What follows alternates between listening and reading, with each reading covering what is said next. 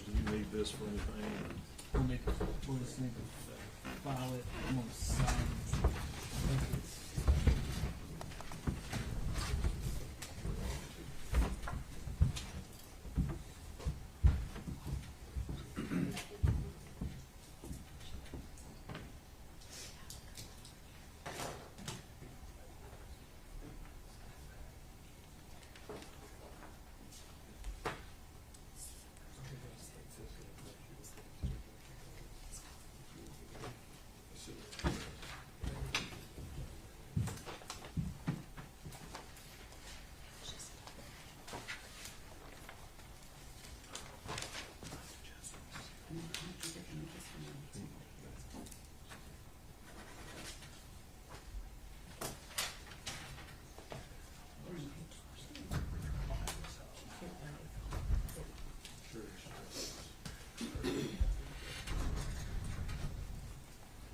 Okay.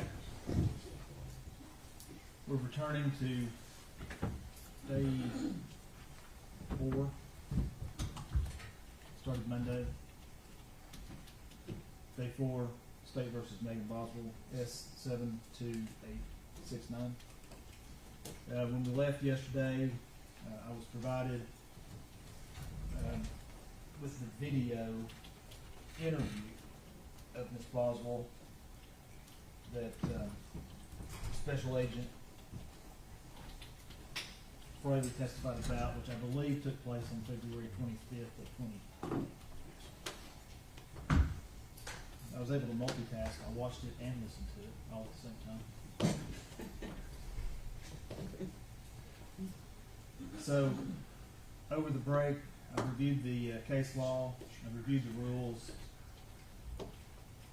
and it breaks down to this. It breaks down if it's in the sound discretion of the trial court, and I have to view the fundamental fairness of letting just part of the interview in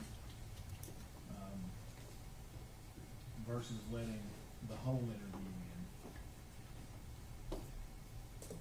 in. And reading the case law, I think one of the arguments by the state was, well, we didn't introduce the interview.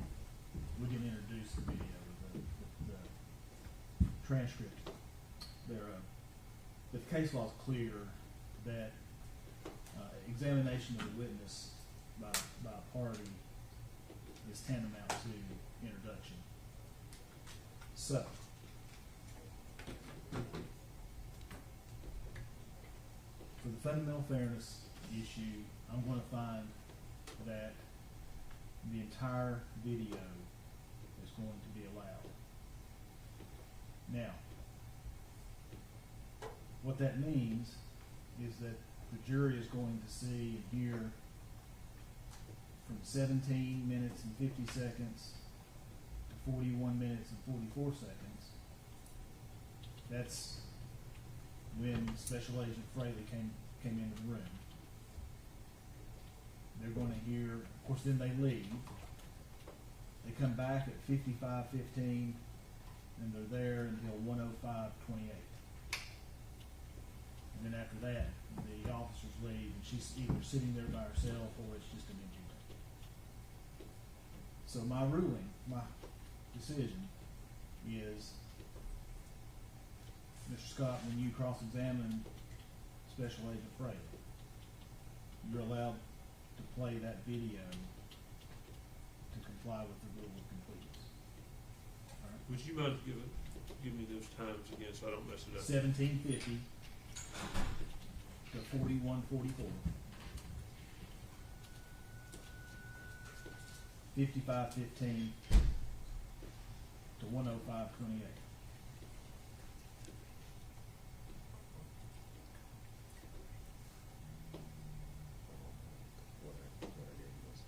And I think that to comply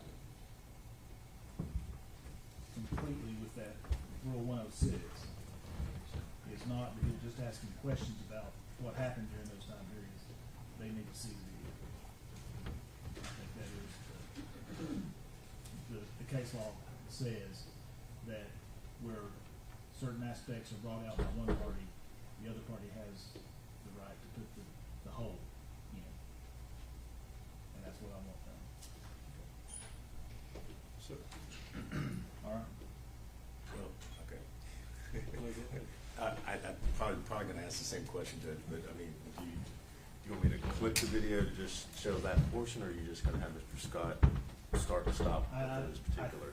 I think because it'll have to be, well, here's the question.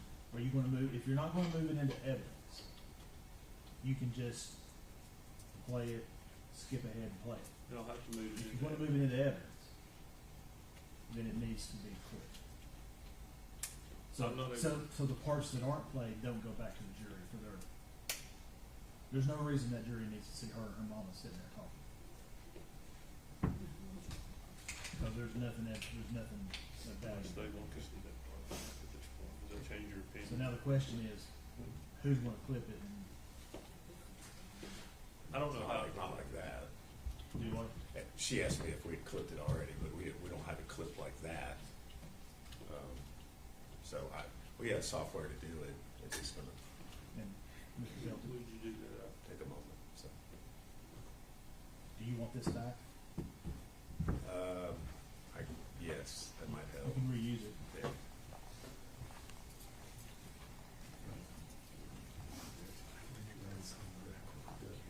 Is there anything else we need to take up this morning before the jury comes in, before you go clip videos? I don't click. Did I have your consent?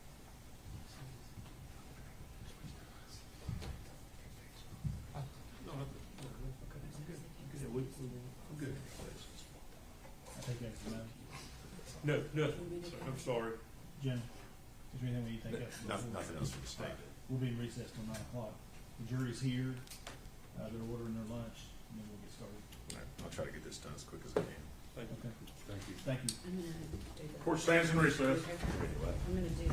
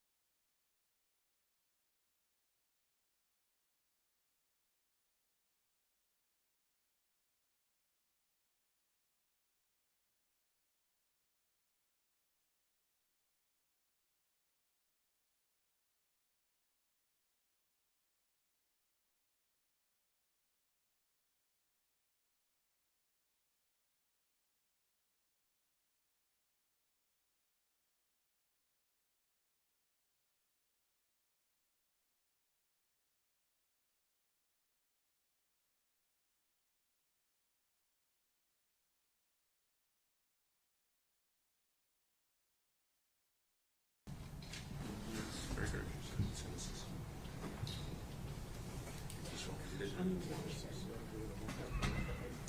what? That's okay. This year's sickness goes down.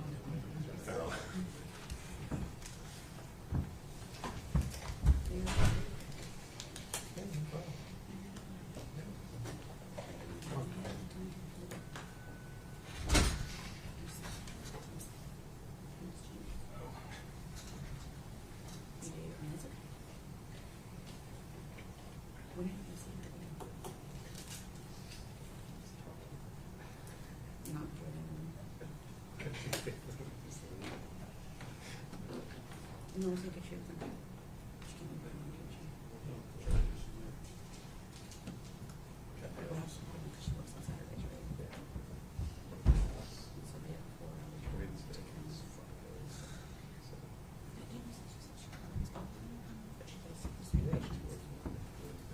It has to be every day because the vacancies are right. What are you gonna do when she moves here? Or see what's going on.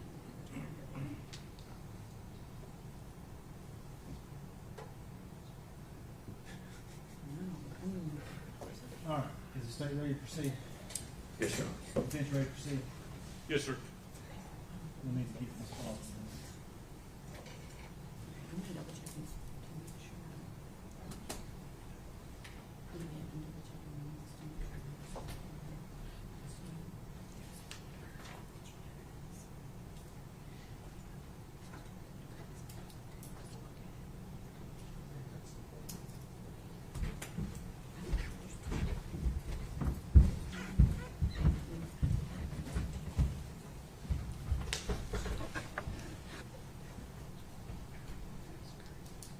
All right. So we need to get, Agent Fraley, I think we were just beginning cross-examination, Special Agent Fraley. Yes, sir.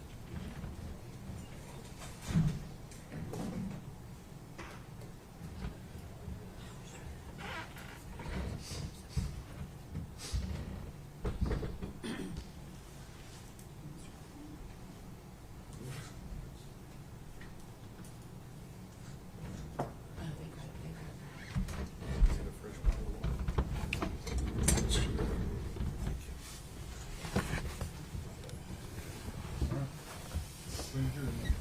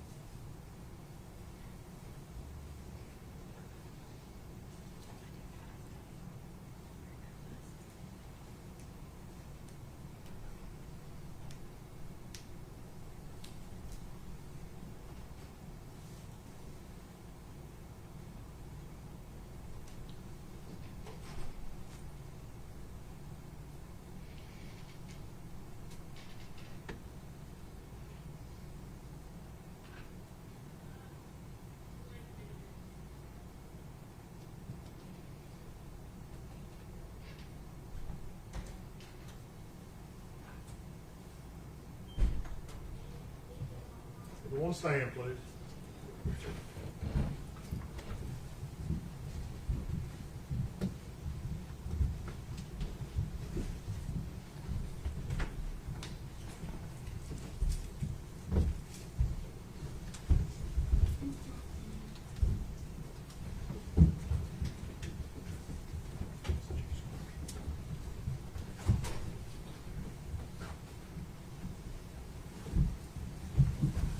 You may be seated, thank you.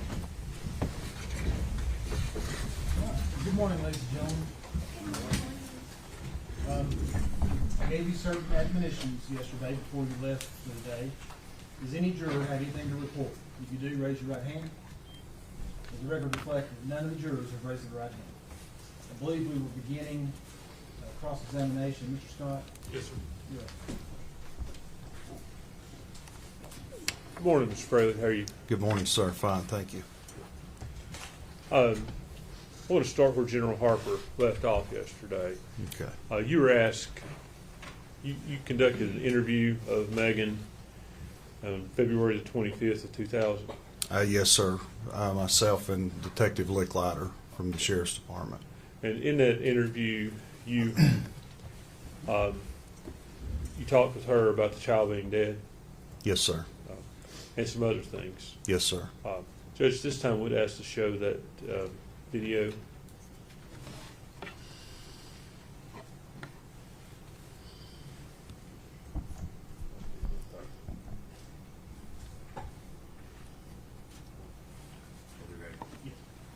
Hold on. But when he left, how long was he gone?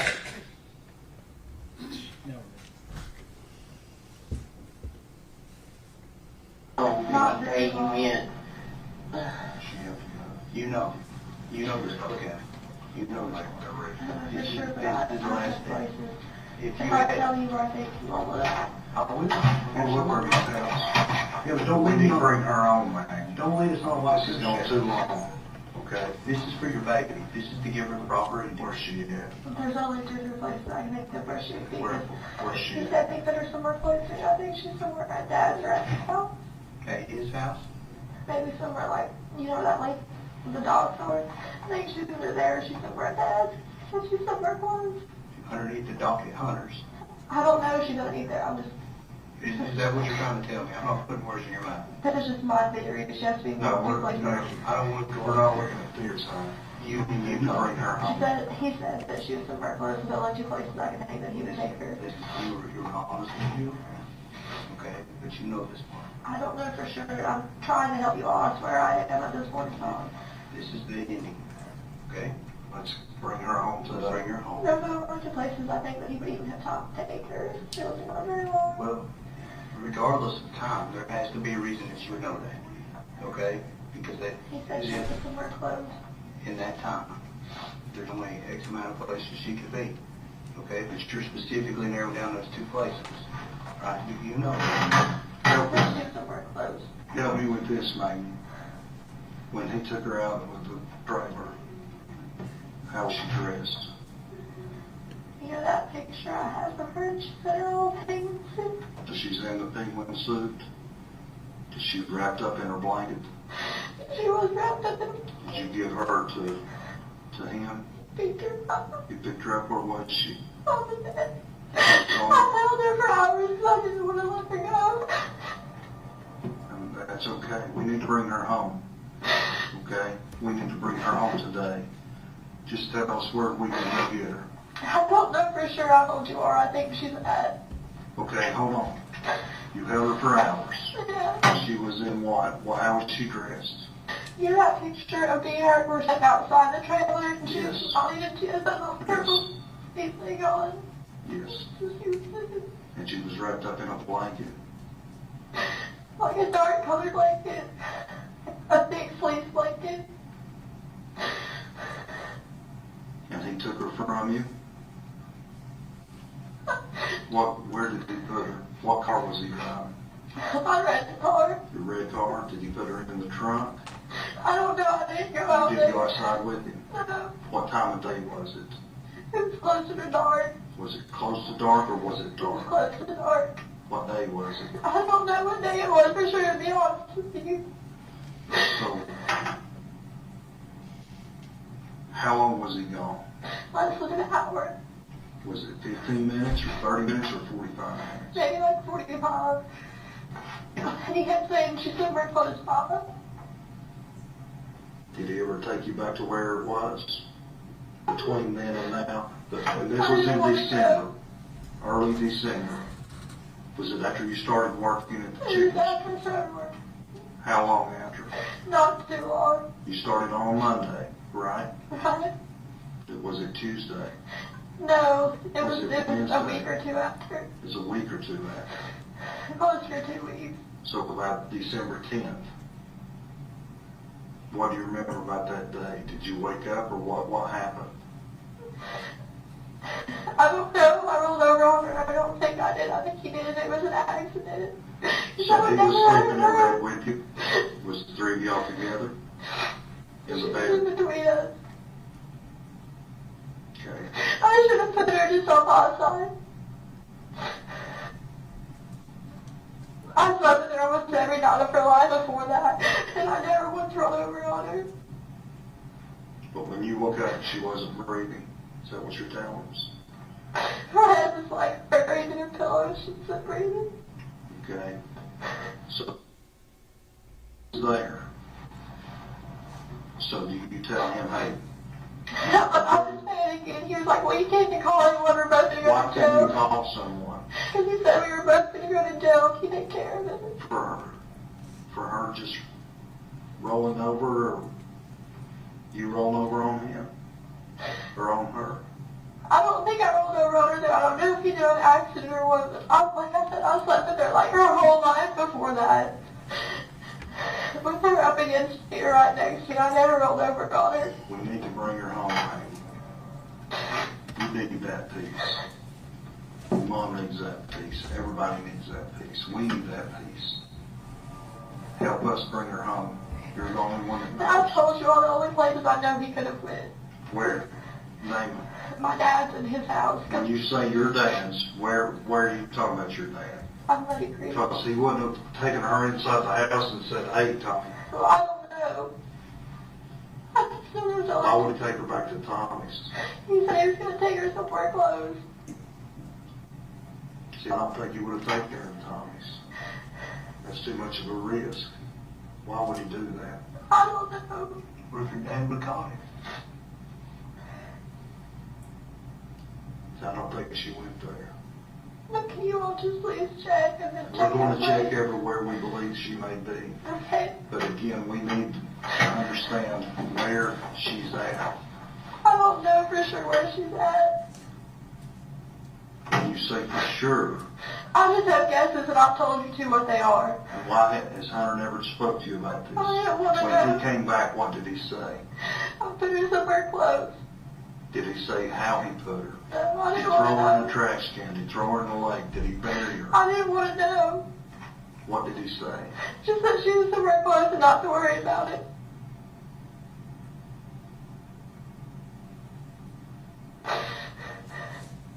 Megan, you've lied to us for 6 days now. I need you to be truthful with me today. I am being truthful. No, just hear me out, okay? I need you to be truthful with me today. We're getting there. We need her brought home. She don't need to be laying out in the woods in the cold anymore. She needs to be buried. She deserves that. You need to help us bring her home. Please. Tell us where she's at. I don't know for sure. I really don't. I didn't want to know.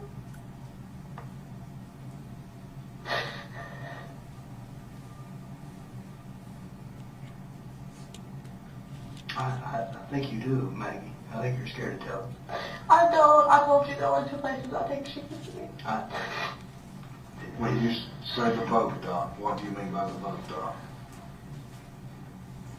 I don't know, maybe he buried her there or what. Did he mention the boat dock? No, but he said he took her somewhere close and he wasn't gone very long. Did he drive away with her?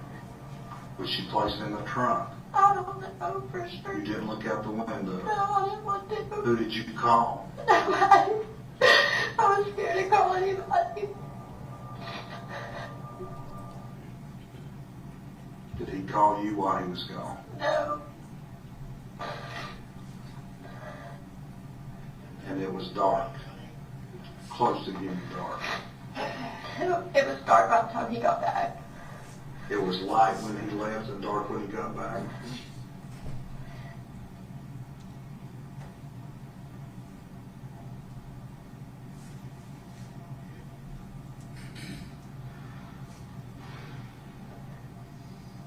We need to bring her home.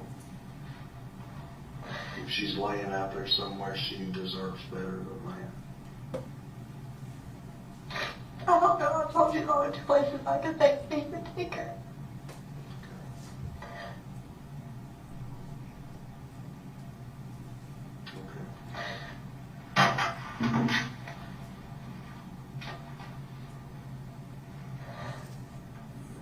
you all going to tell my dad when you go to search his property?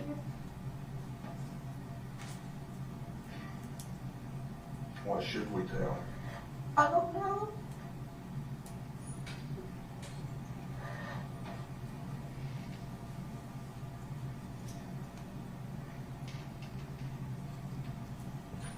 Is she buried on that property? I don't know if she is or she isn't. I really don't know. There's a village places I know that he didn't have time to go to. Did Hunter take a shovel? No. Did he take a trash bag? Did he carry her around in that blanket, a box, or a box? Jump into the I box? stayed in the bedroom. I just had her wrapped up in a dark colored blanket. How big was this blanket? It was like a normal size, like fleece blanket. So when you say wrapped her up, so you describe that to me. Like, you know, you swaddle a baby. Okay. Like that. So did you leave her face exposed? So it sounds stupid. I didn't want her to be cold, so I wrapped her up in a blanket. So she was, her whole body was wrapped up. Except for her face. You know how you swaddle Her a face baby? was open. You know how you swaddle a baby? Mhm. So I wrapped her up. I didn't want her to be cold. We don't want her to be cold anyway. She's still out there, and we need to bring her home. And you can help us with that part. There's only 2 places I'm trying to go look for it. I need that. So Hunter's dock, underneath Hunter's dock. Or just around the dog. Okay? I don't think if he did take her to his house, he's not stupid enough to, you know what I mean, just put her somewhere inside the house. His dad owns property right next to that place too. How long did you hold her? For a long time. All day? I didn't want to let her go. How did you know she was dead? Because she wasn't breathing. Her eyes were open. Her eyes were open. She wasn't breathing.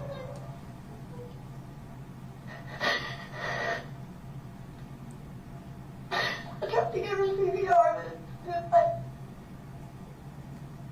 She was already gone. How did you try to give her CPR? Mouth to mouth. What else? That's it.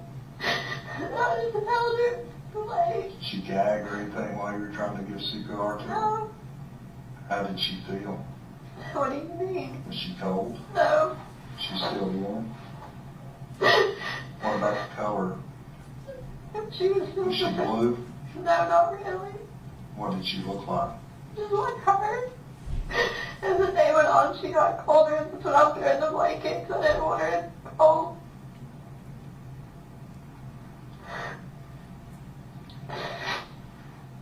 And you don't remember what day that was? No. I know it sounds bad, but I'm just trying to block it out of my memory as much as I can.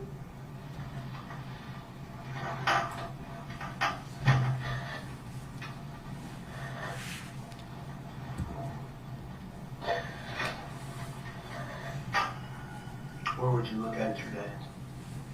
I don't know if that's a long property back through there.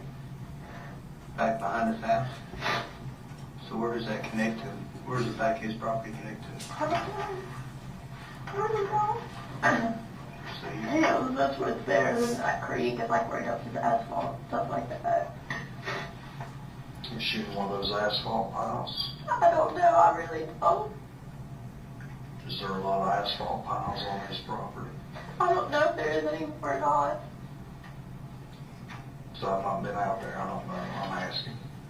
I, Again, that's what I'm trying to do, man. Help us bring her home. She don't deserve another night out there in the cold and alone. She needs to be brought home. I don't know. I really don't.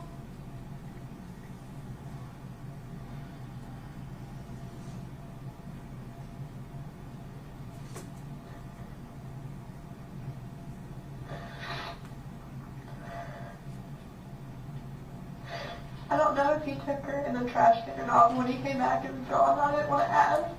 Your trash can and the trailer was gone. I didn't want to ask. Was there a dumpster anywhere there close? I don't know, you have to look. Now to where when you lived there, what did you normally do with your trash? Took it to the road and then the trash can. So you said took a trash can, was the inside trash can or the outside On trash the can? inside. Just when you kept in the kitchen? I don't know if he took it with him or not, I didn't want to know. You said you sit there and looked at her. Yeah. When you woke up and she wasn't breathing, tried to give her CPR. What did her eyes were open? Were they bloodshot? No. Were there any bruising around her eyes? No. She just looked like she always did, just like she was at peace asleep. No, her eyes were open. Her eyes were open. Not bloodshot or bruised. Not really, no. Because I can't help but think that's probably a lasting image that you think about Evelyn. So you know her bloodshot eyes were bloodshot or not, or black, and you're not saying they were. No. Okay, but they were just open. I didn't want to let her go. She wasn't cold, and when she started to get cold, I put the blanket around her, so I didn't want her to go home. What woke you up? Was she choking or crying No. I just woke or up. kicking? No.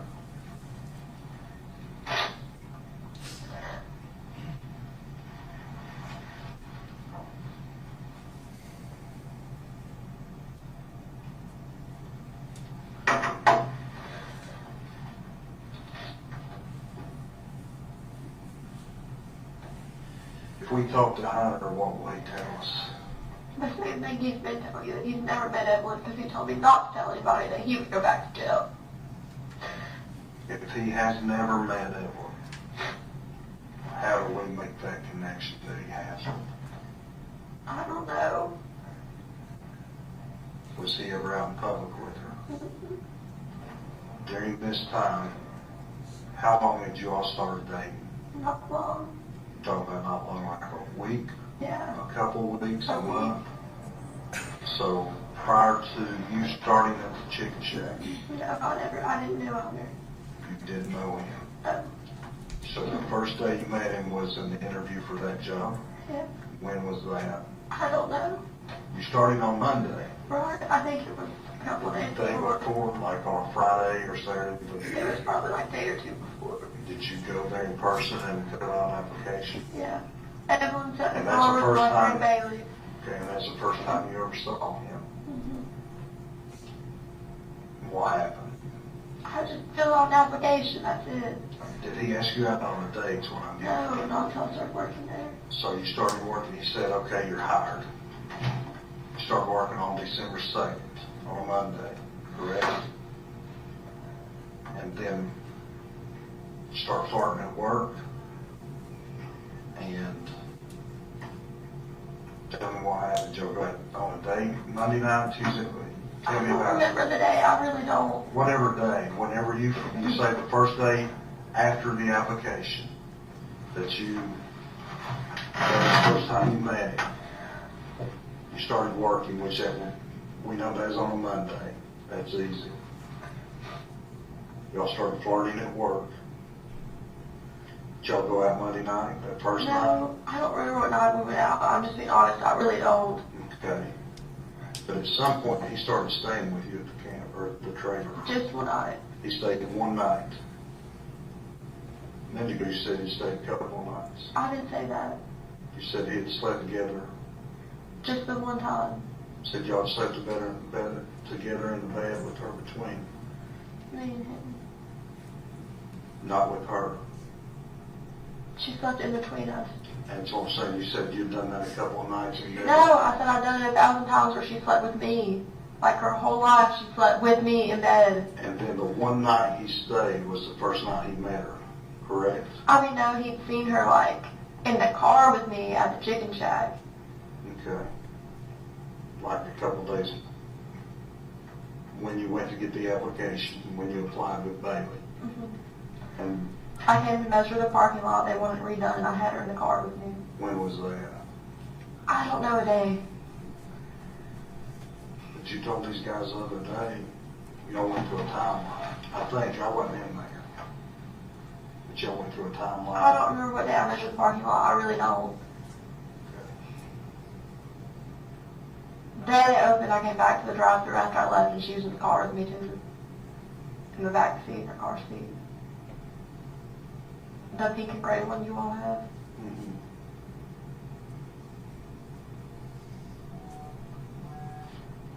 Do you think he took her in that trash can?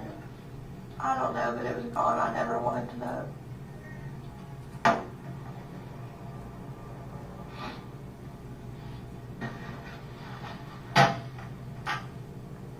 And that's the only two places. I don't know where else it's close. I think my dad owns those storage units across from the trailer. You know what I'm talking about? I do. Does Hunter have a storage building rented from him or something there? No, but I mean, Or do you? no, they're abandoned. Where do you put the baby at there? I don't know. You are asking me guesses. I'm giving them to you. He likes the lake a lot. Does he have a boat or anything like that? He used to. When you talk about the boat dock, you mentioned boat dock. What do you mean by that? Does he own a boat dock or? They're behind his dad's house. If you go to 217 Sandy Point Drive and look in the back yard, there's 3 huge ass boat docks. I promise you, you will not miss them. They're wide. And that's Have you close. been to that house? I Do you know what I'm talking about? did. Okay.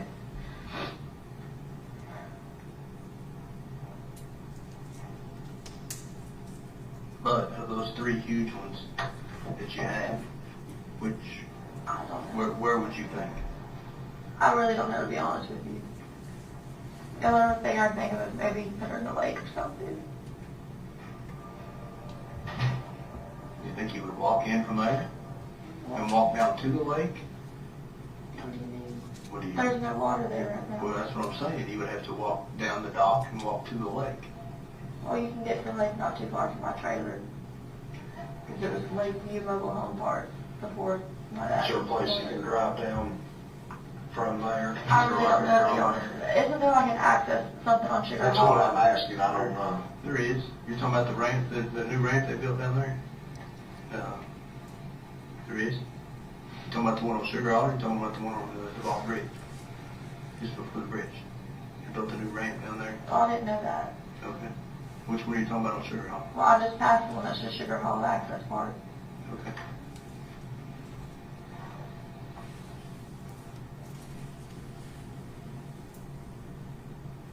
Thank you for letting me talk to my mom. You're welcome. Let us put this baby to rest. Okay? You come off of that part. Alright, we talked. This is- Those are the only places I know for you all to go look, I swear. You're positive. Positive. Because, listen, Those are the only places you can so get there. you're telling me all these other stories that you've told me. All those before, those are lies. But this is the truth. This is the God's honest truth. Okay, that timeline, all the dates that you gave, all that stuff prior, all that stuff was made up. And you want, why do you want to come clean now? What benefit do you have?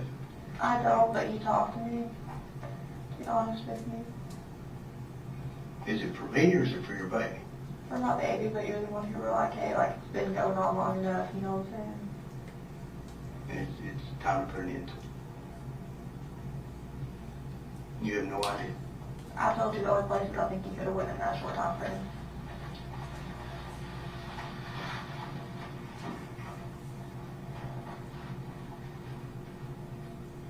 I'm going to step out here. I'm going to try to look in the map for most places. Can you bring me a map and I'll try to mark on it where I think? You need to do anything? All right, well, I'm going to grab a chair.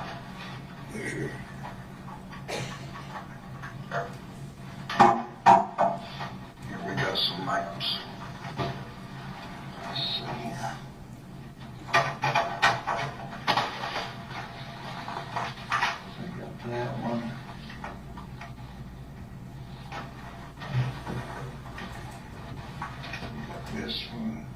543 Muddy Creek. Is that his dad's? No, it's not. This is his dad. Okay, so we got 3 maps here. So here, just take this. And again, I know they're kind of small. This is where, that's where you were staying, I think, right? That's the Yeah, track. this is Buffalo Road. Okay, this is Sandy Point Street. Yeah. This is Muddy Creek Road. And this is where your trailer was, right? Is that right there? Well, where's the access part of Sugar Hall Road? So, Is this it right here? you got Sugar Hall Road, and you should have the Ball Bridge here. And there's Sugar Hall Road already.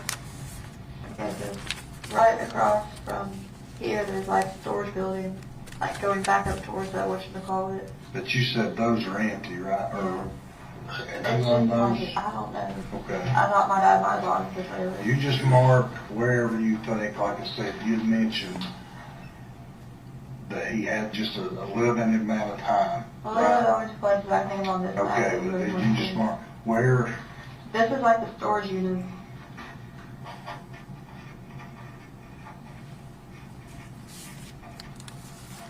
and is that for both dogs? That's the access part of Sugar Where's Hall. his dad's house? Is that here? Yeah. Well, I don't know anywhere else except for there and Muddy Creek. Okay, well, just mark that, mark what that is, both dogs. Put your lakes down. Is his, Can I just put Randy's house? yeah, that's fine.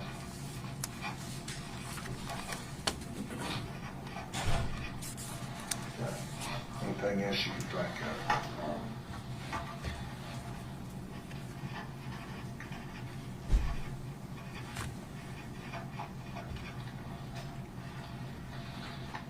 And if you don't care, just mark, I don't think storage.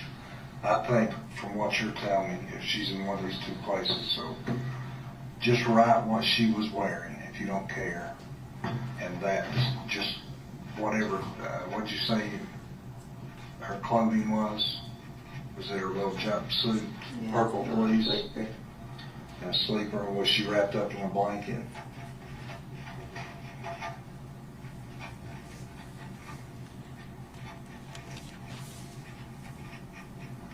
I know it's, hey, this might be hard for you. Write down how she was.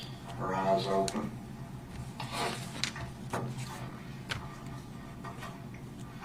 Just like she was sleeping, right? No bloodshot, but they were open. She was warm. And all her color was there. She wasn't blue or gray or anything like that, right? Okay. All right. And that would have been 1st of December. Okay, is that right? Like the first week, Second week, probably. second week. And that's December. Anything else you can think of? Anybody else you think Hunter may have told? His best friend, I mean, I'm just asking, you may or may The only not. person I know that he's really close to is his mom. Do you think she knows anything? His mom would defend him like to the end of the earth. Okay. Because I know exactly he's gonna be like, well, I didn't have anything to do with that. He's gonna go back to jail, and his mom will like sit and support him on whatever the hell he says to her. What else he been in jail for? I don't know. Okay. To be honest with you, I don't. Okay. All right. Let me go out here. Do you need to leave, or you want to hang out here? What do you want to do? Well, I can't leave. Huh? Why not? I figured you all were going to arrest me after I told you. For what? For withholding information. Why would we arrest you? For withholding information, impeding an investigation. Well, here's how this works, and again, I'm not talking too much, but I need you to understand. Number one, I need you to understand that I'm not going to lie to you about anything, okay? That's not what I'm in the business of doing. I need you to understand, too, that we confer with the DA's office, okay? Before we make any kind of decision like that, that's out of our hands. But I need you to understand that I can help you, okay? You've not helped yourself at all during this whole ordeal. You know that. You're not done. No way in shape or form are you done, Maggie. You're smarter than this, than what you've let on. You have lied repeatedly. More times than we, and to be honest, didn't you go on the news last night and say that TBI, who? Christy. You go on the news last night and tell that TBI's not doing our job. You've been up here 100 times. How many TBI agents you see running around? How many Sullivan County investigators you see running around? How many FBI agents you see? We are breaking our backs to bring her home. Then you go out there and do that. That bothers us. But again, we're not in it for anything but to get and bring her home. And you hold the key to that. So with that being said, we're the only ones that can help you. And what I mean by that, and I want you to hear me out, what I mean by that is that when we talk to that DA's office and when they say, hey, what did she, well, they're going to say, hey, because we have talked to them, we know she's lied for 6 days now, 5 days, whatever it is. I haven't seen them. Many of us have not seen a full night's sleep in well over a week because of this. But when they go to and say, hey, what did she tell you other than the lies? Because you, how many lies have you told us? How many? Dozens? Just say it.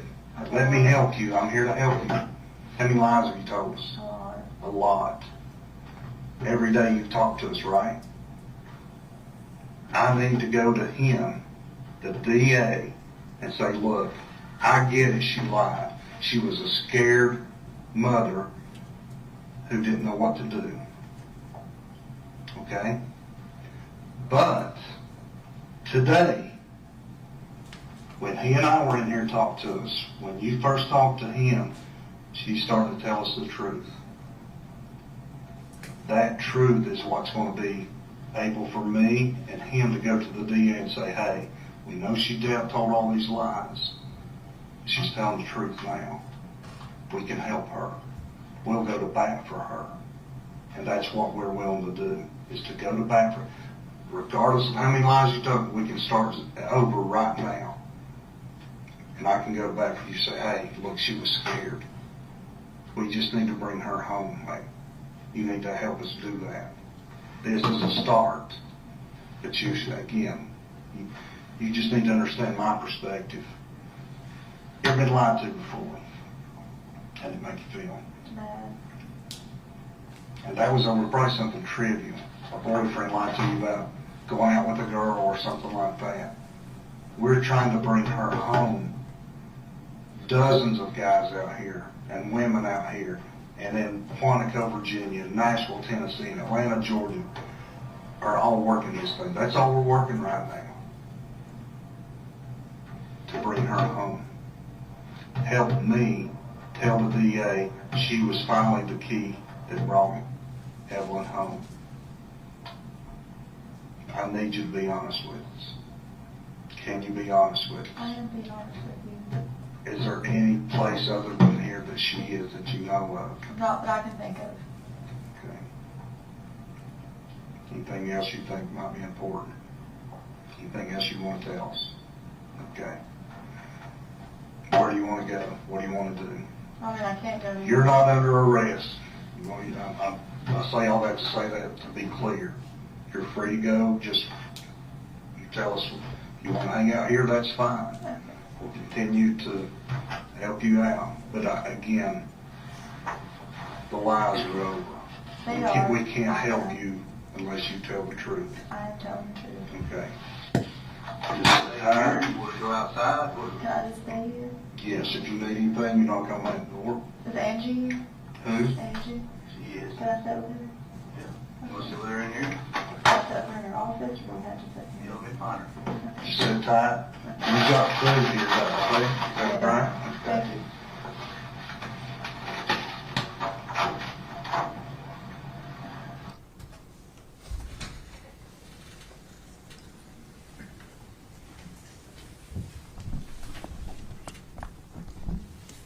Agent Fraley, is that a fair and accurate depiction of your interview with Megan Boswell?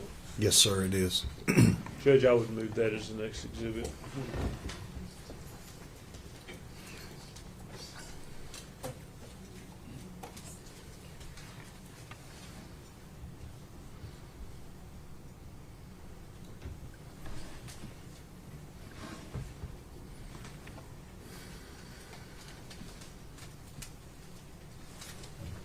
Judge, may I have purchase court report?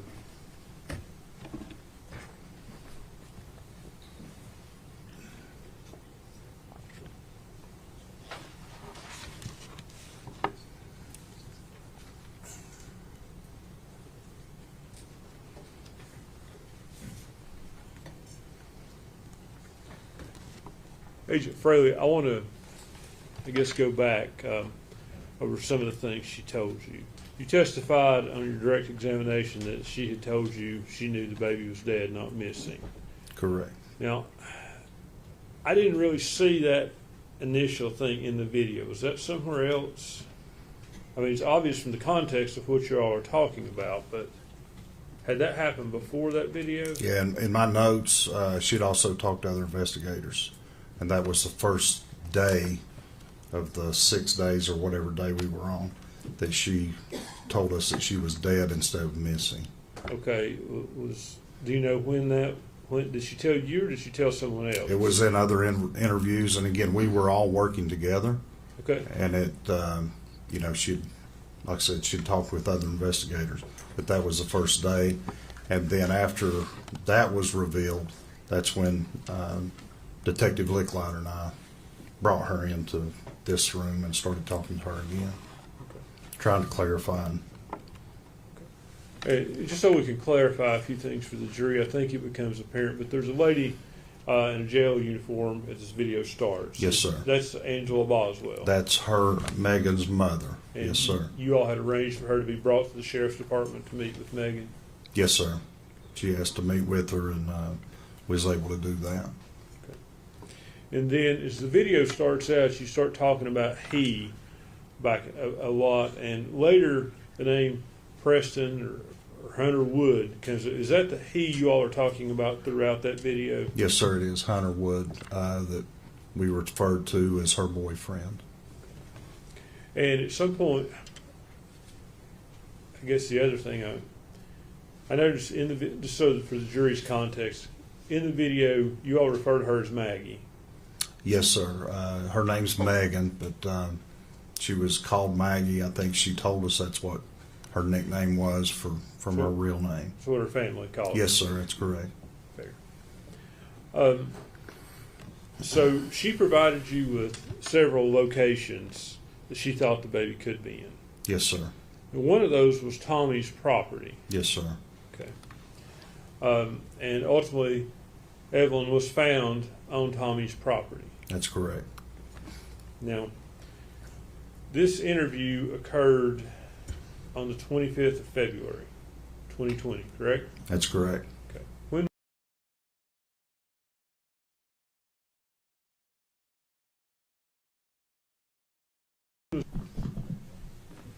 Continue. are we back on the record? No, are you back on there? I'm sorry, can you, Yes, sir. When was the body ultimately found? March 6th of 2020. Now, there's a conversation between you and Megan about the fact that you're not arresting her that day. Yes, sir. In fact, she was later arrested that night by Mr. Price, was she not? I believe she was. She did not end up leaving the Sullivan County Detention Center from the time the detention center and the sheriff's department are all connected together here. Yes, sir. They're connected here. Their offices are in the same building. One large building. Yes, connected. sir. So she did not leave there from the time of that interview until she was arrested. I don't think she did. Now, when did you first search Tommy Boswell's property? That would have been March 6th when Evelyn's body was found. Okay. So, was there some reason you didn't search the property from the time she told you on February 25th until March 6th? I can't recall specifically why we didn't, other than she had told so many lies. We didn't know if this was true or not, so there wasn't solid evidence because she had lied so much that this was the truth. So, Are you certain the property wasn't searched before? not by me, no, sir. It may have been searched, but Was it searched by the TBI, or do you know? I don't recall. I wasn't out there until the 6th that I recall. Okay. There may have been other detectives, agents, FBI, Sullivan County, or even TBI for that matter. Well, as far as TBI goes, who was in charge of this at the time? Agent Gratz was the case agent, David Gratz. Who was the field office manager? Christopher Wilhoit, he's the assistant special agent in charge. Well, what was your position at the time? I was to assist Agent Gratz in the case. Okay. So you went there one time to that property? That I recall, yes, sir, on March 6th.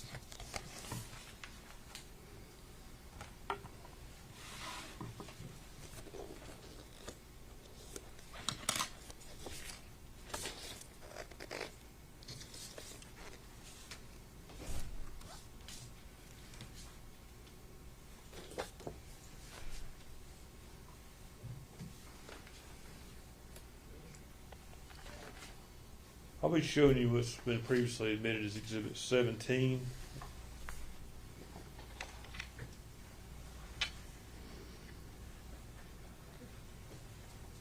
Agent Fraley, you previously identified this photograph as how the trash can was found when you Yeah, there. yes, sir. It looks like the ones from yesterday. Yes, sir, it is. Okay, yes, sir. Judge, all the monitors are off. Yeah, I know, I'm trying to, Okay, that's I have to look at the Okay. power surge. That's coming.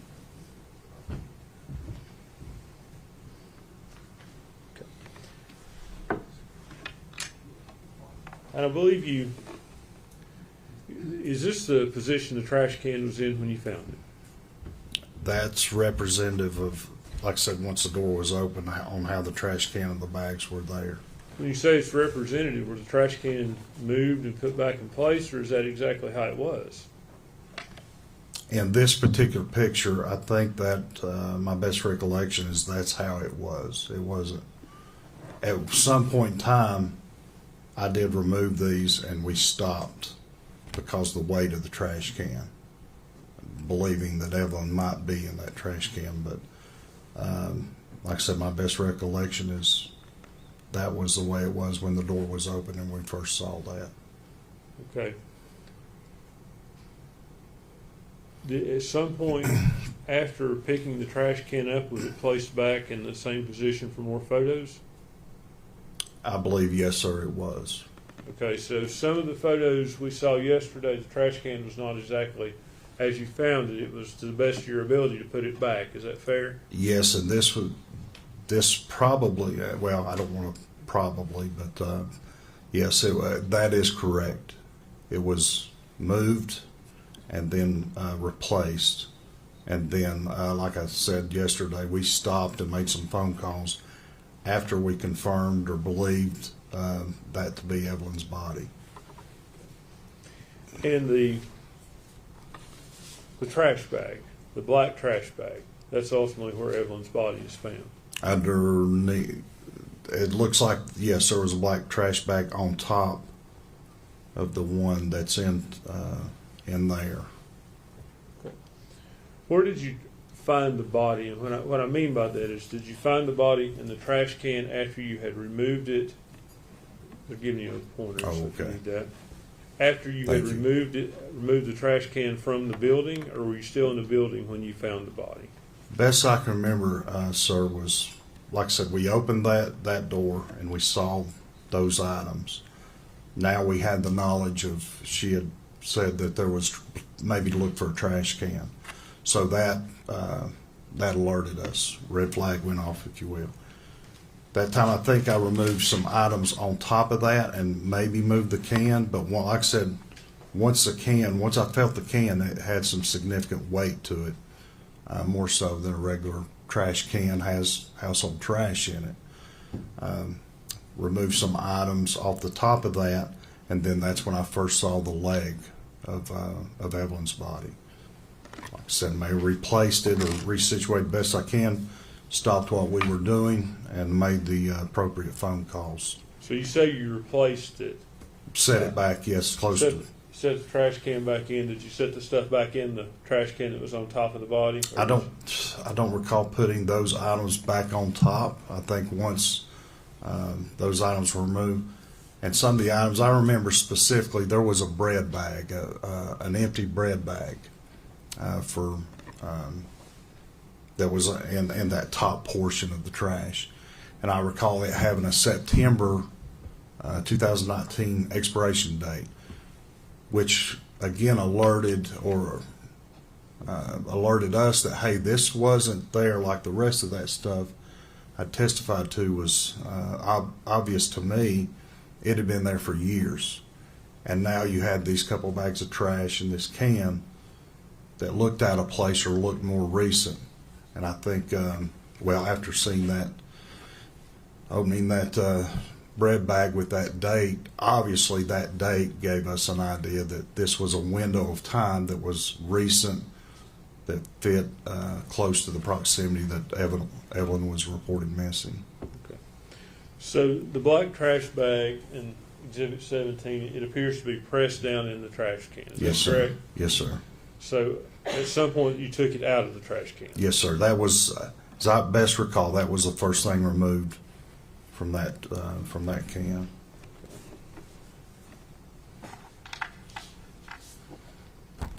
Agent Fraley, I'm going to show you what's been marked as Exhibit 15. Okay. Is that the same black trash bag? Yes, sir. As best I recall, you could only see that portion in that last picture, and that's after it's kind of been opened. Okay. To inspect the contents inside. Okay. So that picture was taken after you open the door, obviously. Did you take the trash bag out of the can, or did you? I can't recall if I did or not. Like I said, I think I did, because to inspect the bigger bag that was down in the bottom of the can with Evelyn's body. Okay, did you place the black trash bag back in the can?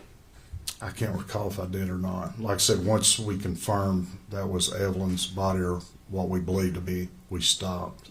But I can't remember if I placed it back in there or set it to the side.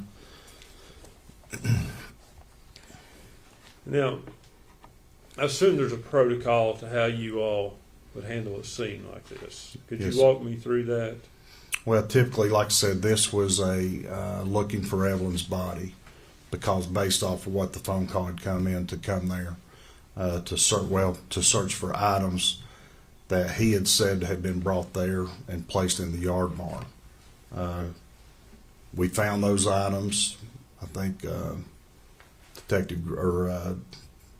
Special Agent Gratz and Haraz with the Sheriff's Department started looking, inspecting, and made the decision to take that. And then the process of that led us to just to look in the playhouse where we found these items.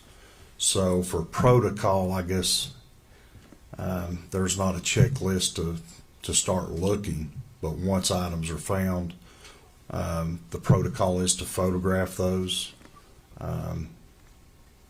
bag those, seal those bags, mark those bags, and ultimately send them to our TBI labs for examination. And I assume the protocol would be not to contaminate other pieces of evidence there. You want to keep everything as separate as possible. As best we can. You described a situation where you all placed her body on a clean body bag. Yes, sir. And I think you said y'all put wax paper on the porch prior to doing that. I think it was like butcher paper, this rolled butcher paper, then the body bag on top of that, and then as we were removing the contents of the trash can, it was onto the body bag. The black bag, when you inspected it, anything significant in it? Like I said, the only thing that sticks out is that bread bag with the date.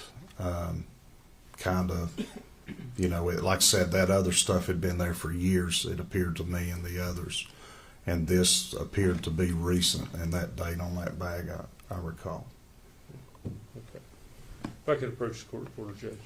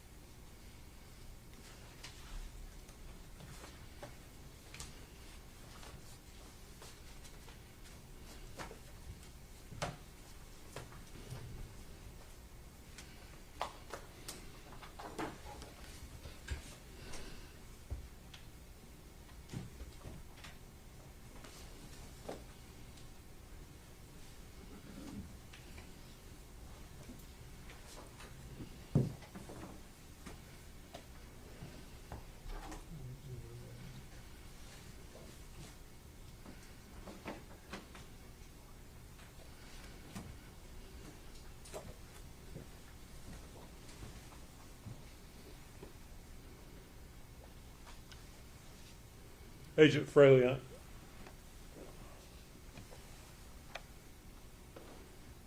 I'm showing you what's been marked as Exhibit 11. You recognize that? That looks like, yeah, that's one of the pictures introduced yesterday. Okay. What is- That's the playhouse with the door open, showing the trash can inside the doorway.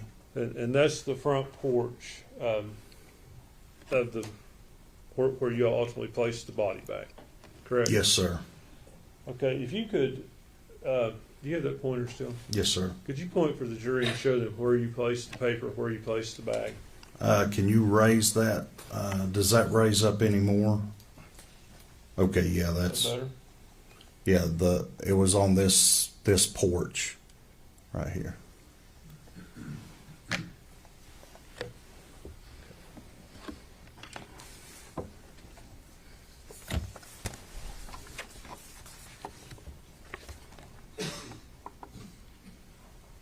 And take that one down. Actually, if we could go back to that for just a minute. Okay. Over here on the side, can you see what looks to be like is wire? This right here? Yes. Yes.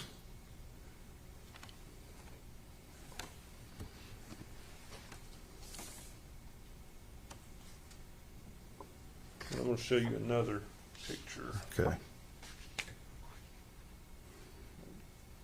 Does that appear to be the same wire? Yes, sir. Okay, and that appears to be an accurate representation of the porch at some point during that night. Yes, sir. We'd move this as the next exhibit, Judge. Any objection?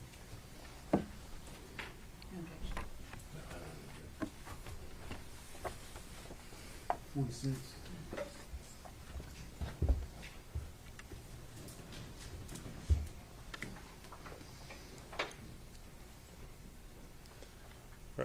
Go. Let me see everybody over here.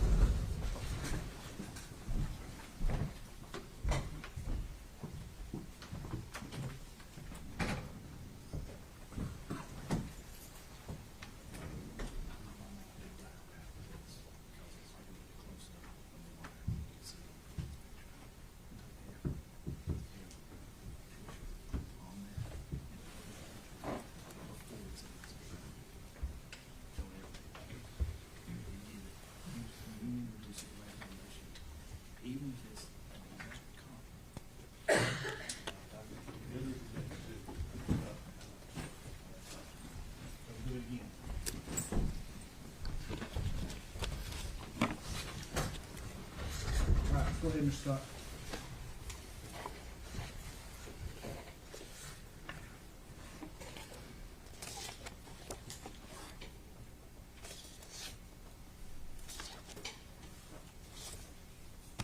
Agent Fraley, I'm going to show you what's been marked as Exhibit 21. Yes, sir. Do you recognize that? Yes, that was one of the photos introduced yesterday depicting the removal of the trash bag containing Evelyn's body from the can onto the body bag. And that was done on the front of the porch, is that correct? Yes, sir. Okay. Was, at the time you all did that, the wire and stuff, was that kept away from that body bag, or? Best I recall, we moved those items in order to clear the front porch to do this. Okay, to keep from contaminating anything, I see. Well, to provide room as a flat space, the most convenient place for that. But it was, like I said, right there on the front porch. I think it was moved off to the side of the playhouse. Okay. If we could go back to the last, actually.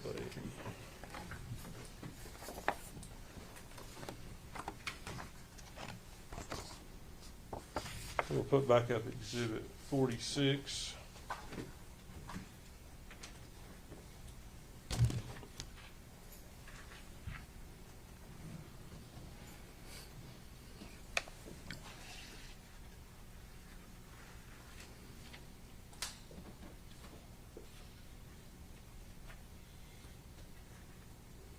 Exhibit 46, I'm showing you around the wire and stuff.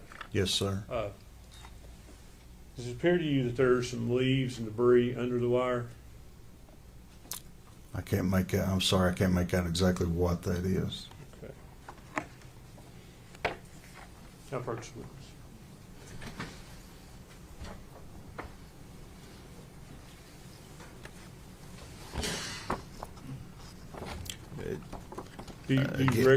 Do you recognize what that is? Like I said, that's a little clearer picture. That's not. What is that a picture of?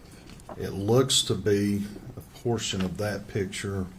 Sorry. Is it up in this portion here? That area, is that a zoomed in of Yes, sir. that area? Yes, sir. Yeah, there's that's a little clear. Okay, do you recognize that picture that you have in front of you? Yes, sir. Like I said, it looks to be the middle portion of that, and it's a little clear now that it does appear leaves, maybe some grass or hay or something there underneath that wire in this area. Okay. And also, it appears maybe 2 insect pupae right there. If I may, I would ask that the picture is identified with the next exhibit. You object? No, no objection. 47.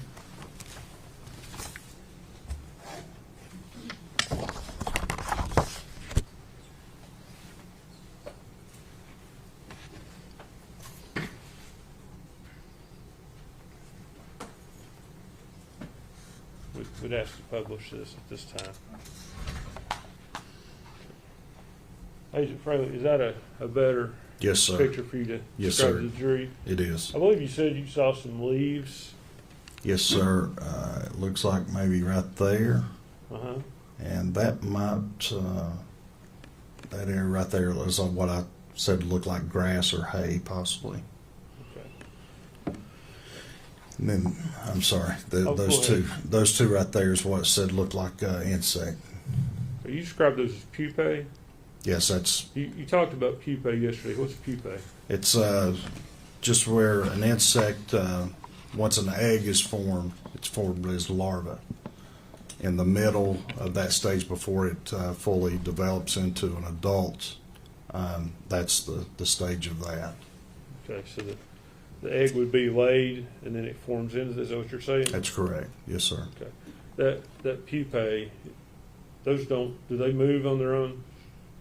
Yes, they're living organisms, and they feed, which, like I testified yesterday, it's common with human decomposition. That the eggs are laid on that decomposing human flesh, and that's where they develop from there.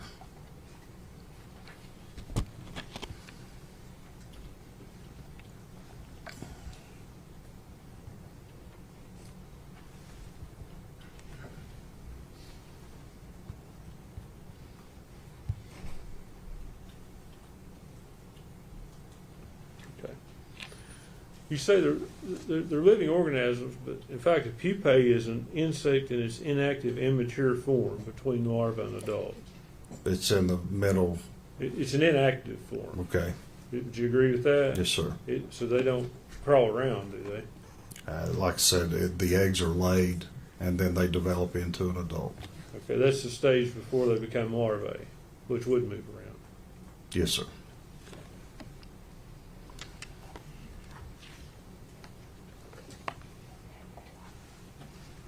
Let me ask you about the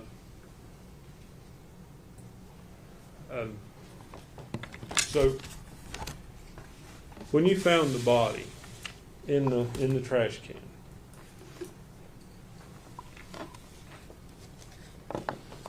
it was in a bag, correct? Yes, sir. Evelyn had leaves in her hair. I don't recall that. I don't recall that. Okay, were there any leaves in that trash can? I don't recall. You The say you don't. leaves. When you say you don't recall, I guess I want you to clarify that you say I don't remember. You say I don't remember, or I Well, don't remember. even reviewing the pictures yesterday, I don't remember saying. I mean, it's been 5 years, but even reviewing those, I don't remember seeing leaves inside of those. So you don't think there were leaves in the trash can or her hair? Like I said, I don't remember seeing those even after the review of those photographs yesterday. Okay.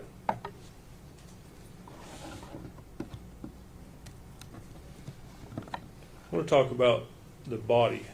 Obviously, when you find it, you had to move it to some degree. Yes, sir. I mean, you would have done your best to have placed it back in the. You moved it out of the trash can and then placed it back like it was, I'm assuming. No, sir. Okay, tell me what you did. Are you talking about removing the body and then putting it back in? Yes. No, sir. Okay, That's incorrect. okay, tell me. No, once we went into the playhouse, opened that door, saw what we saw, the trash can, the 2 bags that, like I said, were obvious to us that they didn't match everything else in that playhouse. It was, and then confirming, like I said, with the information that Megan had provided to us, that the trash can was in play. That first black bag removed, and then like I talked about the empty bread bag that had expiration date, that confirmed this wasn't in the time frame of this other stuff with the dust and the cobwebs. Pulled that off, and that's when the odor of decomposition appeared or was present, and then pulled that fleece blanket back, and then that's when I saw the leg and the foot. That's when we stopped at that point. Then made our phone calls, forensic pathology, medical examiner, DA's office, and our chain of command. So I assume you made as minimal of movement as the body as possible. Yes, sir. but- Again, because we were, number one, trying to confirm if that was her. We were optimistic and hopeful it was. And once we verified that, at that point, we stopped and waited on them for guidance. But it would be fair to say you moved the body. to some Absolutely. degree. We did. You had But to be- like I said, not from the trash can and then Right. put it back. But you had just- to move it within the trash can in order to see what you were seeing. No, again, just pulled the blanket back and saw that leg and foot. We didn't, the body wasn't moved. Now, it may have moved when we moved the trash can, but we didn't physically touch the body, So- remove it, and replace it. So fair to say you didn't try to move it, but when you moved the trash can, it could have moved. Yes, sir, it absolutely could have moved. Judge, could I have just a minute?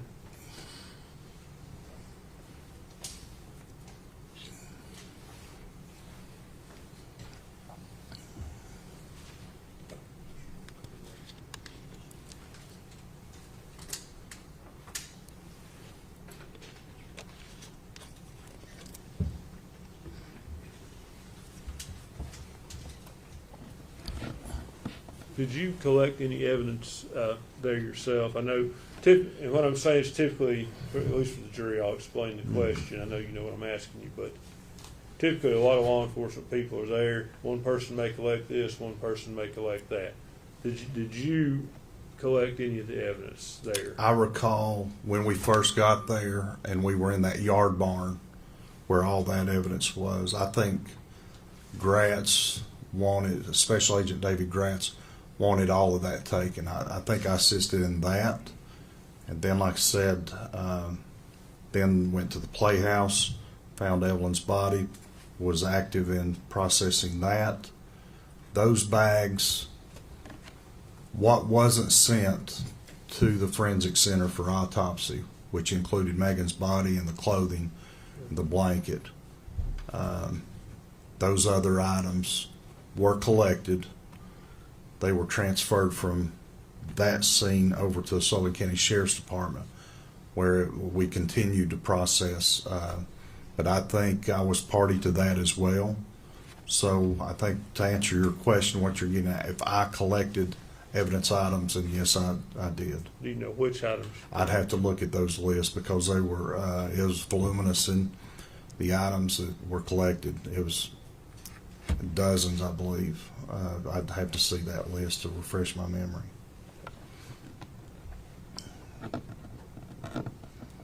Judge, that's all the questions I have for Agent Fraley. Thank you. Yes, sir. Thank you. Redirect. Just briefly, Judge.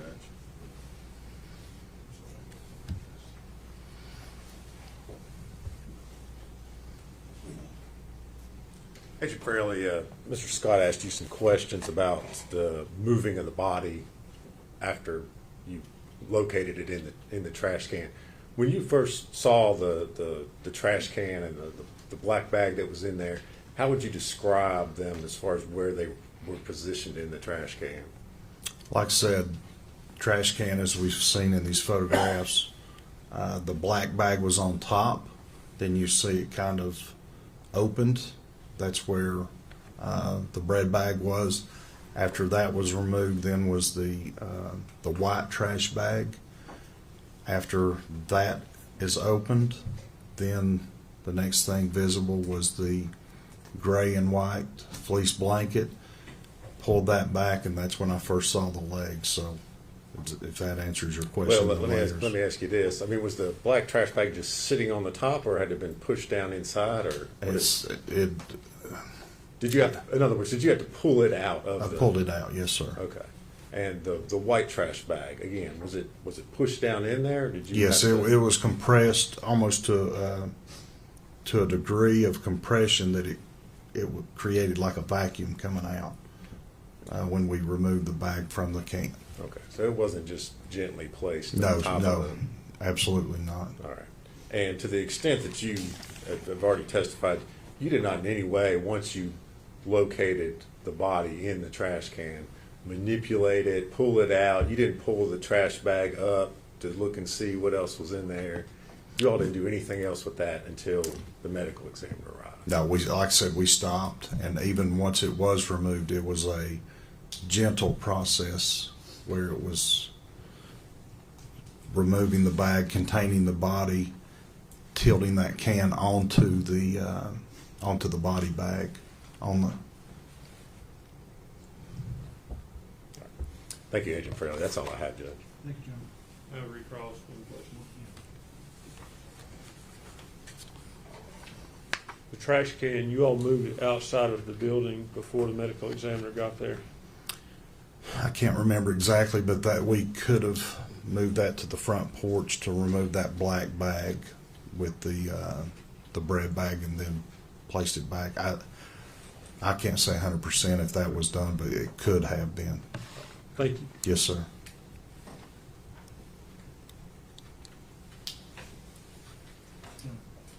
That's does he need to be under subpoena? I have served an additional subpoena on him should he be needed later. He'll need to be. Right. Agent Fraley, thank you for your testimony in this case. You're still under subpoena, still need to remain on. Okay. Thank you.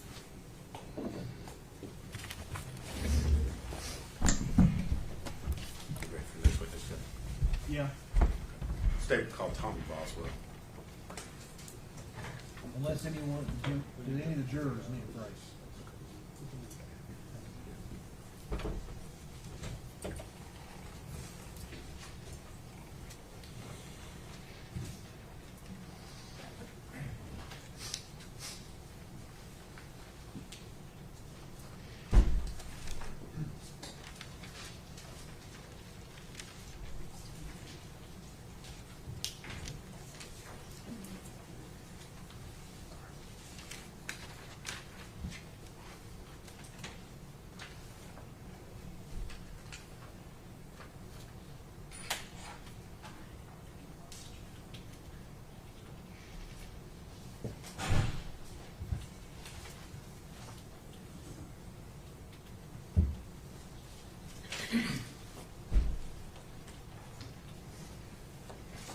Raise your right hand and be sworn, please. I gotta give you your microphone. Raise your right hand. Yes, sir. State your name. Tommy Boswell, Sr. Solemnly swear affirm testimony you're about to give me the truth, the whole truth, and the truth, sir. Yes, sir. Speak into the microphone, please. Good morning, sir. Good morning. If you would, scoot like Judge asked, scoot up close to that microphone. All right, how's There that? you go. That's better. You're Tommy Boswell, is that correct? Yes, sir. And Mr. Boswell, where do you live? 543 Muddy Creek Road, Bluntful. All right. Is that here in Sullivan County? Yes, sir. Okay. And you are the father of the defendant, Megan Boswell, is that right? Yes, sir. She's your daughter? Okay. And Evelyn is your granddaughter? Yes, sir. All right.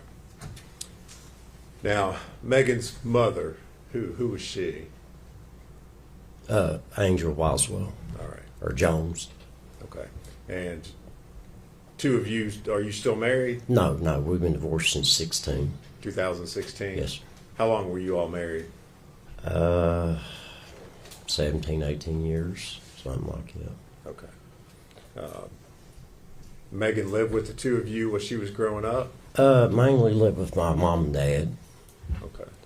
And where did they live? Right below me, we lived on the same piece of property. Okay. There on Muddy Creek? Yes, sir. Okay. Now, at some point in time, did you have problems with Megan that eventually led to her being placed in foster care? Well, that's her mother's fault for not sending her to school. And she come to stay with me. And then she wanted to go stay with her mom. I said, you got to school, and we got to go to court Friday. And I said, you don't go to school tomorrow. I said, they will send you off. Well, she went and stayed with her mom. Mom didn't send her to school, went to court. State took her. Okay. Now, let's back up a little bit. This was after you and Angel were divorced? Oh, yeah. Okay. All right. How old was Megan when all this took place? The divorce, or which part? When Megan went into foster care? I think she's about 17. Okay. Was she in high school? Yes, sir. Okay. Now, while Megan was in foster care, were you aware that she had a child? Yeah. Okay. And who was that child? That was Evelyn, my granddaughter. All right. Do you remember when she was born? I'm so nervous today, I can tell you the date if... All right. Which is November 2018? That's right. Sound yeah. about right? Okay. During this time that she was in foster care, were you working with DCS to get her back into your custody? Yes, sir. Yes, sir. I done everything in my power. Okay. What sorts of things were they having you do?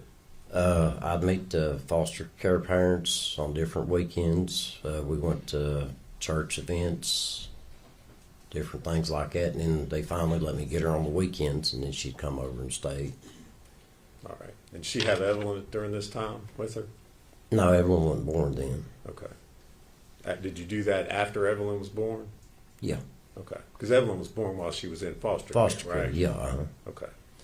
Now, at some point in time, did Megan or Maggie come back to live with you? Yes, sir. Okay. Do you remember when that was? I don't remember the exact dates, Okay. but it was after Evelyn was born. All right. Okay. So Evelyn's born in November 2018. Yes, sir. So it was some point in time after that? I can't remember exactly the dates, but she was real little whenever they come back. All right. And that's to your, when you say she came back, was that to your house there at Muddy Creek? Muddy Creek, yeah. Okay. Megan and Evelyn come Okay. back to my place. So they were both living there with you. Who else was in the household at the time? I had my little daughter and my son, and then my soon-to-be ex-wife was there. Okay. And she had her little boy part-time. All right. When you say soon-to-be ex-wife, that's someone different than Angel, correct? Yes, this is Ashley. Ashley. And when you say Ashley, what's her last Rosenbaum. name? Ashley Rosenbaum. Okay. Were the two of you married at that time or dating? No, not that time. We were engaged. Okay. All right. When Megan came back to live with you, was she working? Did you help her out? How'd she support herself? I supported her. Okay. I supported her when she was with them people. All right. Bought her whatever she needed and give her money and stuff. Okay. Well, tell the jury, because we don't know how. Oh. What sorts of things did you do to help her out? I give her money. She had my credit card number. She'd get stuff on it. I mean, if she needed anything, the baby needed anything, I seen to it that they had it. Okay. We heard some information that came out earlier today about Megan having a car. Did you have anything to do with that? I bought her a brand new car, paid cash for it, get $20,000 cash for it, and her the title to it. Did you help out with expenses for taking care of Evelyn Yes, sir. while she was living there? Yeah, I bought everything while she was there. Okay. Bought diaper genies, just whatever baby needed. Okay. So how long did Megan and Evelyn end up staying there at the house with you? I don't know exactly. I don't want to lie to you. Just a few months. It wasn't that long. Okay. Just a few months? Yeah. Well, what happened that caused her not to be living with you anymore? Not clean her room, to be honest with you. I mean, I had my two little ones. Ashley had her boy part-time. And then we had Megan and my granddaughter. And Megan didn't want to clean her room. And that's causing problems between me and her. Okay. So did she leave your house? Yeah. Okay. Where did she go from there? I think she went to my mom's for a few days. And then she went up to the trailer park. Okay. Judge, could I see exhibit number 1?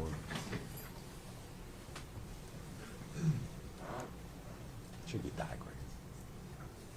I mean, I'm sorry, not one, it's 26.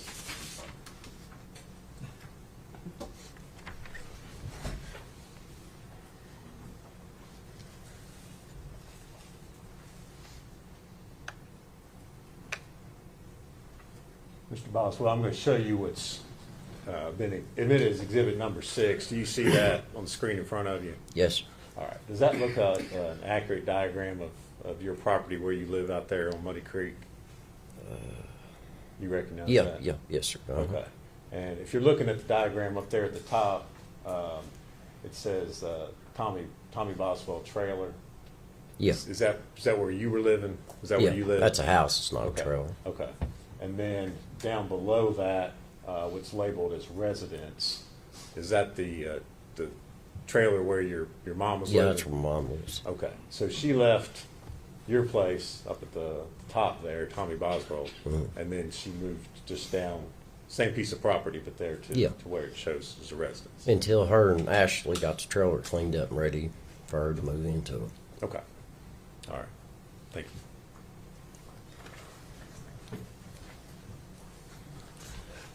Now, do you know how long she lived there at your mom's residence? No, I don't, sir. I mean, Was it a long time? stayed, Weeks, months? no, maybe a week or two. It wasn't long. Okay. So Where did she go from there? To the trailer. Okay. When you say Trailer park. okay, did you or your son, family members, own a trailer park? Yeah. You're referring to it as a trailer park, Yeah. but we don't. Yeah. We don't know what that is. Yeah, we owned a trailer park, and we gave her a trailer. Okay. Where was this trailer park located? I can't even think the name of that road. Is it here in Sullivan Yeah, County? it's here in Sullivan County. It's Sugar. I can't even think the name of that road, sir. Did you say Sugar? I think it's Sugar or something. Is it Sugar Holler? Sugar Hollow. Okay. Is that the name of it? Okay. Well, I can't answer that. I'm asking questions. So Okay. You got to answer. Yeah. All right. So was that something you owned or your son owned? Or My son owned it. Okay, your son owned it. So you, how was it? Explain to me exactly what happened as far as Megan's living arrangements were concerned there at the trailer park. What do you mean? She Well, didn't have to pay no rent, no light bill. I mean, she didn't pay no bills. If Okay. that's what you're asking. Okay, so you had a trailer out there and you let her go live there. Yeah, and I paid all the bills. Okay. Did she live there by herself or who lived there with her? As far as I know, just her and Evelyn. Okay. Do you remember when this was that she moved into that trailer? Goodness, no, I don't, sir. Okay. Would you say All this stuff I've tried to put back in my brain and to want to forget it, and I'm trying my best to remember it. And well, I appreciate that. Okay. So she and Evelyn are living in this trailer by themselves out on Sugar Hollow. Is that right? Yes, speak up. yes, sir. Okay. I see you shake your head, yes. Okay. You okay? Yeah, I'm fine. Okay. If you need a minute, let us know. Okay. I'm good. Okay. Did you ever go out and see Megan and Evelyn when they lived there at the trailer? A few times. Okay. Did you see the condition of the trailer, what it looked like?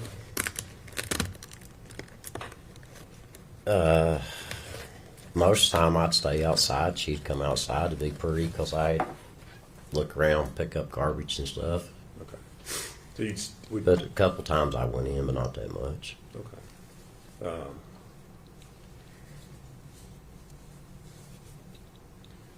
Did she have Evelyn with her Yeah. when you were out there? Okay. So did there come a point in time at which you realized Megan was no longer living there in the trailer? Yeah. Okay. Do you remember when that was? Nah, I don't remember the dates. Did you do something as a result of the fact that Megan was no longer? Oh, living yeah, I there? told her, I said, if you're not going to live there, I said, you need to let it snow. I said, we need to rent that. Okay. And did you do something? Yeah, I told her, I said, if you're going to live with Hunter, I said, you need to move your stuff out. Okay. And did she do that? Yeah. Okay. Did you have to clean it out or do anything to it before you could re-rent the trailer? Dave's a guy worked with us. He took care of the park, as you say. He got free rent, and he cleaned it up and done stuff like that and mowed. And Okay. Well, do you remember what the condition of the trailer was when Megan moved out? it was pretty dirty. Okay. Did he have to do anything, or did you have to pay to have anything done to the trailer to be able to re-rent it? Oh, yeah. And what was that? Just cleaned all the furniture and stuff out and cleaned it up, and they had to replace some of the floor, which was bad. Okay. Did Megan leave anything behind in the trailer, or do you know? Did she take her? Well, let me ask you this way: did she take all her stuff with her? I didn't go through the trailer. Okay. This But guy that you hired. Hired, he did, and I told him, I said, whatever's left, she said she didn't want, and I said, there's a truck there, load it in the truck, take it to landfill. That's what we done. Whoever moved out, we clean them out. That's what we do. Okay. So you loaded up a bunch of stuff in a truck and hauled it off, or had this guy do that? Yeah. All right. Do you know where Megan was staying? You said she was no longer living She's in the supposed to trailer. have been living with Hunter. Okay. Was that Hunter Wood? Yes, sir. All right. Was that, as far as you know, was that her boyfriend at the Yeah, time? yeah. Okay. Had you met Hunter? Not at that time, I don't think. Okay. Do you remember when the first time that you met Hunter was? Goodness.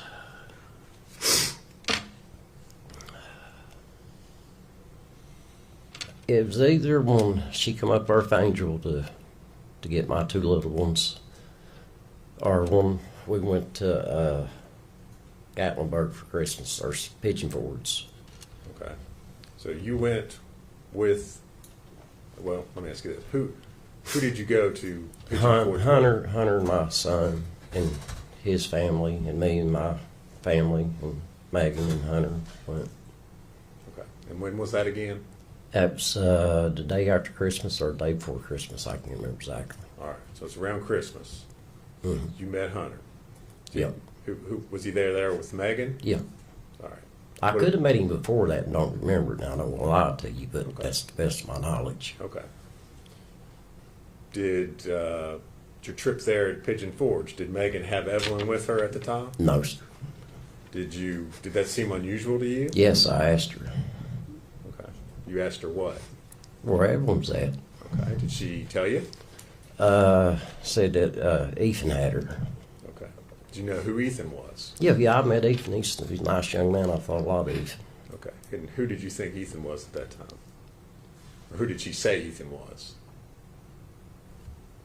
Well, they used to date, Okay. but she said Ethan was the father, Okay. and he wanted to see Evelyn. He'd been in the Army.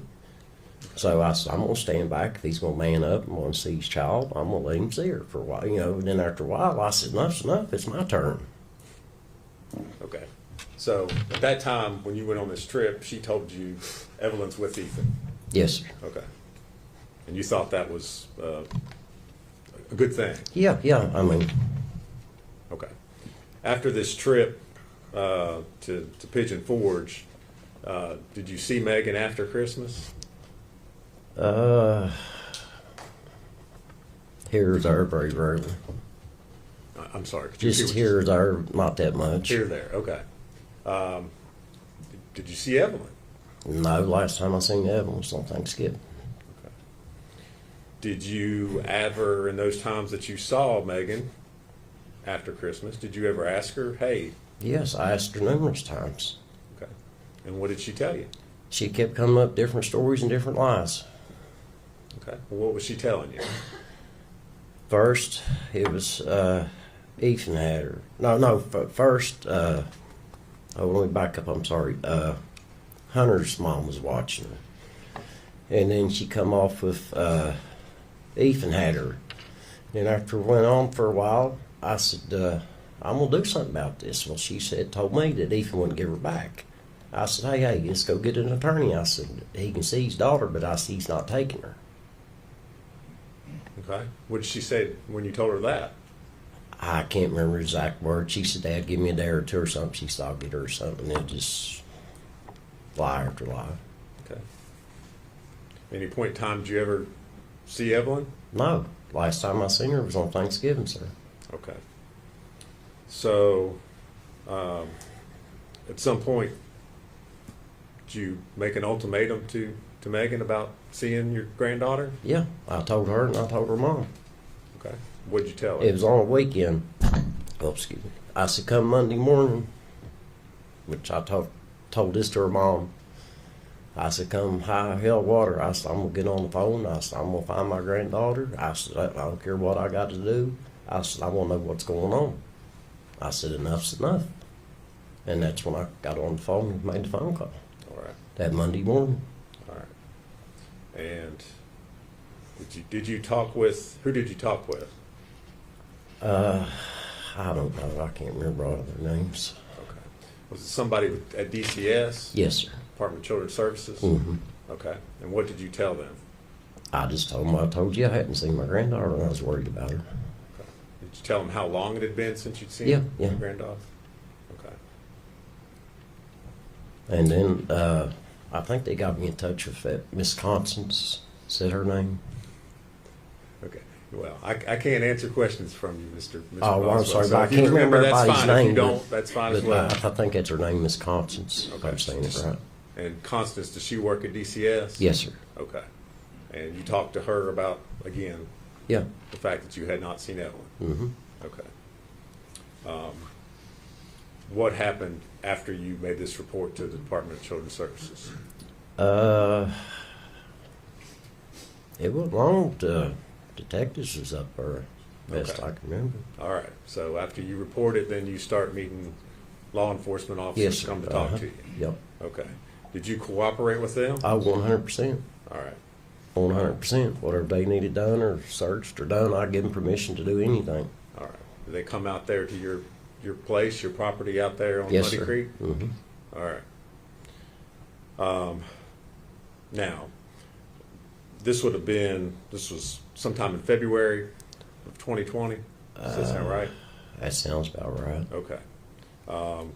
Did you keep up? Obviously, at that point in time, you realized something is going on, right? Yeah. Okay. Did you, as time went on, continue to talk to and cooperate with law enforcement? Talk to them about what was going on? Hmm. Keep in touch with them? Oh, yeah. We stayed in touch. All right. Now, do you remember on March the 6th of 2020 calling the TBI? Yes, sir. Okay. And what was the reason that you called them on that day? Me and Ashley was talking. Her and Megan used to switch phones all the time. Okay. Hold on. If you could, I think Mr. Scott had trouble hearing what you said. Trouble hearing the first thing. If you could start over and repeat what you just said. About Ashley and her switching phones. Well, Which part? I think the beginning part of it. Oh, when I called TBI? Yes. Okay, well, before that, me and Ashley was talking. Okay. They used to switch their phones all the time. Okay. When you say they, are you talking about But Megan Megan and Ashley, they'd Okay. switch their iPhones and trade backwards and forwards. Okay. And I told Ashley, I said, call that TBI guy back and tell him he can have that phone. There might be something on that phone. Because I prayed and done everything I could to help them. And they come back and got the phone. Okay. When they got the phone, they got to the gate and I asked Ashley, I said, what about that stuff Megan put down there in Dad's building? She said, I don't know. I said, well, call them back and tell them to go down there and look in it. Okay. All right. And did you all call them back? Yeah, Ashley did. Okay. And as a result of calling them back, did law enforcement then return to your property? Yes, sir. Okay. And what did you do once they arrived there at your property? I told them about the building because I come in one day and I remember seeing her car backed up to the building and the door raised. Okay. I'm sorry, could I see Exhibit 6 again?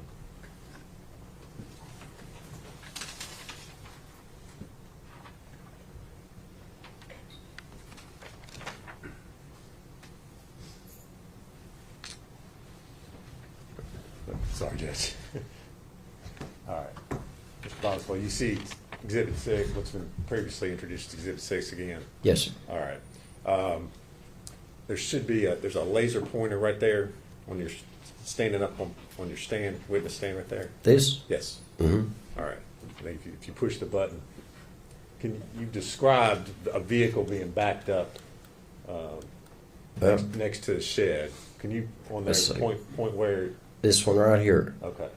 You've indicated on there what's Right there, it's got a roll-up door. All right. That's the one directly below what's listed as residence. Right, yeah. Okay. All right. And so after you showed that to the law We enforcement went down officers- there, I rolled the door up, there's a pile full of stuff, and as I was walking away, I saw there's her playhouse back her dad had built for her. They said, can we look at that? And I said, do what you need to do. Okay. Let's back up just a second. When you rolled the door up to the shed, Mm-hmm. all right, you saw stuff in there. Just clothes and miscellaneous stuff like All right. that. Had you at any time in the months leading up to that been in that shed at all, or had anybody been in that shed to your knowledge? That one there where her clothes are at, yeah, sometimes we're in and out that one because we got some stuff we keep in there. Okay. All right. So after you look in that building, where do where do you take law enforcement, or where do you? I showed them where to. Let me show you on the thing. Yes, if you don't care. Let's see. I can't really see it from here. It's right there. Okay. Is that what's been That- marked as the playhouse? Playhouse. All right. Yeah. As I was walking away, I said, "That's the playhouse my dad had built for Megan." All right. And when was that built for Megan? See, we moved there in '03, probably around '04, '05. He built a barn, and when he got done building the barn, he had some leftover lumber, and he built a playhouse out of it. All right. And that was built just for Megan? Yeah. Okay. Anybody else ever use it or play in it? Or? As far as I know, no. Okay. And again, in the months leading up to sheriff's office showing up there, had anybody been in that playhouse? As far as I know, no. Okay. All right.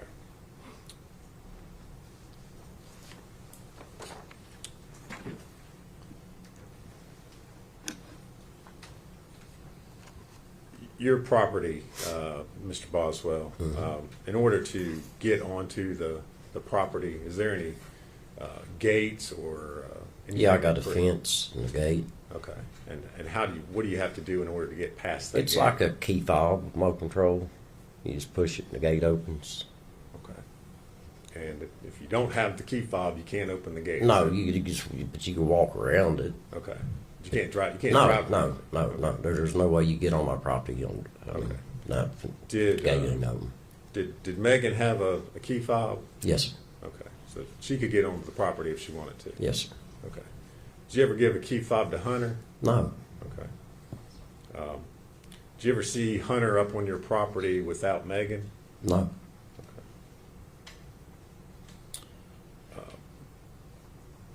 Mr. Boswell, do you remember giving permission? I know you said you cooperated with law enforcement. Yes, sir. You remember giving permission to the sheriff's office to film the entrance to your property with a drone to show the location of that gate and where the shed and playhouse were? Yes, sir. Yeah, I remember. Okay. And do you remember reviewing that drone footage prior to coming into court here today? Yes, sir. Okay. And did that footage accurately show the location of where your gate was, the trailer on the property, as well as the shed Yeah, playhouse? yes, sir. Nothing's changed. Judge, there's a video drone footage that Mr. Boswell's identified. I'm going to move to make that an exhibit, and we'd ask to publish that to the jury. Any objection? Yes, sir. The full exhibit number 48.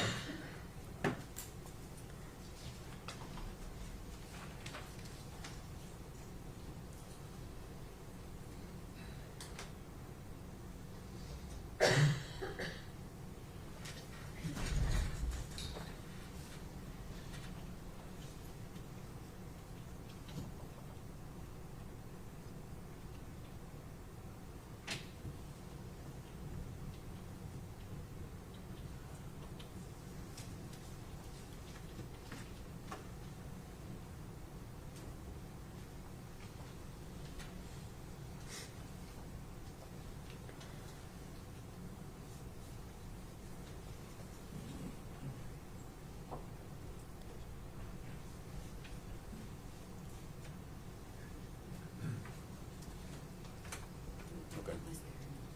You just went away. Yeah. You did something. I mean, I don't think you did it.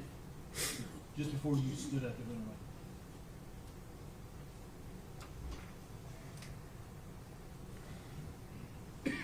Hold on. I'll be back. Yeah, I can see it.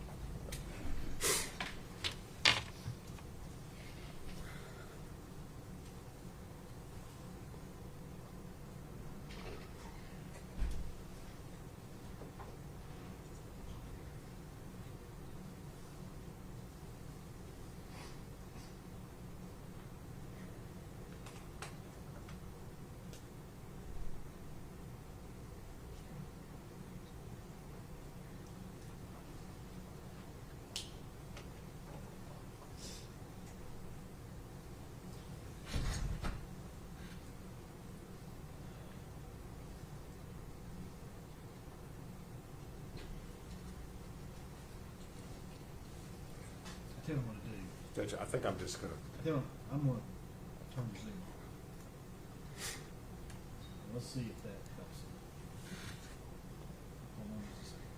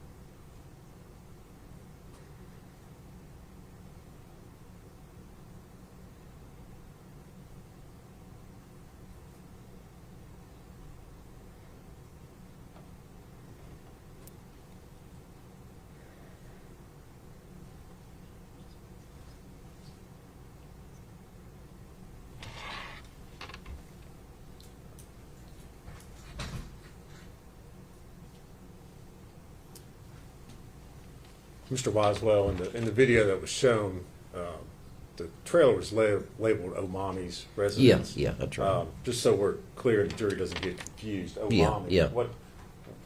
Who is that, or what? That's is that? my mom. Okay.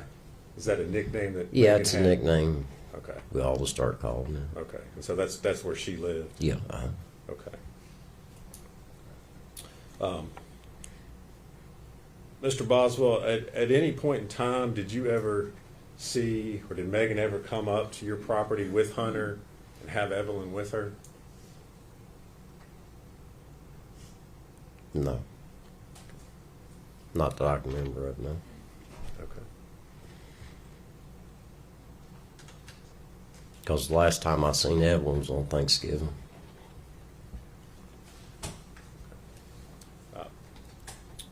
Mr. Boswell, one other thing that was shown in the drone footage there, Mm-hmm. there was a camper that was sitting in front of the trailer. That camper was not sitting there No, back in no, 2020. no, Is that no, right? That's right. Okay. But everything else as far as... Everything else is actually the same. Positions of the buildings. Yeah, other than the camper. Okay, that was accurate.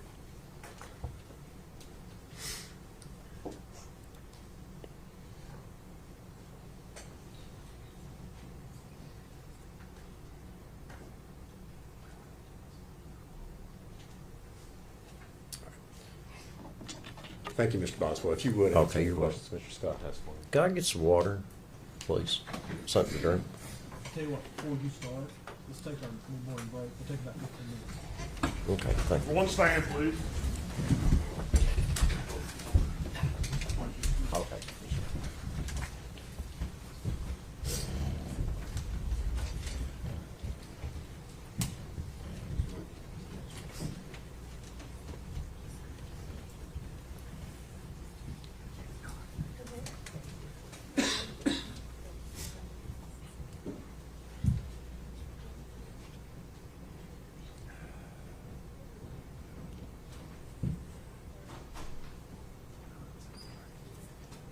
You may be seated, thank you. Mr. Boswell, during this break, you're instructed not to discuss your testimony with any other witness or allow any witness to discuss their testimony with you. Okay. You can step down. We'll get you a ball. Okay, thank you. 15 minutes. Judge, just so the court's aware,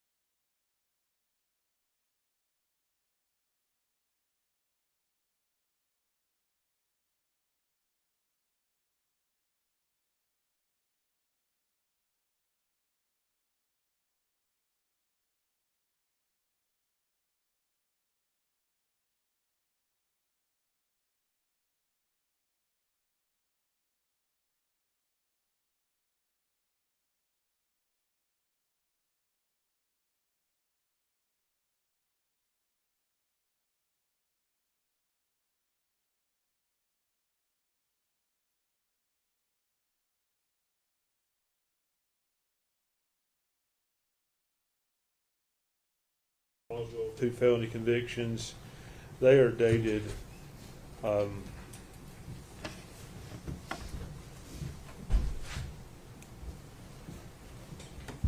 they're dated 9/24/2014.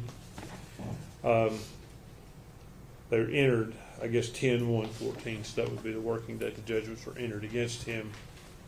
One is for,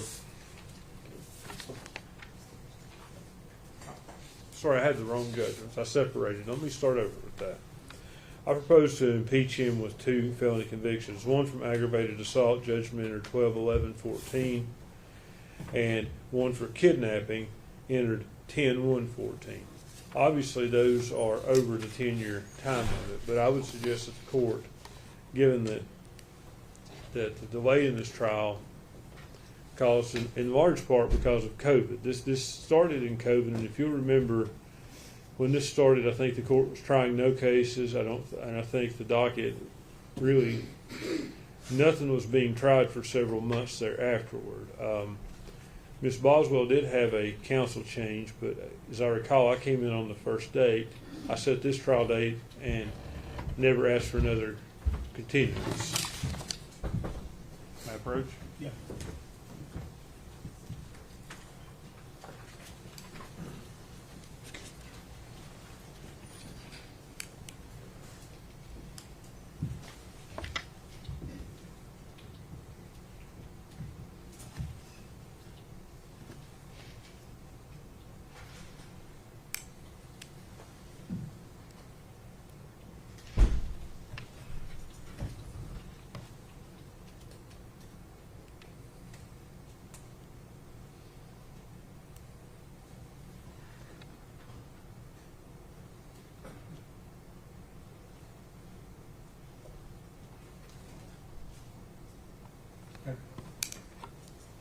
Well, Judge, that is outside the 10-year Well, time period.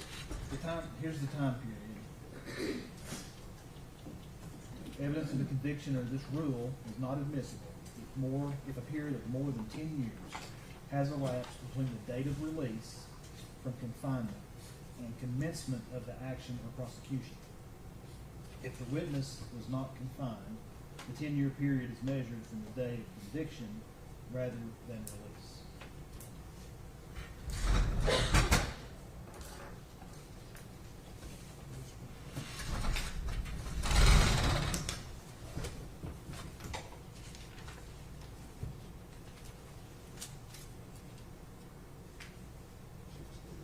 It looks to me like prosecution was commenced February 25th, 2020. Right? That's when the affidavit of complaint was signed. And that would be the commencement of the action. Yes. So 10 years from 12/11/14 will be 12/11/24.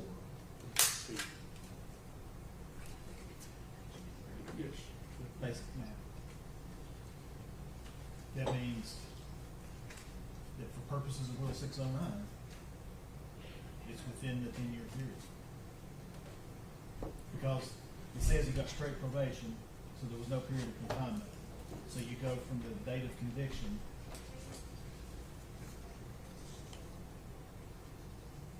Well, the judge signed it on 12/11/14.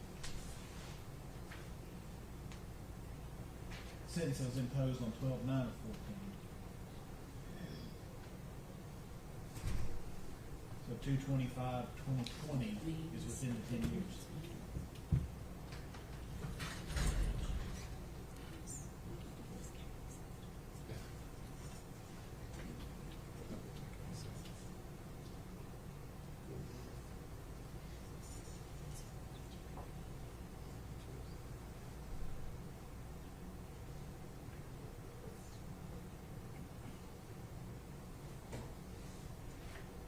June, are you following my logic? I am. Yes, sir. So these are both felony convictions. They appear to fall within 10 years as contemplated by Rule 609B. So you'll be allowed to ask about it. Thank you. Now, I do expect you to follow 609.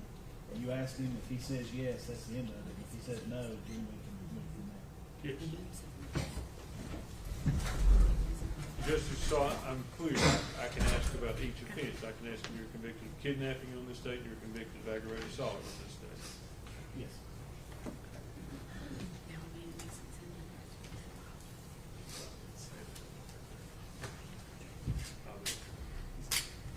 Judge, do you want Mr. Boswell back on the witness stand before this written? Now, are we ready to proceed? Yes. Yes, sir. Yes. Did we get him a bottle of water? I think so, didn't you? Yes, sir.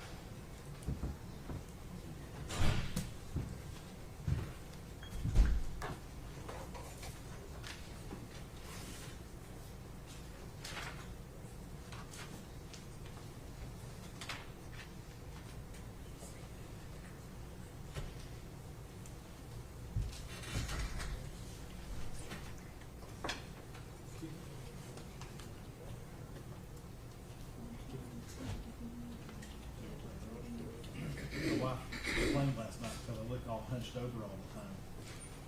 She's like, sit up straight. The problem is I can't see if I don't hunch over. I hunch over because it gets the distance from my reading glasses.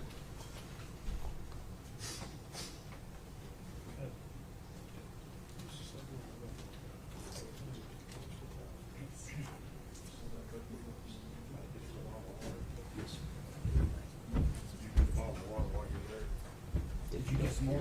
If you don't care. All right. Yeah, I left it in the room. I didn't know to bring it back in or not. All right. Are we ready to proceed, Mr. Scott? Yes, sir. Jim, Yes, sir. if the jury's ready to bring him in. Jury, anytime.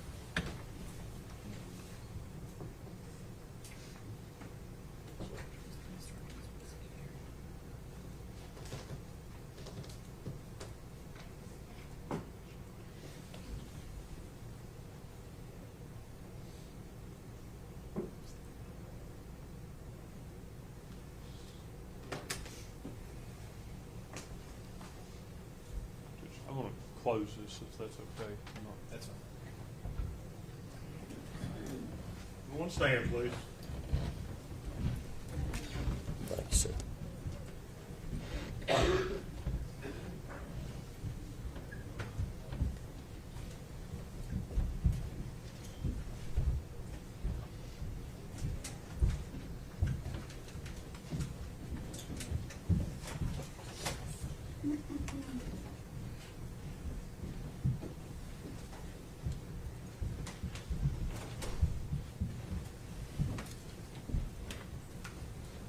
You may be seated, thank you.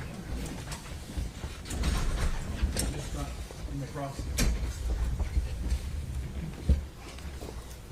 Good morning, Mr. Boswell. My name's Gene Scott. I represent your daughter. Good morning. How are you today? Seen better. Understand. Got just a couple of things I want to ask you, I guess initially. You were convicted in this court of aggravated assault on December the 9th, 2014, felony offense. What's that got to do with this case, sir? Yes or no? You answer Yes. his questions. And likewise, you were convicted of kidnapping on 9/24/2014 in this court of a felony offense. Is that correct? I took a plea bargain on it, yeah. Were you convicted? Yeah, because I took a plea bargain, I didn't take it forward. But since 2012, I've not had a speeding ticket.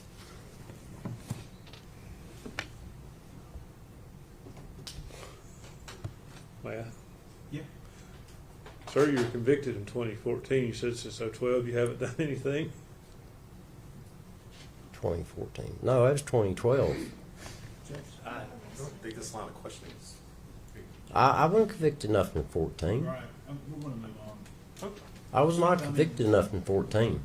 He was. Judge, we had a jury out hearing about what he could ask as far as that was concerned, and now we're Maybe just going appropriate. into.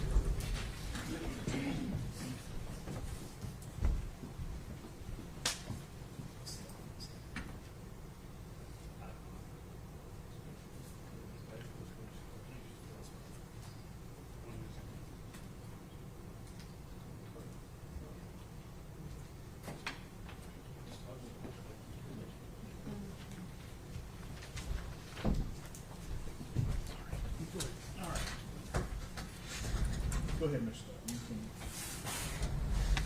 can. Mr. Boswell, I want to ask you just a few questions to follow up on your direct examination testimony. Yes, sir. Initially, I'll just start going backwards. We saw that drone video of your property. When was that taken? Do you know? He stated the date. I don't remember dates and times. That was taken after this investigation Yeah. had commenced. Yeah. Correct. After Evelyn's body had been found, obviously. Yeah. And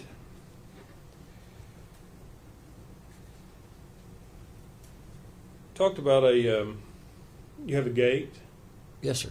clicker, and I think you volunteered in your direct testimony that appeared on the drone video. If someone wanted to walk into that property, they just have to walk around the fence. It's not, you could walk in there. Yeah, easily. you can walk in there. It's not secured that someone couldn't walk in there. Right. And you said that Megan had a opener to the gate. Yeah. What kind of openers are those? It's like a little key fob thing, and you stick them on your sun visor just like your garage door opener, sort of. Okay. And that was something she kept in her car? Yeah. So anyone who had her car would potentially have that. Is that reasonable? Yep, somebody had her car. You talked about a day that you saw Megan backed up to that yard barn with her trunk open. Yes, sir. Did you talk to her that day? No, I was in a hurry. My boy, I think, had a seizure or something going on, and I had to get back up the hill to take care of him. But as I drove by, I seen her car backed up to that building with the door that rolled up and the trunk open, but I never seen her. You didn't see her, just the car? Just the car.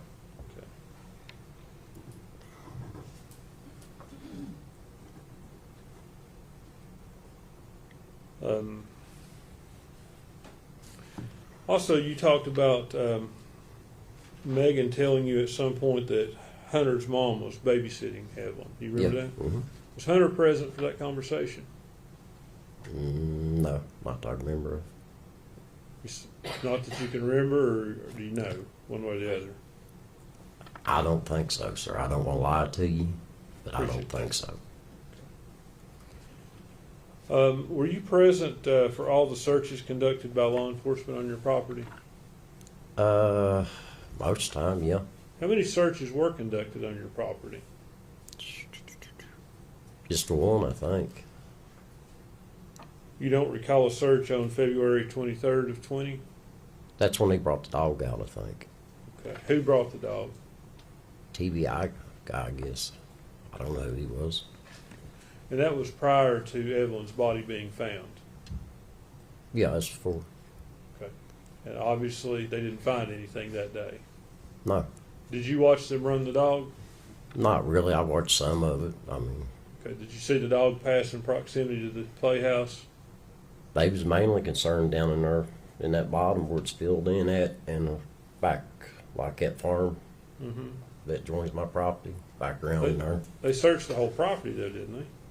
I don't think they brought the dog on top of the hill. I don't know. I didn't watch them the whole time. You didn't watch it? No, when they got the dog out, that's where they were at, down there in the bottom, and then I turned around doing something else.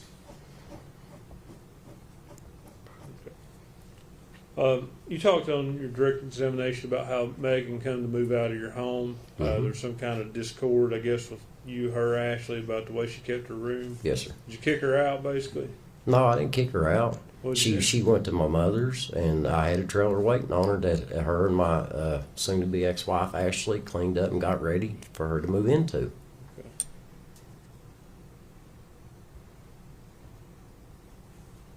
Now, I want to talk to you about the dollhouse. Like you're the one that suggested that to law enforcement that they should search that. Is that right?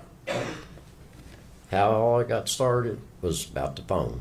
Me and Ashley was talking about the phone. They come and got the phone, and then me and Ashley kept talking. I said, "What about that stuff Megan put down there in Dad's building?"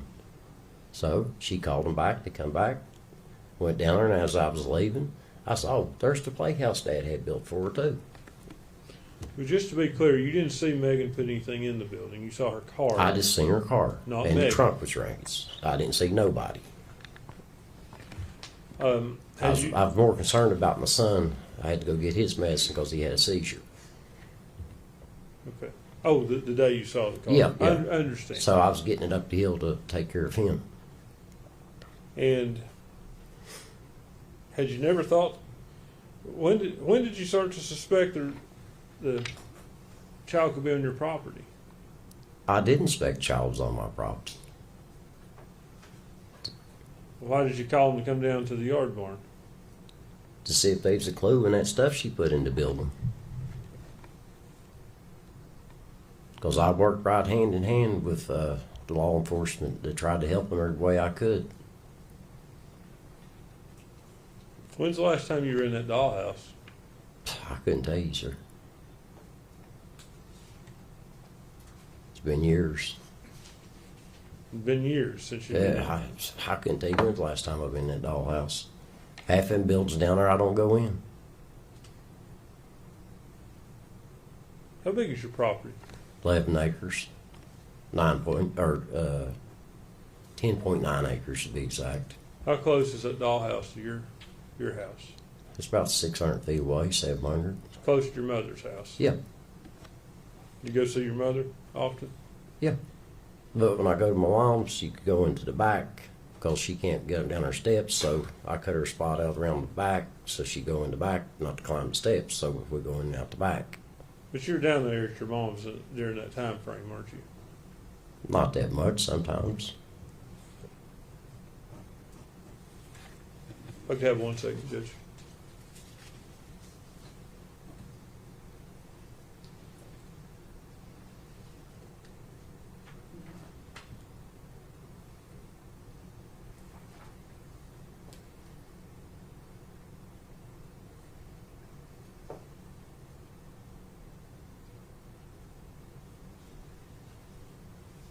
No further questions. Thank you, Mr. Boswell. You ready? No, Your Honor. Is he free to go, or does he need to remain under subpoena? I would say under subpoena, Judge, we would ask that he not watch the trial or talk about it. We've instructed them as far as Mr. that's Boswell, you're finished with your testimony for now. Okay, You are sir. being subject to recall. Okay. So you're not to discuss your testimony with any other witness or allow any witness to discuss their testimony with you. And you're specifically ordered not to watch the live cast of Okay. Oh, I never watched TV anyway. Thank you, sir. Sorry, next. The state would call Austin Feller.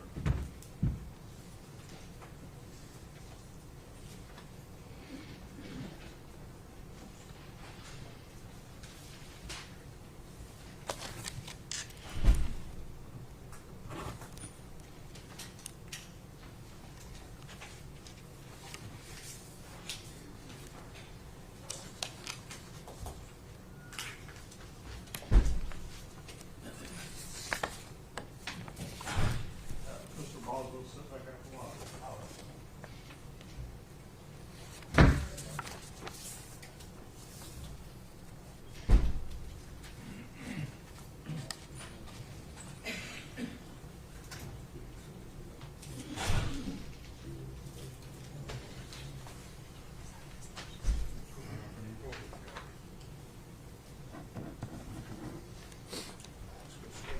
Speaking of microphone, Wayne Sanders, the judge from swearing.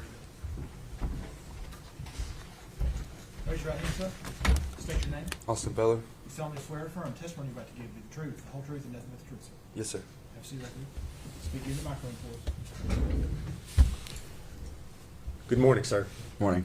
You're Austin Feller, is that correct? Yes. All right. And Mr. Feller, at one point in time, did you live at a trailer park out on Sugar Hollow Road?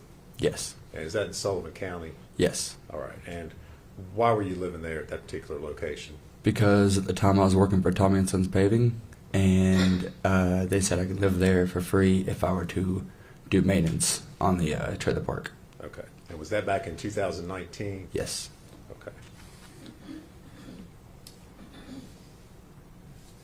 going to hand you two pictures, Mr. Feller, and ask you if you recognize what's shown in those pictures.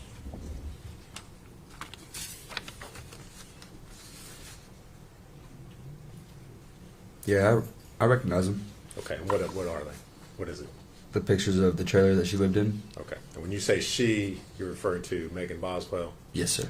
All right. And were you living out there at those trailers in Sugar Hollow when Miss Boswell moved in?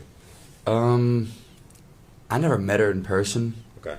I think the time I moved out there, she was already out and kind of unknown whereabouts. Okay. Do you recognize those photos as being the trailer that she lived in? Yes. All right. And are they true and accurate depictions of the outside of the trailer? Yes, sir. All right. Judge, we would move to make those, I believe it's 2 photos, be 49 and 50. The objection? No, sir. Before we get it 49 and 50.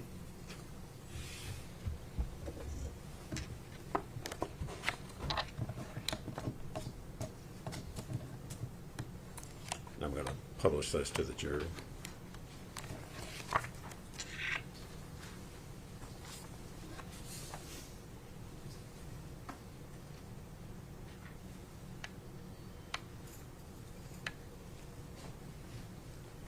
Mr. Feller, is that, I'm showing what's been introduced as Exhibit 49. Does that show the outside of the trailer looking at it from the front? Yes. Okay. And then I'm going to show you Exhibit 50. What does that show? The front of the trailer? Okay. Just a little closer view. Yeah. All right.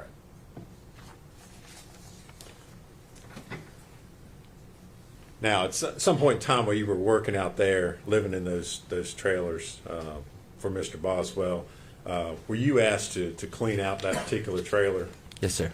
Okay. And do you remember when that was? The exact date, no, but it was probably about a week and a half after I moved into the trailer. I lived in there. Okay. When was that? It's been like 5 years ago. Okay. I couldn't give you an exact date. All I'm right. sorry. That's fine. All right. And did you in fact go to that trailer and clean it out? Yes. Okay. If you would kind of describe for the jury what you found when you got inside there. When I got in the trailer, there was dirty diapers stuck and molded to the floor of the carpet. Couldn't even open the fridge. It was so bad. I just left it alone. Let Tommy and them deal with it. There was open jugs of milk in the oven.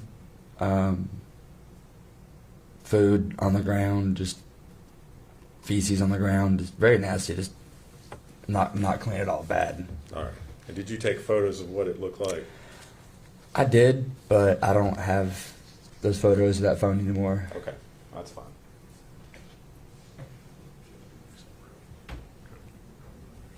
Okay. All right. Good approach.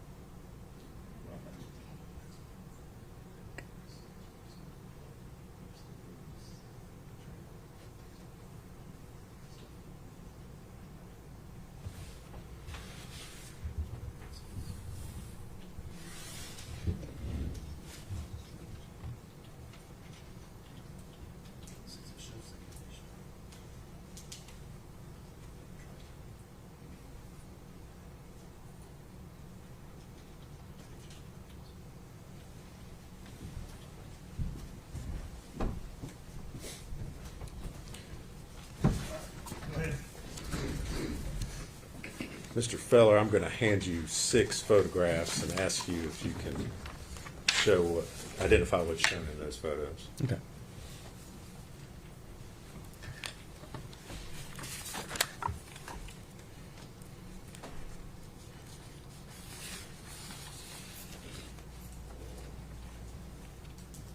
Yeah, that's it. Okay. Those are the photos you took that show the inside conditions of the trailer. Yeah. All right. Do they accurately depict the condition of the inside of the trailer when you found it? They do. All right. Judge, I'd move to make those the next 6 exhibits.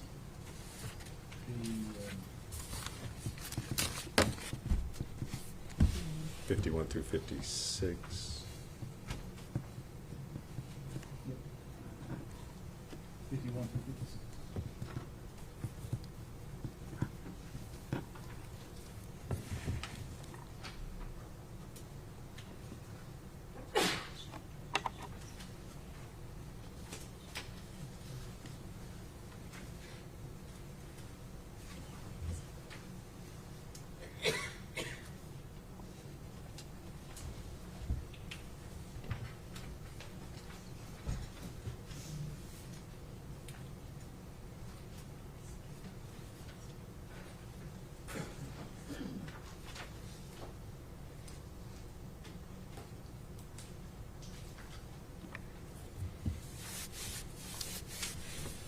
asked to publish those to the jury, Judge.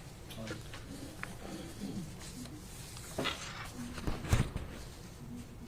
Feller, I'm going to start with Exhibit 51.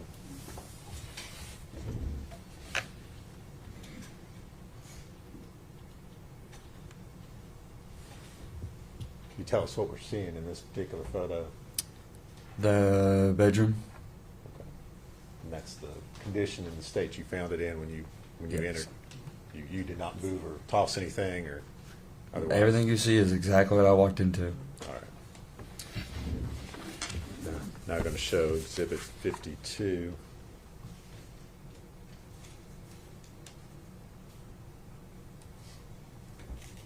What are we looking at there? The hallway into, I believe, the daughter's bedroom. All right. And again, you did not. Objection. When approached.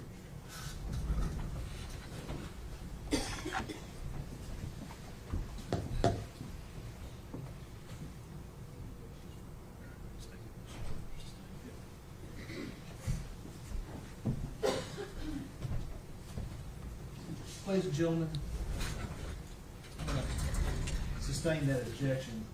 There's been no foundation that he would know that that was the daughter's bedroom. And I'm going to instruct that you're not to consider that statement for any purpose for deliberation. If you can do that, raise your right hand. Every juror has raised their right hand. Go ahead, Jim. All right. So, Mr. Feller, this is the picture. You're not sure, you don't know, have any knowledge as far as who was staying in what particular rooms, but that's another angle and picture you've taken from inside the trailer. Yes, sir. Is that correct? Okay.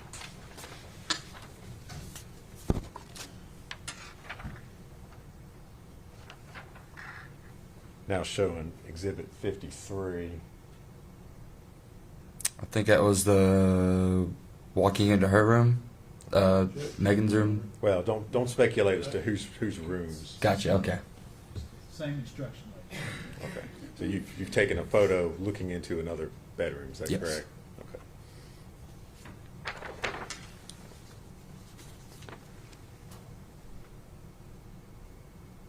Now it's showing Exhibit 54. What's shown in that photo? The living room. All right. And again, you did not place or move or disturb anything. That's exactly as you saw it. Exactly what I saw when I walked into.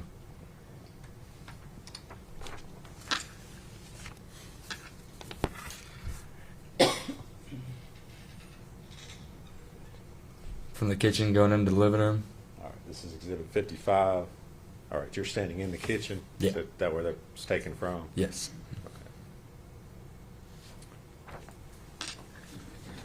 And Exhibit 56. Kitchen. Okay. That's a photo looking in on the stove and the refrigerator that way. Is that Mhm. correct? Yes. Okay. And again, you did not place any objects, move any objects prior to taking these photos? No, sir. All right.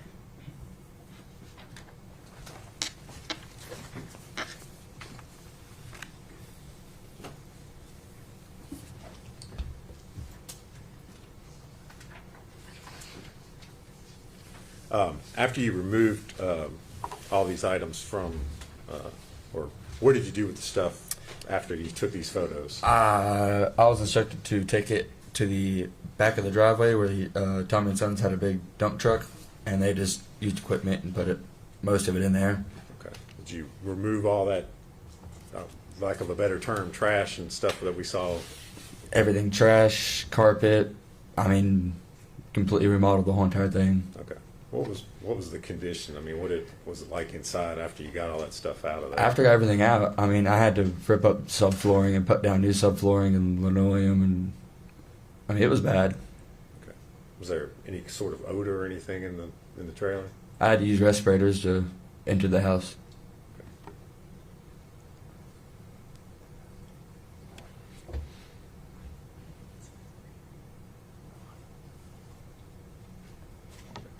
Was there any particular reason why you had a respirator on? Or? It just such a foul odor coming from the just moldy milk and food and dirty diapers that were laying out.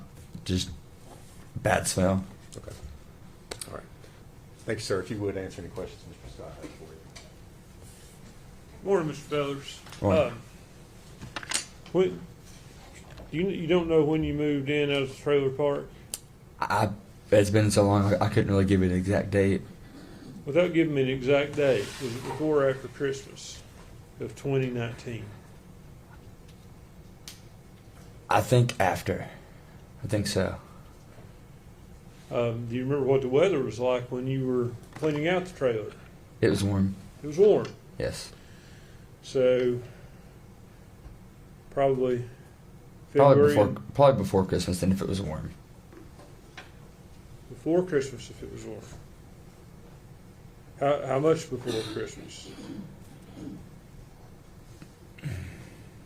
I like I said, I couldn't give you an exact date or anything like that. I just knew that it was pretty warm outside. I didn't really need much of a coat, just some long sleeves or, you know.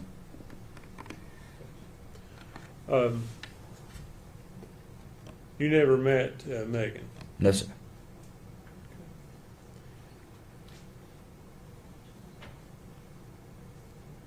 So the pictures, you took those contemporaneous with cleaning it out? Yes. Why did you do that? Just because it was the worst thing I've ever seen.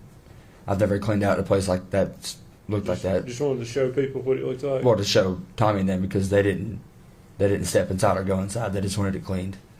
So, gave those pictures to them. All right. Thank you so much. Yes, sir. Nothing further, Judge. Does he need to remain on the I don't think, Judge, I think he can be released. Mr. Feller, thank you for your testimony today. You're released from your subpoena. There you go. Thank you.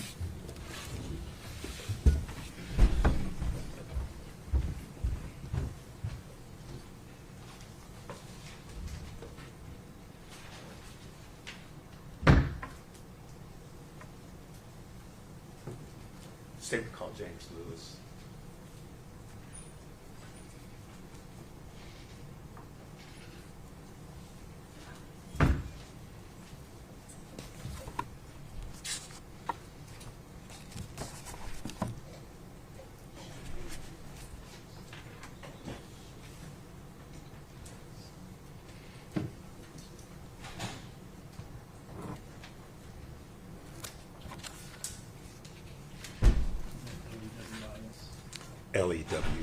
Lewis, yes.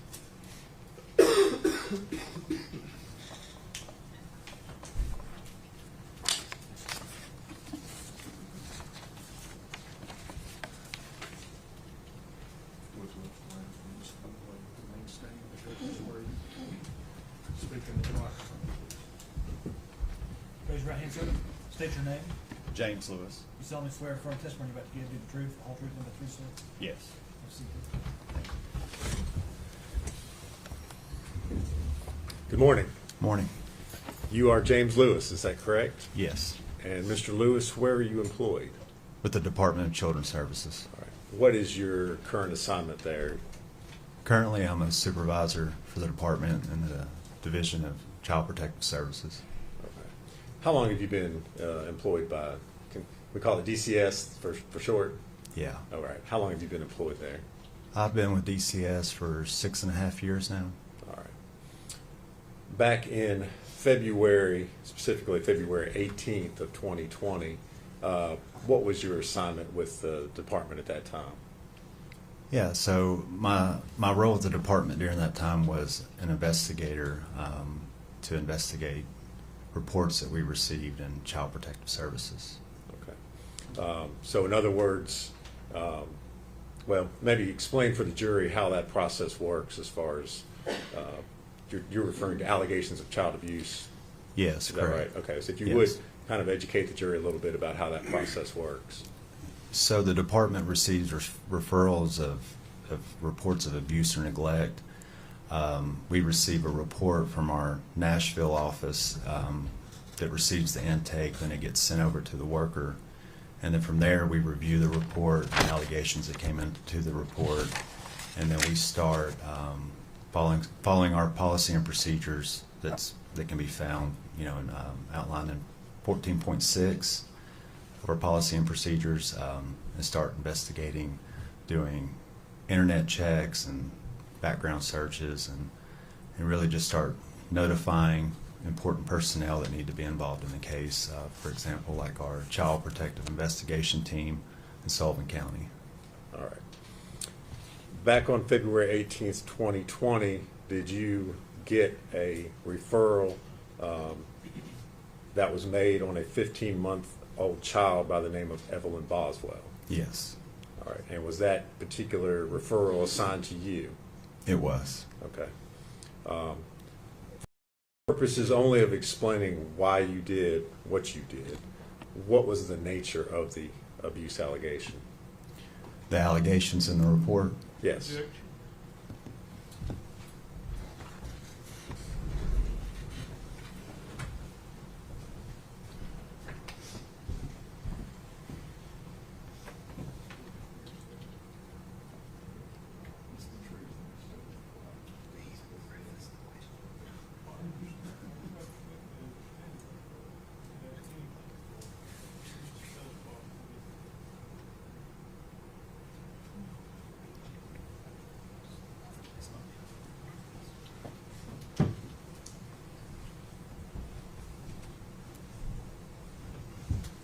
All right. If you would, Go ahead. go ahead. okay. The allegations that came into the report that day state a lack of supervision and physical abuse. All right. In regards to Evelyn Boswell. is that Evelyn correct? Boswell, yes. Okay. So after you get the referral, what's the first step you take after that? Typically, the first step when we receive these reports is we would reach out to the person that made the report, and then we would see if there was any additional information that needed to be added or to clarify the report in general. And then from there, my next step was to reach out to any collateral contacts and notify our Child Protective Investigation Team partners. Okay. You used a term or a phrase, collateral contacts. For those of us who don't know, what are you talking about? Yeah, so a collateral contact would be someone that lives outside the home, anybody that would have information to the report. That's what we refer to whenever I say collateral contact. Okay. You've identified, and we've talked about the fact that this referral involved Evelyn Boswell. Were you able to identify who the parents of the child were? I was able to understand that, come to learn that the parents of Evelyn Boswell was, only to my knowledge at that point in time, it was Megan Boswell, the mother, Okay. was the parent. All right. And did you attempt to locate where Megan Boswell was at that time? Yes. Okay. As part of your file there at DCS, do you all obtain birth certificates or other documents that would, I guess, identify who the parents of the child were? Yes, And did you, in this case, obtain a copy of Evelyn's birth certificate I did. as part of your case file? Yes.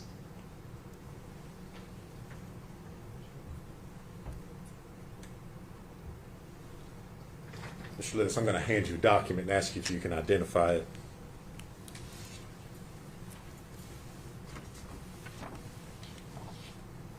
What is it, sir? So this is the certificate of live birth for Evelyn Mae Boswell, child.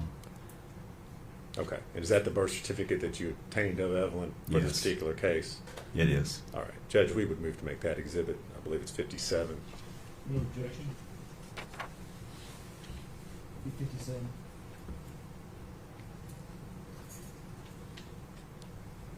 All right. Mr. Lewis, you indicated that you were able to learn where Megan Boswell was at that particular time. Did you then, what was the next step in your investigation? Once I received information from Detective Tracy Jerez, who I was working the case with, that she had sent patrol officers out to the home that Megan Boswell was living at to see if Megan was there, and that she had received information that Megan had just arrived at the home. And then from that point in time, Detective Tracy Jerez and myself decided to go to the home to speak with Megan Boswell. Okay. And where was this home? The address is 217 Sandy Point Drive, or Sandy Point Street, Blunttville, Tennessee. Okay. And just generally, where is that located? It's in Blunttville. It wasn't Okay. far from my office. I couldn't give you. Okay. It's here in Sullivan County? Yes, in Sullivan All right. County. All right. Did it take you all long to get there? No, it did not take us that long. Okay. What did you find when you arrived there at that address?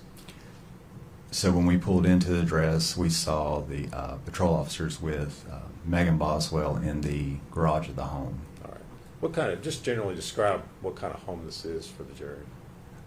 The home is it's a 2-story house.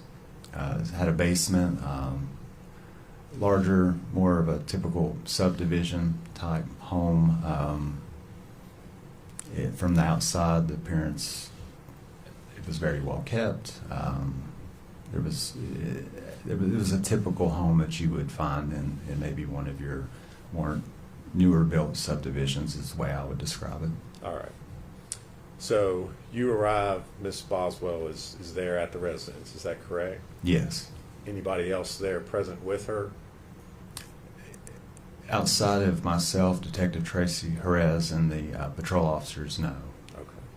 Okay. Was Evelyn there with her? No. Okay. What did you do next as far as your investigation was concerned? My next steps was to notify Megan Boswell of the report that the Department of Children's Services received, the allegations in the report, and to conduct some inquiry as to where Evelyn was, and to ask questions concerning Evelyn, to check on her well-being and her safety. So I initiated the conversation to learn where Evelyn was and to see if we could observe Evelyn to ensure that she was safe and that she was okay. Okay. Specifically, did you ask Miss Boswell where Evelyn was at that particular time? I did. Okay. And what was her response? Megan informed myself and Detective Tracy Jerez that Evelyn was with Ethan Perry. Okay. Did you know who Ethan Perry was at that time? At that time, it come to my knowledge that he was the alleged father of Evelyn Boswell. Okay. Did Miss Boswell tell you that? Yes. She did tell me that Evelyn was with her dad. Okay. Did Megan give you any sort of contact information for how you could get in touch with Ethan? She did not. Okay. What was her demeanor while you were talking to her about her daughter?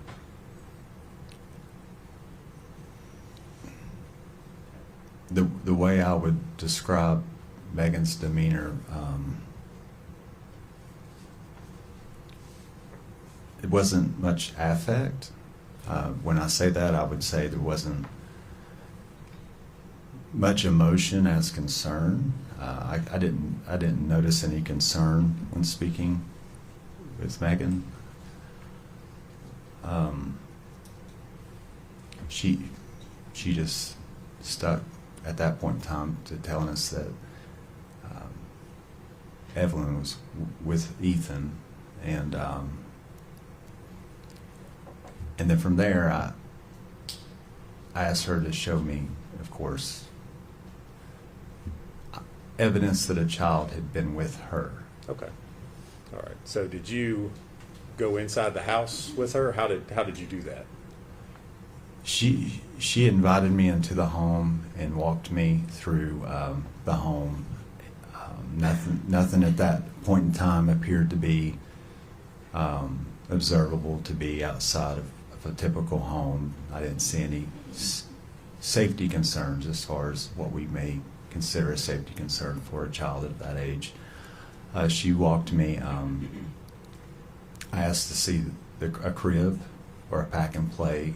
She said that those items were elsewhere, that she didn't have any of those items. She proceeded to lead me to the bedroom where she could show me some items of Evelyn's.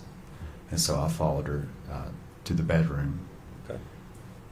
All right, and did you observe any items? I asked her what items she did have. She proceeded to tell me that she had an outfit and what she called a memory box. Okay. You said an outfit. Was that one singular outfit? I observed one outfit, yes. Okay. Do you see any other baby items, diapers, No. anything like that? After she showed me the memory box and opened it to observe some of the items in it and the outfit that was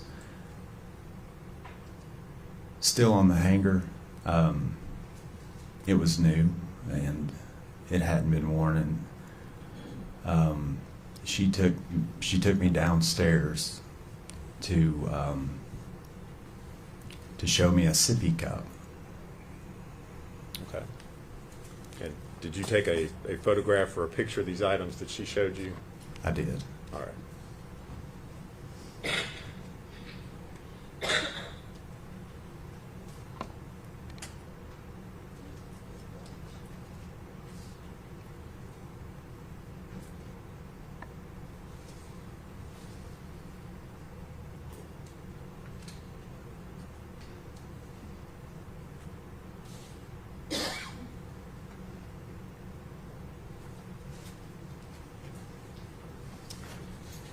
Mr. Lewis, I'm going to hand you 4 photographs and ask you if you can identify what's shown in those photos.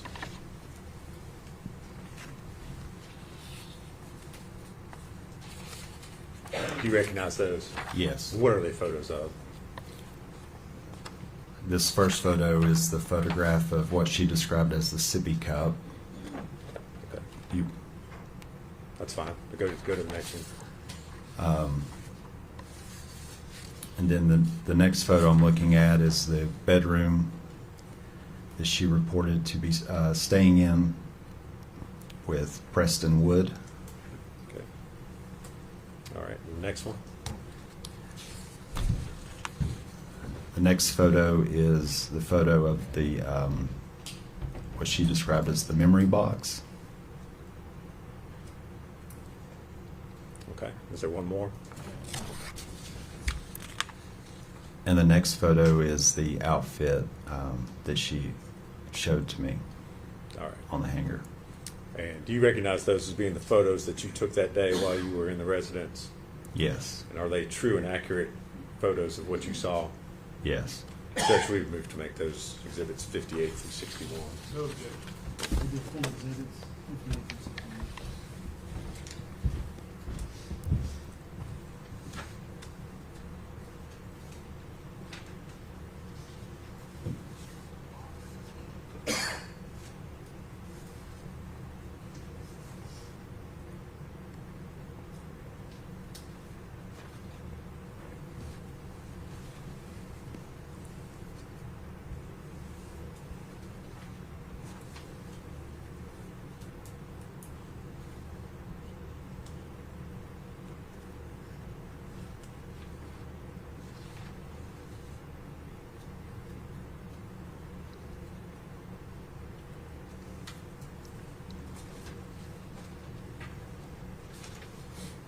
Judge, I'm going to ask to publish those if I could.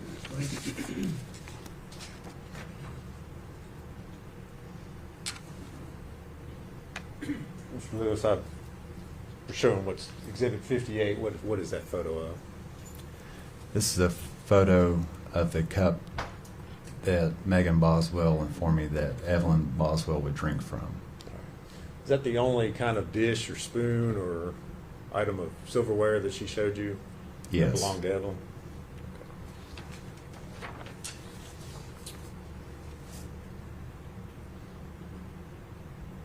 Now looking at Exhibit 59, what's that a photograph of?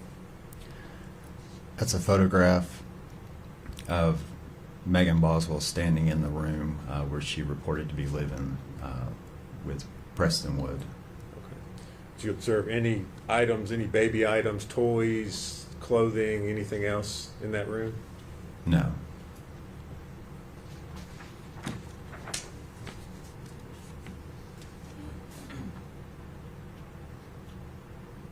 now looking at Exhibit 60, what is that? That is the box that Megan Boswell has showed to me, that she described as the memory box with items of a rattler,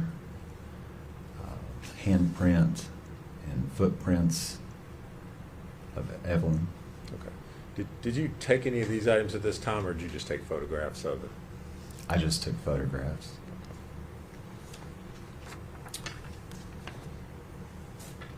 And now showing you Exhibit 61. This is a photograph of the outfit that Megan showed me was Evelyn's, but it was still on the hangers and had tags on it. It was new. Okay. You tailed off a little bit there. Did you say it still had tags on it? Yes. Okay. Any other items of children's clothing that she was able to show you? No. Okay.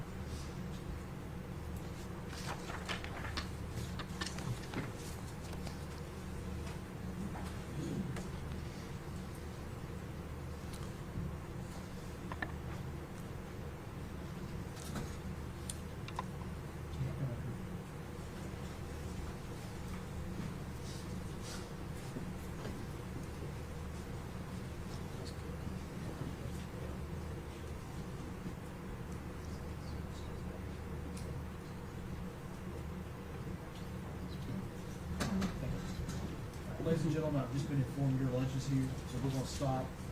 We'll be back at 1:15. Mr. Lewis, I'm gonna instruct you not to discuss your testimony with any other witness, or allow any witness to discuss their testimony with you, and not watch any of the live stream of the trial. Can you let that now?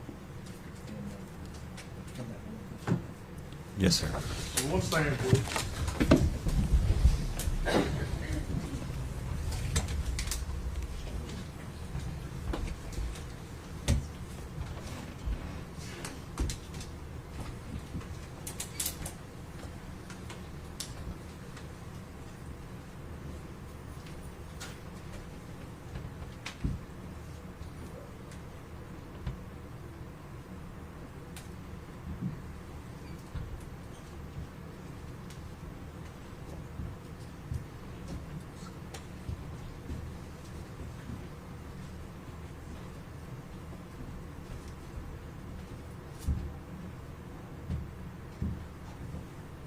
You may be seated, thank you. Be recessed at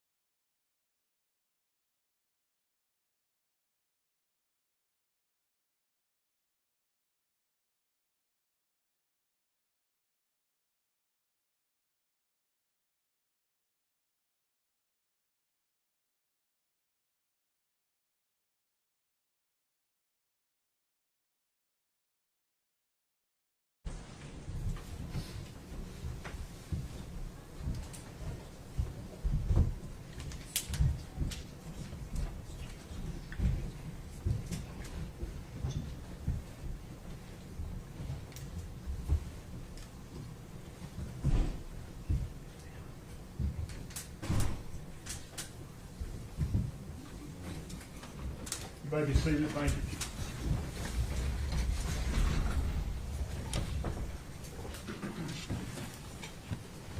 Good afternoon, Mr. Lewis. Afternoon.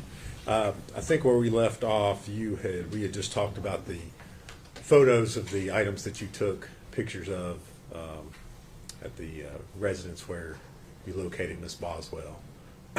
After you met and talked with her there, what did you do next as part of your investigation?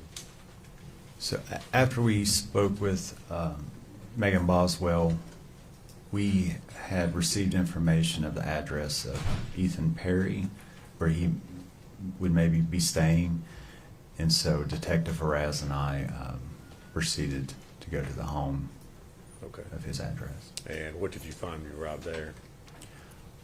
Ethan was not there.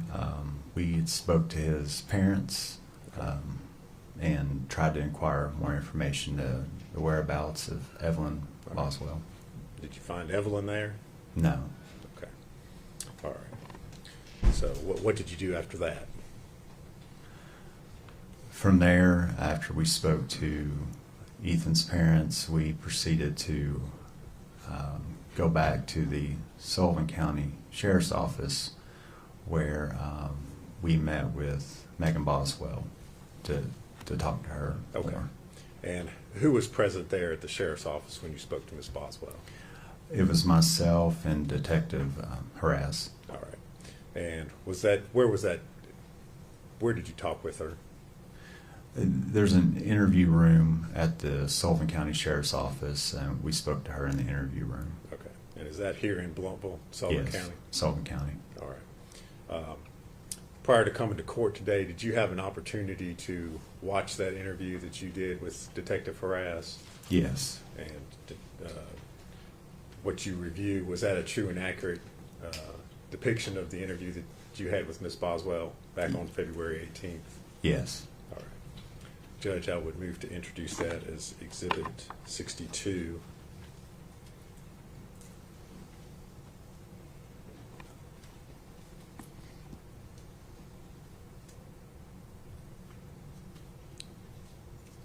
Be full exhibit. All right. And if I could, I'd like to play and publish that to the jury. All right. Ladies and gentlemen, this video that you're about to watch has, well, what I'm going to call subtitles on it. Those are to aid you only. The actual evidence is what's said here in the video. Does everybody understand that?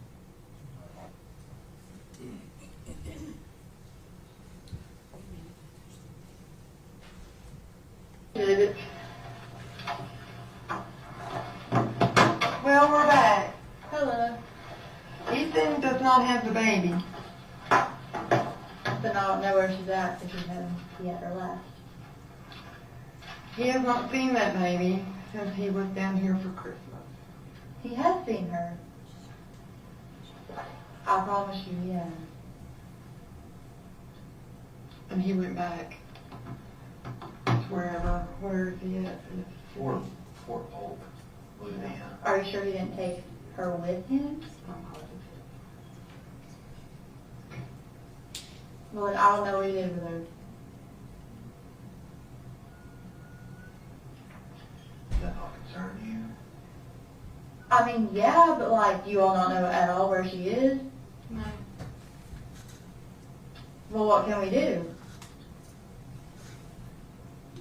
That's what we're trying to figure out.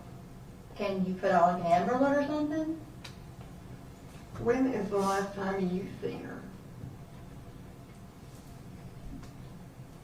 I guess more than a couple weeks ago, it was around January. Well, he went back. Let me go back. January the 1st.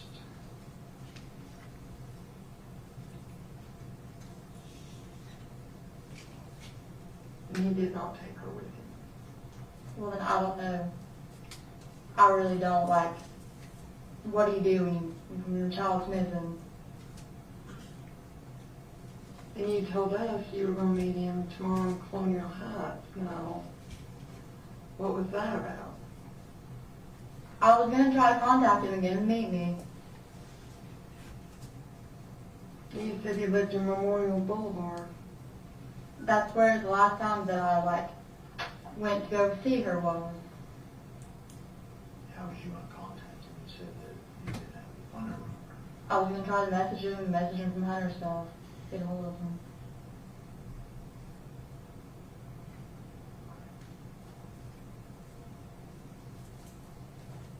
Well, we were able to contact him and talk to him. And he said that the last time he seen her was, you come up and seen him in late November, early December. And then he came back up in December. Right. And then you came over New Year's, and you didn't bring the baby because she had the flu. I did have her with me. Me and Hunter went because Ethan got her some Christmas stuff. You didn't have her with you because she had the flu and I didn't because have of the her. grandmother. I didn't have her with me. He says you didn't. Well, I did. I don't care what he's telling you, I did.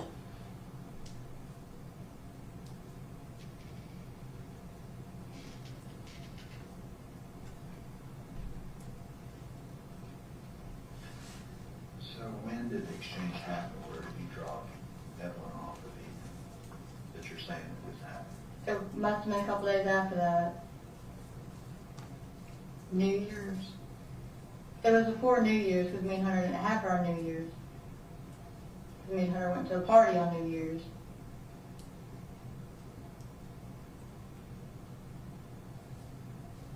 So how long you and Hunter been together?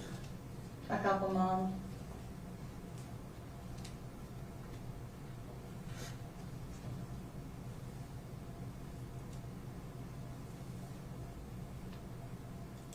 Are you going to put on amble or anything, or what are you going to do?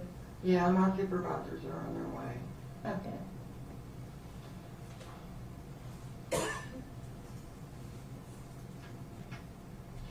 And what was the conversation like that you had with Ethan whenever you dropped her off? Well, I mean, he was really hateful with me because Hunter was there. He wouldn't even let me, like, pull up the driveway, drop her off, maybe walk it up. Walk in The driveway.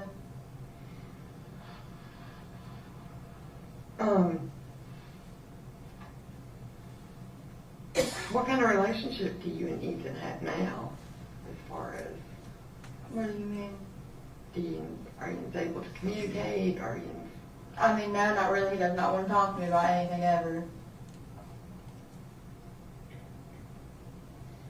He's been that way since me and her got together. He barely talks to me.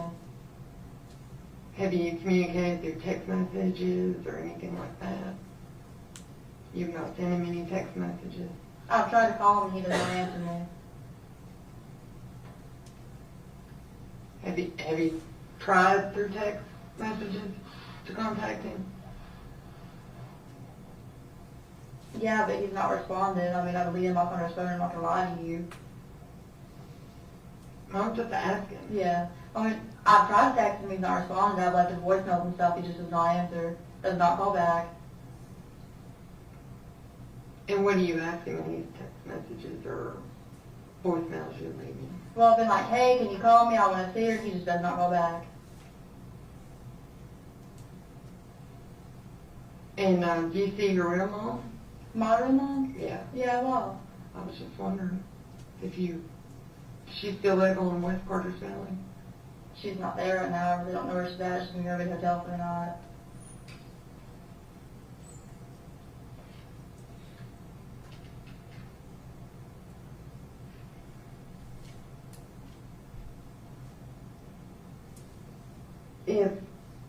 Let's just say, if Ethan was to leave the baby with somebody, who would he leave it with? I mean, I really don't know because, like, I know when Ethan was in the Army, he did not talk to his family. And really, when he was gone in the Army and I had Evelyn, we really didn't talk much. Which is why we're not together now. I mean, he just go like months and weeks without talking to me. never really helped me out with her the whole time that I had her and he was in the Army. So I mean, I really don't know who he talks to, who he fools around with or nothing. He didn't talk to his grandfather or the one. I mean, I guess he did when he came up here, but like as far as I knew, any time that like they tried to contact him, he just didn't respond.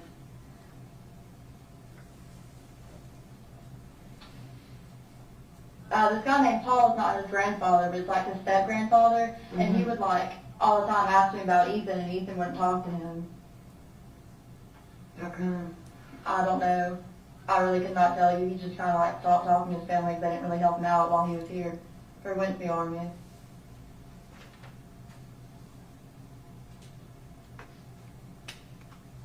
And you don't have a phone?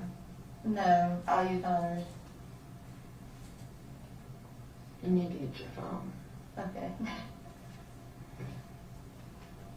Do you want a description of her? Do you want me to try to find pictures of her? Yeah, we'll need a description of her. I'm worried about, too, the broke arm. I don't think he ever took her to the hospital and found out it was broke, though. I just know it was bruised. And that's all I know. I mean, I won't lie to you, when she was with me, there were a couple times that when she was trying to walk, she was like falling bruise her cheek, you know what I'm saying? But like, she was never bruised. I never whipped her. Like, I can't whip a kid. You know what I mean? I know some people disagree with that, but I mean, I just can't. I mean, they're gonna fall when they. Well, yeah, but I mean, walk, whenever that happened also, my dad was like, well, I'm gonna call and say that you abused her because she has a bruise on her cheek. And I was like, you can't do that, like, because for one, like, I'd never hit that baby. Ever. And I wouldn't, you know, because when kids are bad, bad, I believe, like, oh, you should take a toy away from them or something, like. And like I said, I know a lot of people disagree with that, I feel like you should spank your kids, but I'm not one of those people.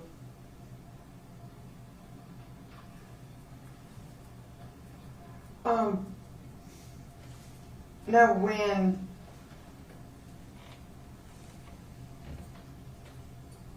you gave the baby to Ethan, what did you do with all your stuff for the baby? Because when we went to the house, there was no baby stuff. Some for baby stuff is there, but I gave him about all of her clothes.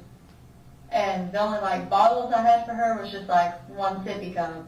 And it wasn't even, like, a sippy cup. It was, like, one of the kids, like, new pink cups. You know what I'm talking about, like, the straws in it? She's already switched the straws. And, I mean, I really only kept that from the car because if nothing else, I would just, like, go buy, like, little plastic straws and give her stuff out of cups.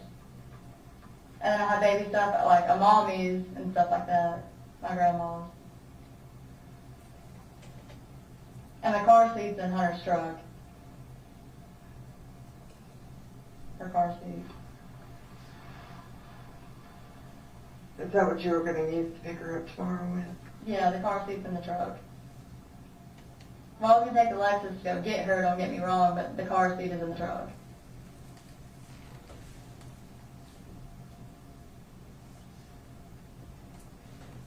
So, tomorrow at 4, who were we going to meet down there? Since Ethan, I didn't even know he went back. I thought he was still up here. To be honest with you, because he literally does not tell me anything.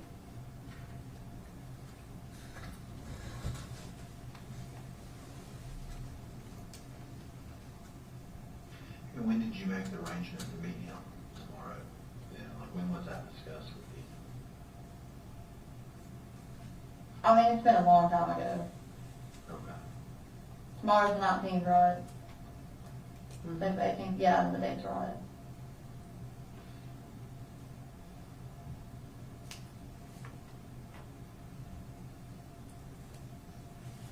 Was it after he took Evelyn with him? Yeah. I mean, I'll be honest with you, he got mad because he asked me for half custody of her, and I said you'll have to take me to court over it. I was like, I would not keep her from you, you know what I'm saying? But I was like, if you want half custody, we're going to go to court, and it's going to be set up, like the right way. So I'm not going to sign half of her over to you, you know what I mean?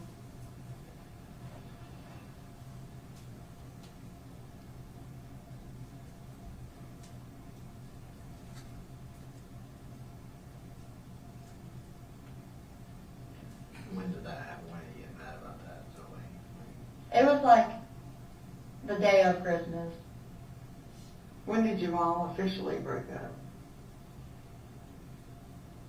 Sometime in November, I don't know, to be honest with you. When you went down there to see him? Yeah.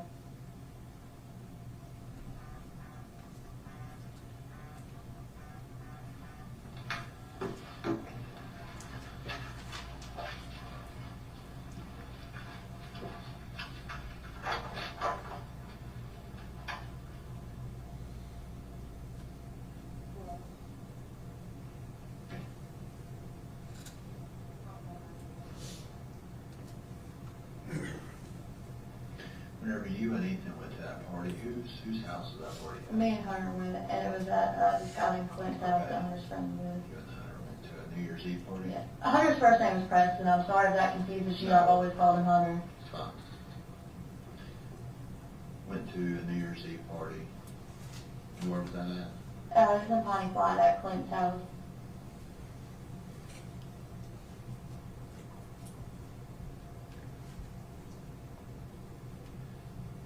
Did you say at Clint's? Yeah.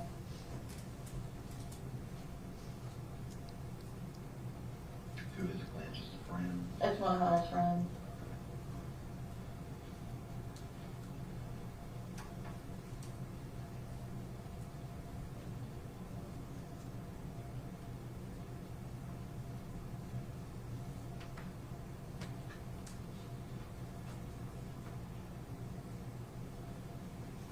So what do you think about the entire situation?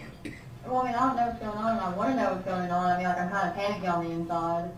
You know, I mean, I don't know what to do. There's not really much I can do. Got up with Michelle, she's on her way down to get the phone started. Is that your supervisor? She's one of the ones that works with me, and there was my supervisor. They're on their way from Kingsport. Okay.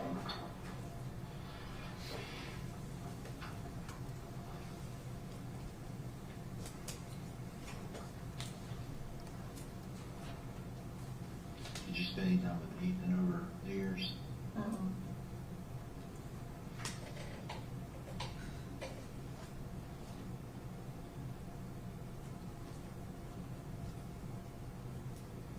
Like I said, I know he either went back down to Louisiana or wherever he's at. Mississippi or whatever you all said, I know he went back down there.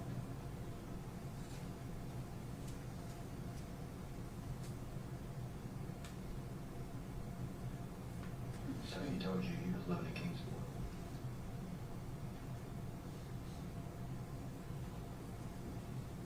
Earlier, did you tell us he was living in Lumpville?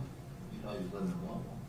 Well, it's that apartment in Kingsport or Blumpville, because it's on Memorial Boulevard. It's in between. Not sure.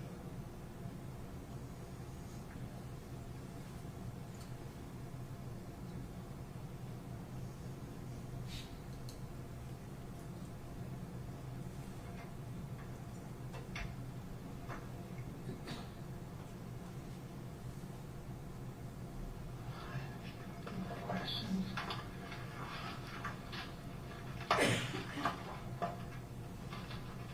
So what do you all do when Amber Alert's out?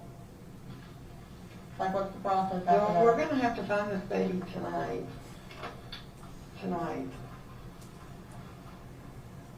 And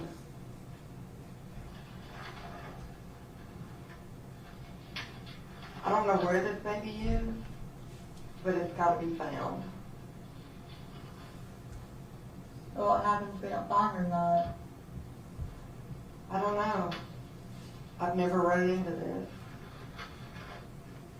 in my 20 years here.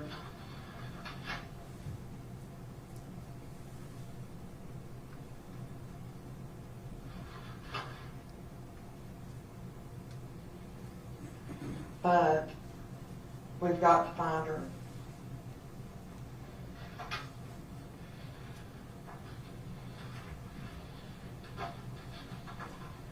And Ethan doesn't have her. You don't have her. Where did this baby go? I don't know.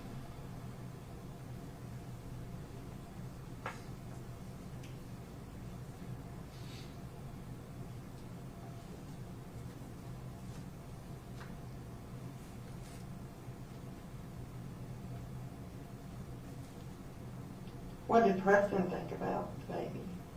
What do you mean? Or Hunter, do you call him Hunter? Yeah, that's his middle name, I'm sorry. Okay, I thought well, Hunter well, I didn't know what you called him by. Was Hunter jealous of the baby because it was by another No. person? I was just asking, because some people, you know, are like that. No, he's not like that.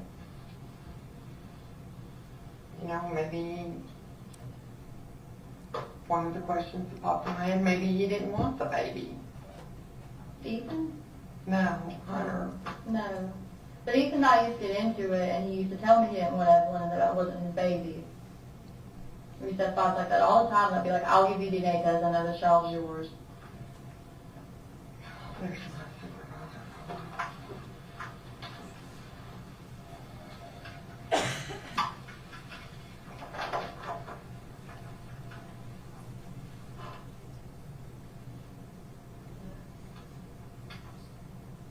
But Ethan and I used to get into it, he used to like threaten to kill me all the time and stuff like that. You know what I'm saying? So it's kind of why we broke up. I don't think he's a bad person, I don't make him sound that way, but you know what I'm saying?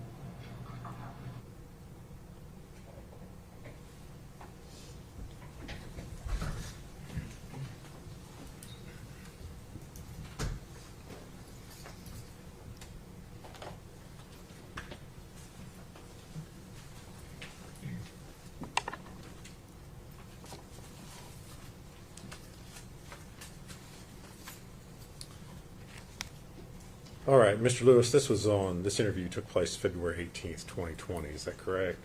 Yes. Did you, as an investigator of DCS, continue to search for and attempt to locate Evelyn Boswell? Yes. And were you able to do that? Were you able to find her? No. All right. Did you ever, did DCS, or you personally ever receive any reports from the defendant Megan Boswell that her child was missing? No. Okay. Did Megan Boswell ever produce Evelyn or bring her to you? No.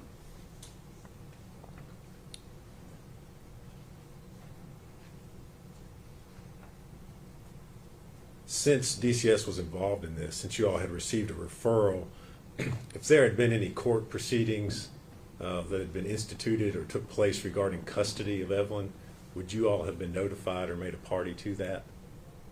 Yes. Okay. At any point in time, were there ever any custody proceedings or custody petitions filed seeking custody of Evelyn? No. No. Okay. Either by Megan Boswell or any other person? No. As a result of the fact that she could not produce Evelyn, she could not be found, what did you do next as far as your role as an investigator was concerned?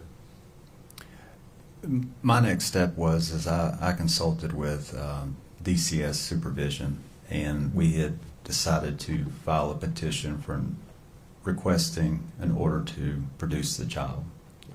And was such an order obtained?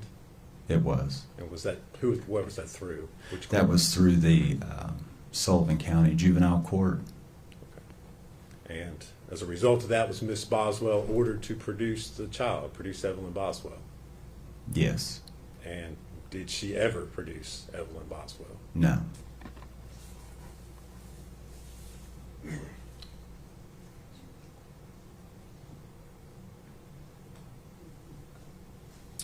Thank you, Mr. Lewis. If you would answer any questions, Mr. Scott, Mr. Horn had for you. Scott? Good afternoon, Mr. Lewis. My name's Gene Scott. How are you? Doing well. I just have a little bit of questions about the timing of these interviews. You went to the house where Megan was and interviewed her. What time of day was that? Approximately 4:45 p.m. That was on February the 18th? Yes. Okay. And then that video we just watched, was that the same day? Yes. What time was that? I want to say approximately at 8 o'clock. Okay, so a time period of about 3 hours, 15 minutes. Sounds right. Yeah. Did you take any further statement from her that day? No. Okay. All right. Thank you. Pedro, No, Your Honor. is he free to go, or does he need to remain under subpoena? I don't think we need him, Judge. Mr. Lewis, I'm sorry, you agree, Mr. Scott? Yes. Mr. Lewis, thank you for your testimony, you released from your subpoena, you can go, sir. Thank you, sir. Statement called Casey Saltz. Last name? Saltz, Saults.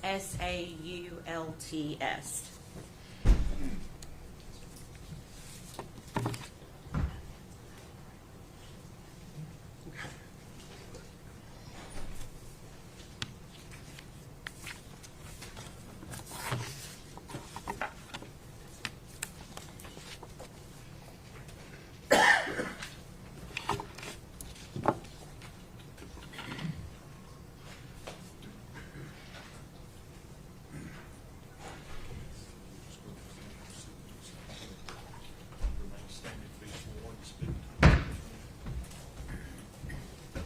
Raise your right hand. State your name. Casey Saltz. You solemnly swear affirm testimony about to give you the truth, the whole truth, and nothing but the truth, ma'am? Yes. Have a seat.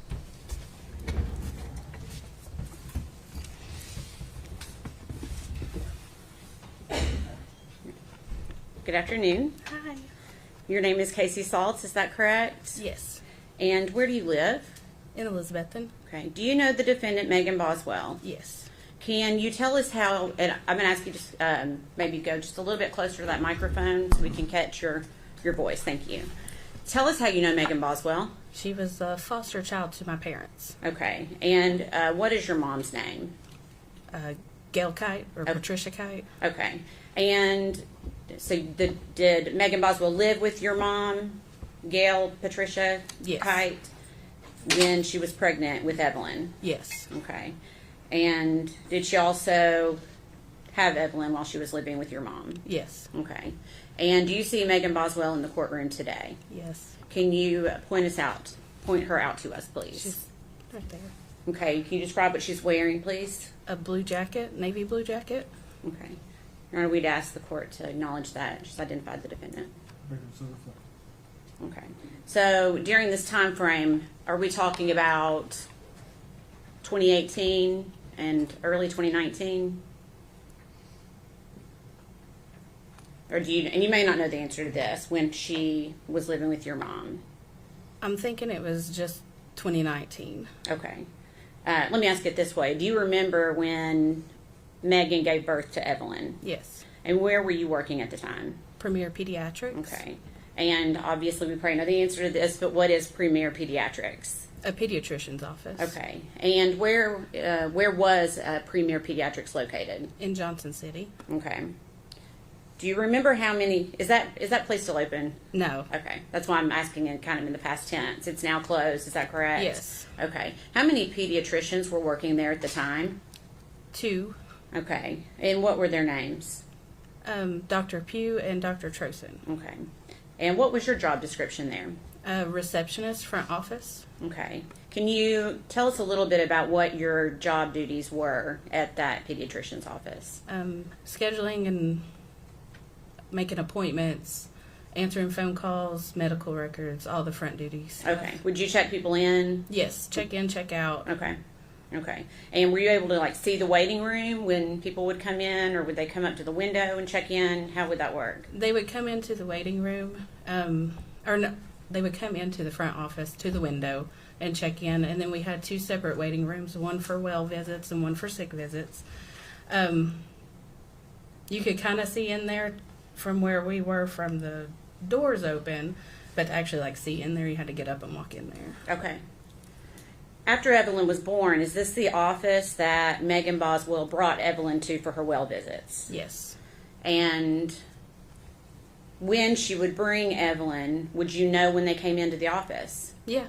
Okay. And is that based upon what you just told us about how the office runs? Correct. Okay. Based on your experience of that office, can you tell us what your office schedule was for newborns? How often would they come in? They would come in once a month for the first couple of months, and then we would kind of space them out to every 3 to 4 months until they were about 2 years old, and then they would come once a year. Okay. So for that first year, is it common for them to come more than once from 0 to 3 months? Yes. What about from 3 to 6 months? How often would they come? I'm thinking it would be about 2 to 3 times within that time frame. Okay. What about from, say, 6 to 9 months? Probably just once at the end. I think by then it was like every 3 months. Okay. And same for 9 to 12 months, it would be just one Yes. visit? Okay. When a newborn and a baby in that first year, would they always, when they came to the office, would they always see the same doctor, or would they? We would try to keep them with the same doctor just for continuity of care. Okay. But if that doctor was unavailable, the other pediatrician would also see them too. Okay. And did Premier Pediatrics keep records of visits on their patients? Yes. Was that done on every patient? Yes. Including the records of Evelyn Boswell? Correct. Okay. And since you worked in the front, were you aware of whether that office did any kind of reminders for patients to remind them of appointments? Yes. They would get like an automated call the day before. Okay. And we could see if they answered or replied back to that. Okay.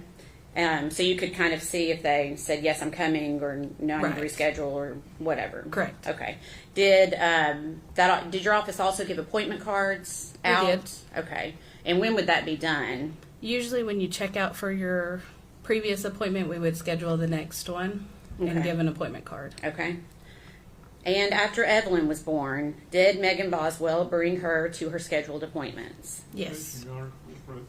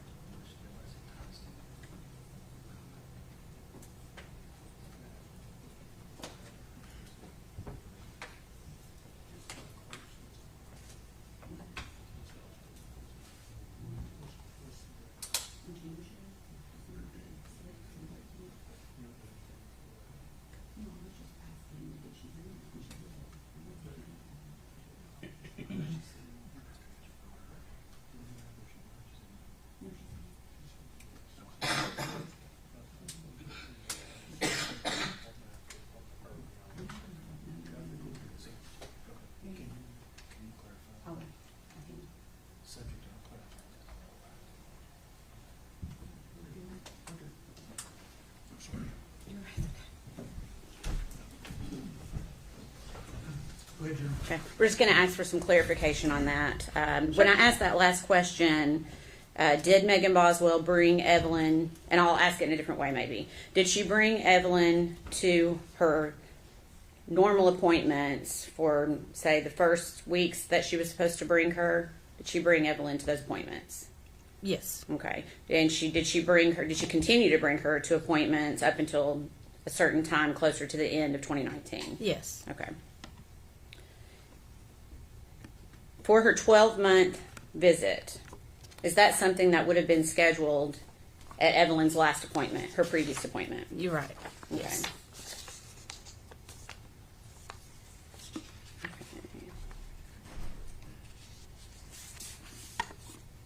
Okay.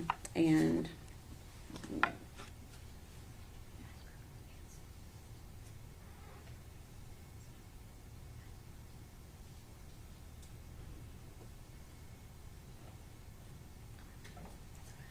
okay.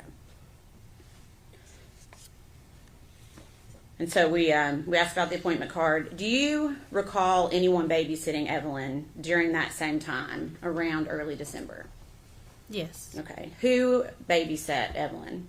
My aunt. Okay. What was her name? Sue Whitson. Okay. And is that your mom's sister? Correct. Okay. And do you know when she babysat Evelyn? I don't know like the exact dates, but I do know that she kept her a few times. Okay. Do you know what month that was in? In early December. Okay. And do you recall receiving a photograph? Yes. Okay. What was the photograph of? Evelyn's had a really bad diaper rash. Okay. And that's a photograph that you saw yourself? Yes. Of Evelyn. Okay. Can you describe what it looked like? Really blistery, and you could kind of see like on the sides of her legs where she had been scratching, possibly some scratch marks. Okay. Since you're working at a pediatrician's office, did you show that to anyone? I did show it to one of the nurses. I don't recall which nurse I had showed it to, though. Okay. And you're not going to be able to say what they told you, but then what did you then tell your Aunt Sue about what she needed to do with Evelyn? Objection. I think we're getting far afield here. I'm not asking to elicit hearsay. I'm asking what she told.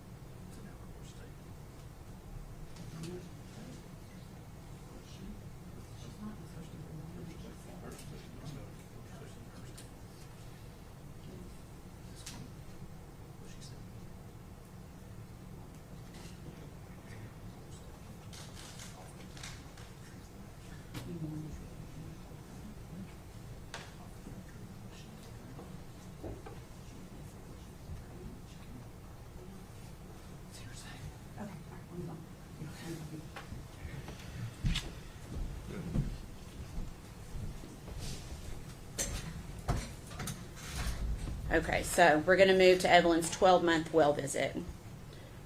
Did Megan Boswell bring Evelyn to her 12-month well visit? No.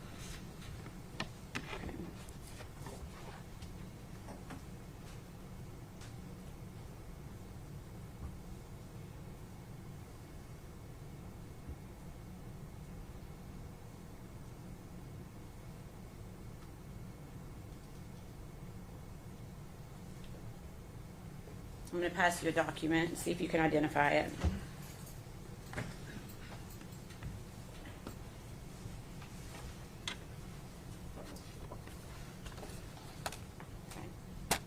Do you recognize that? Yes. Do you recognize the handwriting? Yes. Whose handwriting is that? That is mine. Okay. And do you recognize what that document is? Correct. Yes. And is that a fair and accurate representation of what it looked like when you produced that document? Yes. Okay. Your Honor, we'd be asked for that to be admitted as exhibit number 63. Oh, my bad. Okay.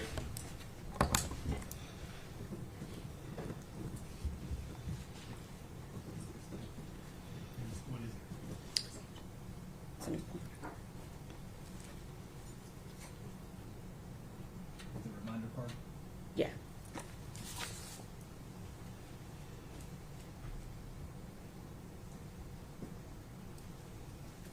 Permission to publish to the jury, Your Honor.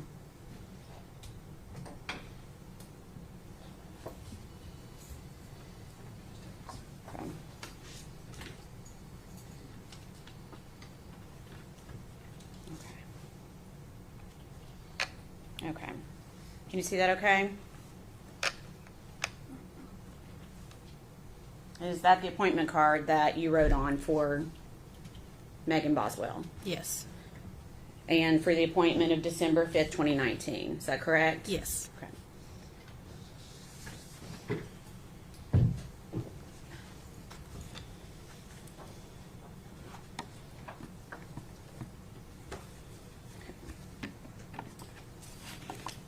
So when she did not show up for her appointment, what did you do?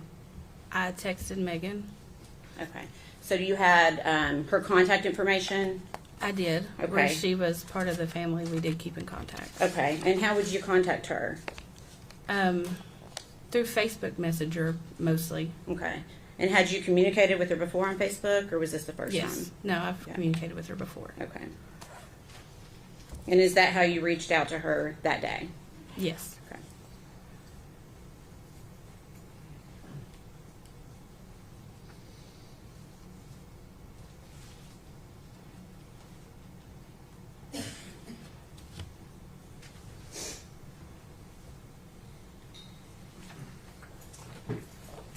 pass you another document.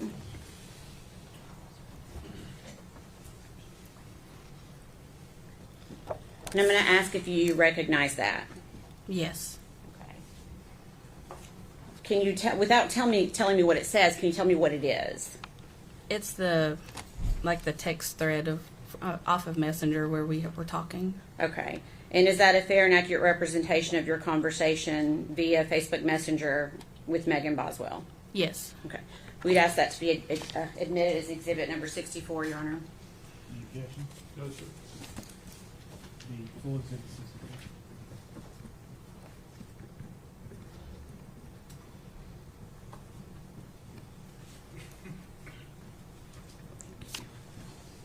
Permission to publish? Go ahead.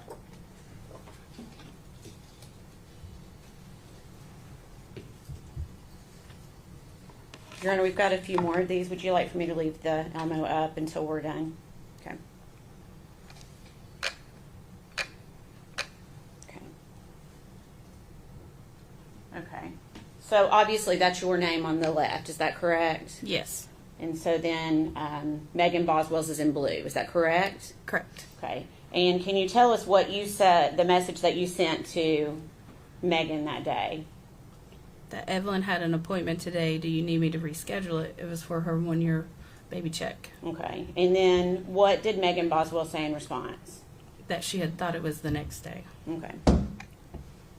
And then I'm missing part of that. What did you say in response to her? I had asked her where she was.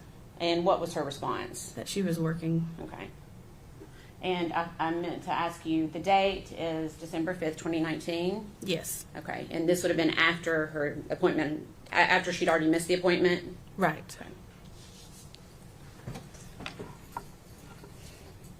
Okay.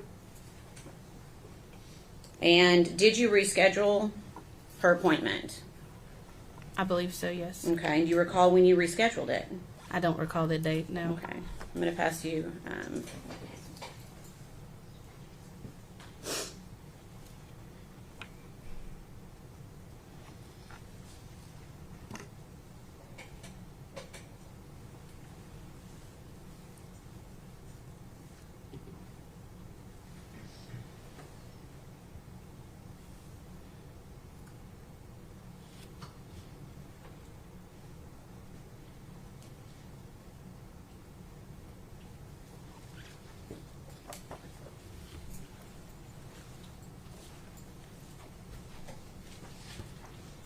I'm going to give you a second to read through that. I believe it's 2 pages.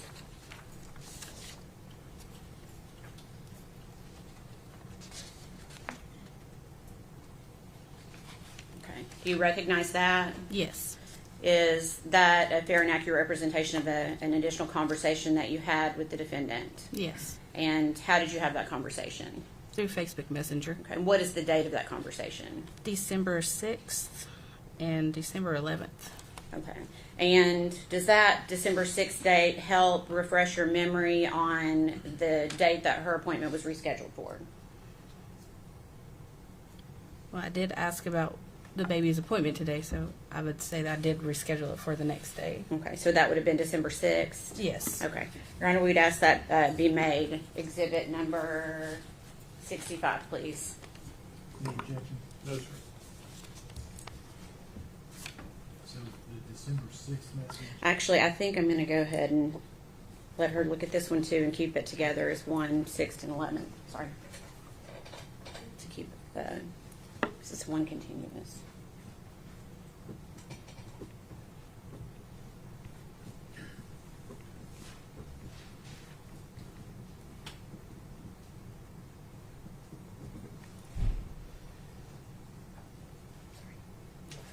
I'm going to give you one additional page for that same exhibit. If you could just take a look at it, please.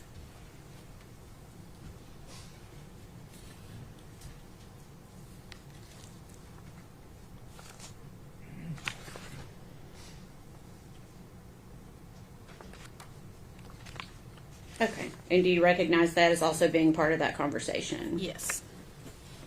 Same day. Does that go into the date of December 11th as well? Yes. Okay. But that's to be that collective exhibit number 65.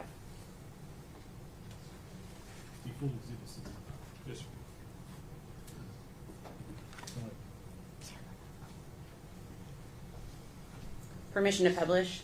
go ahead. Okay. Ms. Saltz, I'm going to go through one page at a time with this, okay? Mm-hmm.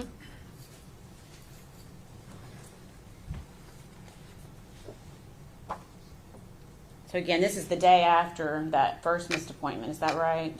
Yes. Okay. And can you tell me the date of this conversation? December 6th, Okay, and what do 2019. you, I'm sorry, December 6th, 2019. and what do you ask the defendant, Megan Boswell? What about the baby's appointment today? Okay, and what does Megan say to you? That she says I had to come in. I've been called in since 4:30 a.m. I'll have to reschedule it. That she'd been working crazy hours. Okay, and what did you ask her? Where she was working, And what did Megan Boswell say? the chicken place.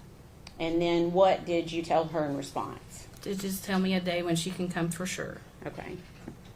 And then did she respond to you?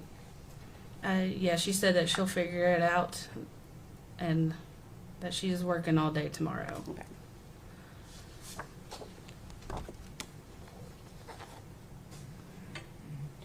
Is this a continuation of that same conversation? Yes. Okay.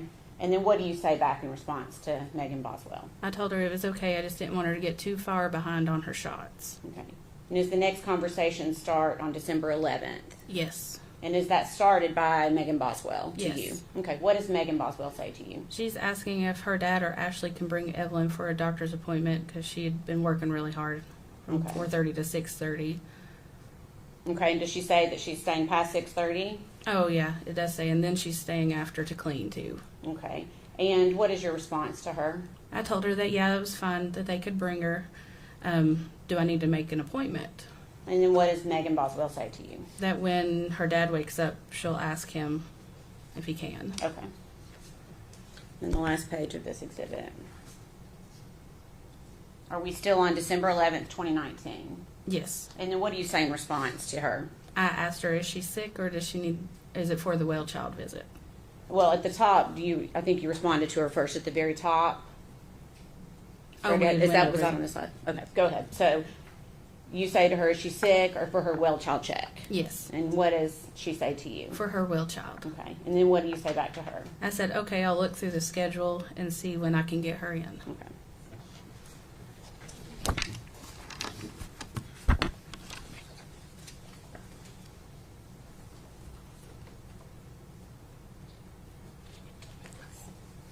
Okay.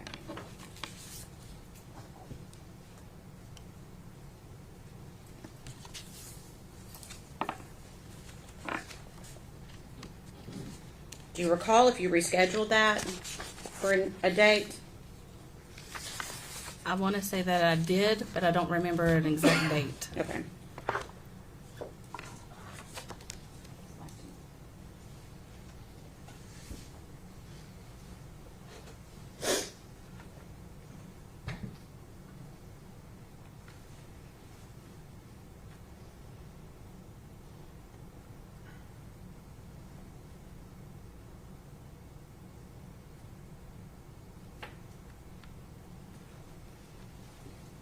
I'm going to pass you one last set of photographs. I'll give you a second to read through them.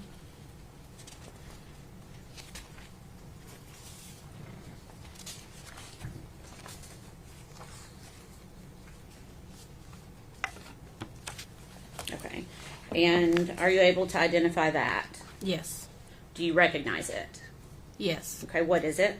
It's more of a text thread off Facebook Messenger. Okay, what is the date of that December conversation? 15th of 2019. Okay, and is that also a fair and accurate representation of your conversation via Facebook Messenger with Megan Boswell? Yes. Your Honor, we'd ask that to be made exhibit number 66. Okay. Before exhibit 66. What was the date again? December 13th, 2019, Your Honor. Thank you.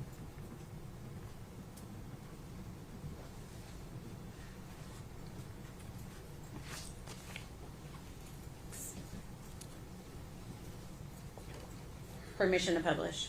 Go ahead. Again, I'm going to show it to you one page at a time.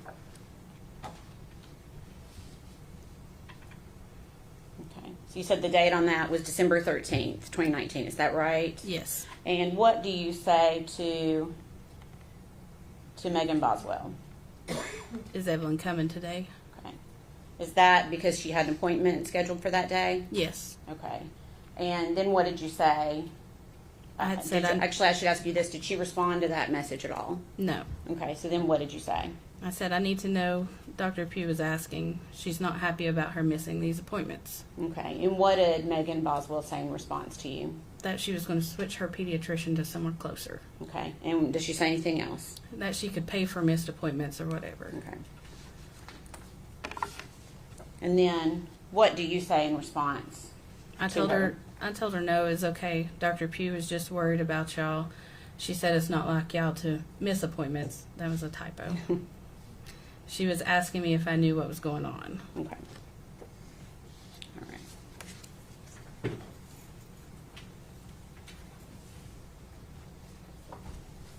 Okay.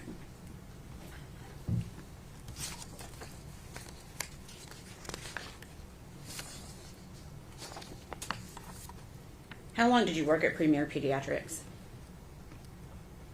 Probably a little over 4 years. Okay. And during that time, I'm assuming like children would switch pediatricians. Correct. Is that a fair statement? Yes. And when they did, would you get record requests from the new doctor? Yes. Okay.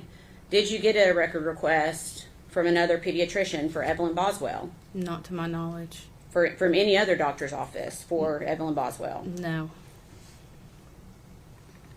Is it typical, based upon the time that you were there for 4 years, typically would you get a request from another doctor to get their vaccine records, etc. Yes. Of the child? Okay.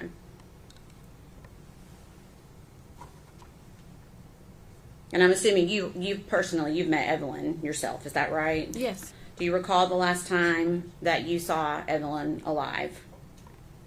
November 28th of Okay. 2019. Okay.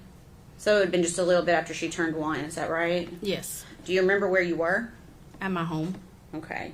And do you remember why she was there? I think Megan and Evelyn were going to visit with my parents, and they were busy, so she stopped by to visit with me. Okay. So she came by to visit, and Yeah. it was just Megan and Evelyn together? Yes. Did Evelyn appear healthy that day? Yeah. Any concerns that you had for her? No. Was she mobile yet? Yeah. Was she walking? Toddling around. I think Okay. she was still holding on to stuff, but she was getting around. Okay. All right. Okay. Please answer any questions that Mr. Scott has for you. I'm sorry, Mr. Horn. It's okay. Ms. Saltz, right? Yes. My name's Tim Horn. I'm one of Megan's attorneys. I just want to ask you a couple quick questions to make sure I understood your testimony. And that is, since Evelyn's birth, up until roughly right at the 12-month mark, Megan was bringing Evelyn in as recommended for these wellness checkups. Correct. It would be a fair statement to say that she did that up until Miss Massengill asked you right at the infancy or the onset of December. Correct. So a year. Yeah. And during that year period, you said you'd worked in a pediatrician's office for about 4 years. Mm-hmm. It would be normal or customary that if, when you're examining a child and you saw signs of abuse or neglect, you'd have a duty to report that, wouldn't you? Yes. And that's a statutory duty that's imposed upon physicians and doctors to do. Correct.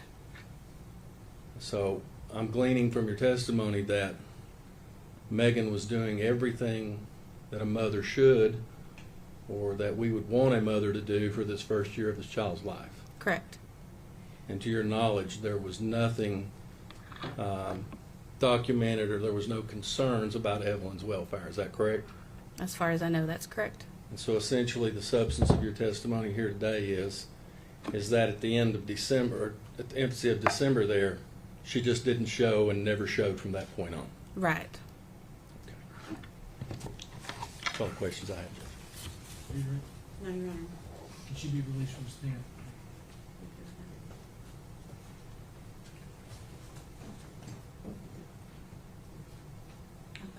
Yes, Your Honor. She can be released. All right. Ms. Sauce, thank you for your testimony today, and you can, be released from your subpoena after you're done. Thank you.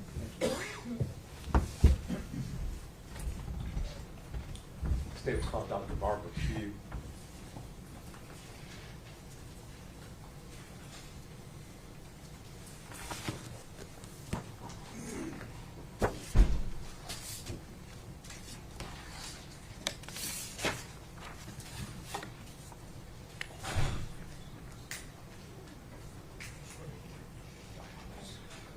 No,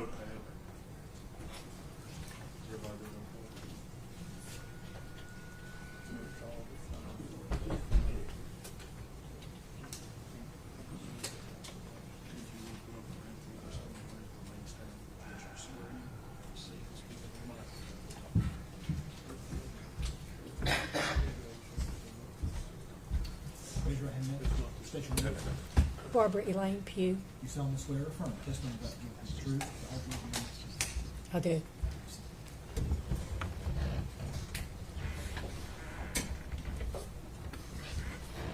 Good afternoon. Hello. Dr. Pugh, if you would scoot up real close to that microphone there so we can pick you up. Okay. There you go. That's better. All right. Your full name, please. Barbara Elaine Pugh. All right. And where are you employed, Ms. Pugh? I am currently retired. I'm a pediatrician. All right. And how long were you a pediatrician? I think 37 years. All right. Where did you practice? I own my own practice Premier Pediatrics in Johnson City. All right. And was that an open pediatrician's office back in 2018? Yes, I think that's right. Okay. While you were had that pediatrician's office, did you have a patient there by the name of Evelyn Boswell? I did. All right. And the mother of the child, her name was Megan Boswell? Yes. Okay. How many doctors were in the practice there at Premier Pediatrician? At that time, we had a physician assistant and another doctor, another pediatrician. Okay. So how did that work when you had a patient there at the office? Did one doctor, was that assigned to a specific patient, or was it just kind of on a Well, they could rotational request basis? who they wanted to see, but most often they saw the same one for their physicals, usually. Okay. And did you see Evelyn shortly after she was born there in your office? My partner at the time, Dr. Trozen, saw her for the very first time at 8 days of age. All right. And would you all have reviewed her birth records from the hospital as part of your usual protocol in taking her on as a new patient? Yes, and there was in the chart where Dr. Trozen got the information. All right. And you had an opportunity to review Evelyn's chart? Yes. Okay. Did you note any concerns as far as her birth, pregnancy, anything like that prior to her coming on as a patient there at your office?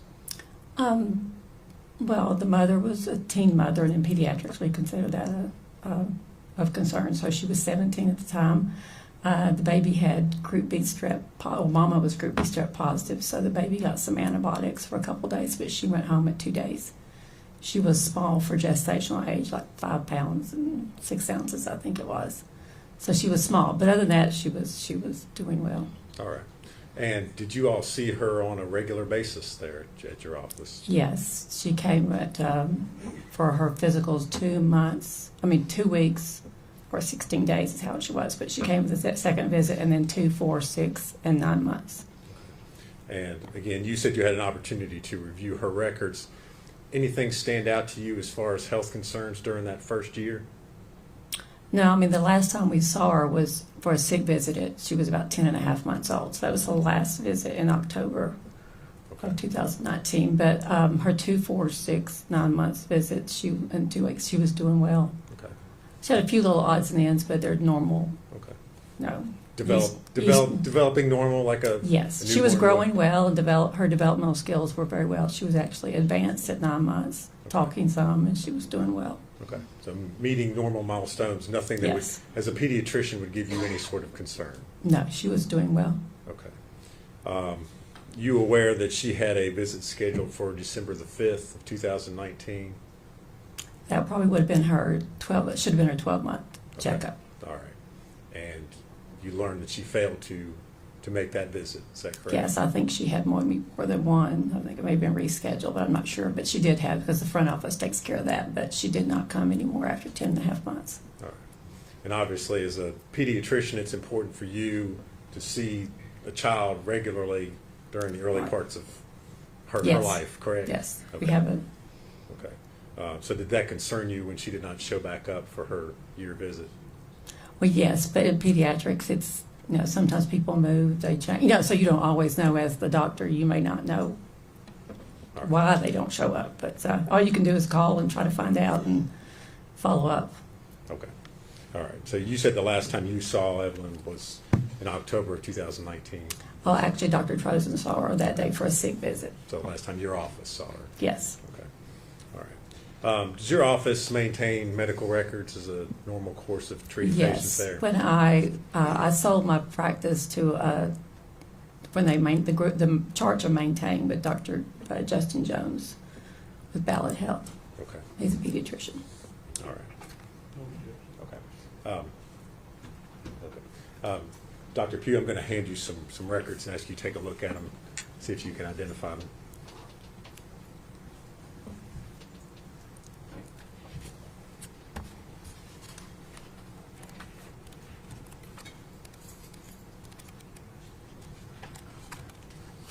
Yes. And what are those? Those are the charts from my office. Okay. And is that a true and accurate copy of the medical records of Evelyn Boswell Yes. that were maintained by your office? Yes. All right. Judge, I would move to make that exhibit 67, please.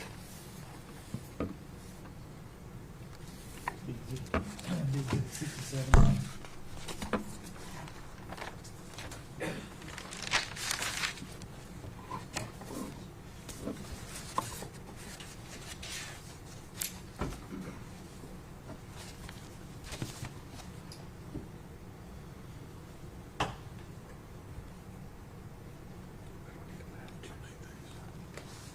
Thank you, Dr. Pugh. If you would answer any questions, I believe Mr. Horn might have for you.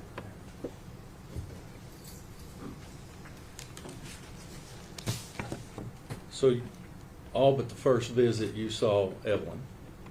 Is that my understanding? Not the first and the last visit, I didn't see Okay, her. last. But you would have had access, to, when you did treat her, you would have access to all of her medical records. Yes, they would be in the chart. And as a pediatrician in the state of Tennessee, would it be fair, I mean, is it your understanding of the law that if a pediatrician's examining a child and they suspect abuse or neglect or something that's affecting the welfare of that child, they have an obligation to report it? Yes. And to your knowledge, to the records that were made in regards to Evelyn, was there anything in there that would cause, warrant, or impose a duty to report anything to law enforcement to require to investigate that? No, or I would have taken care of it. I imagine you would. Your medical license is important to you. So, fair statement to say that Evelyn was progressing the way she Yes. should progress, and that Megan was fulfilling, up until the point you last seen her, her maternal responsibilities as far as it relates to the child. Or, yes. That's all the questions I have. You ready? No, you're right. Is she free to go? She is. Dr. Pugh, thank you for your testimony. Thank You're you. released from your subpoena and you're free to go. Sorry, next. State call Paul Miller.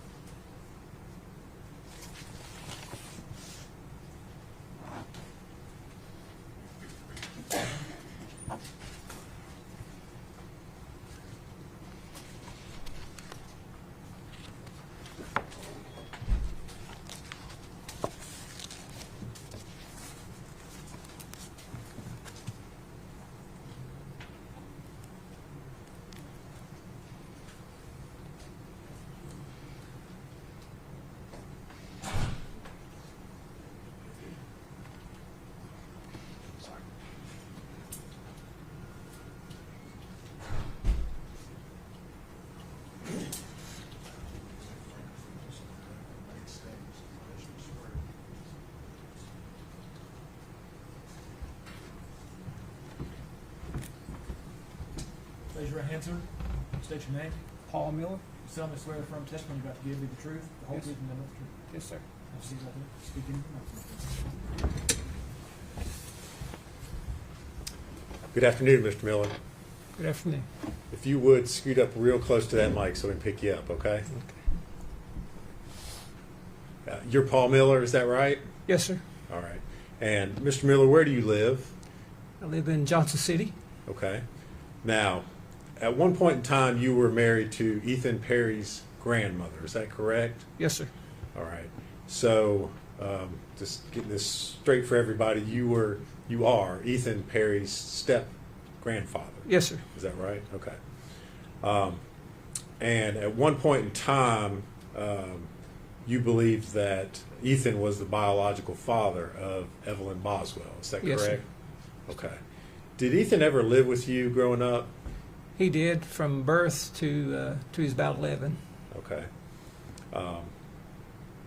And do you know the defendant, Megan Boswell? Yes, sir. Okay. And how is it that you know Miss Boswell? She was dating Ethan.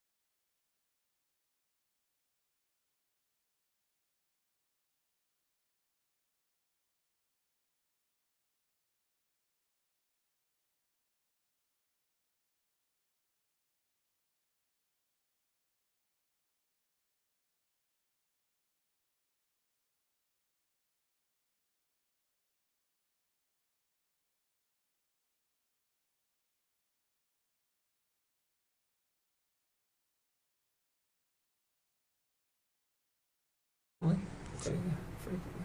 All right. Did you ever get to meet Evelyn and Megan I together? did shortly before Halloween in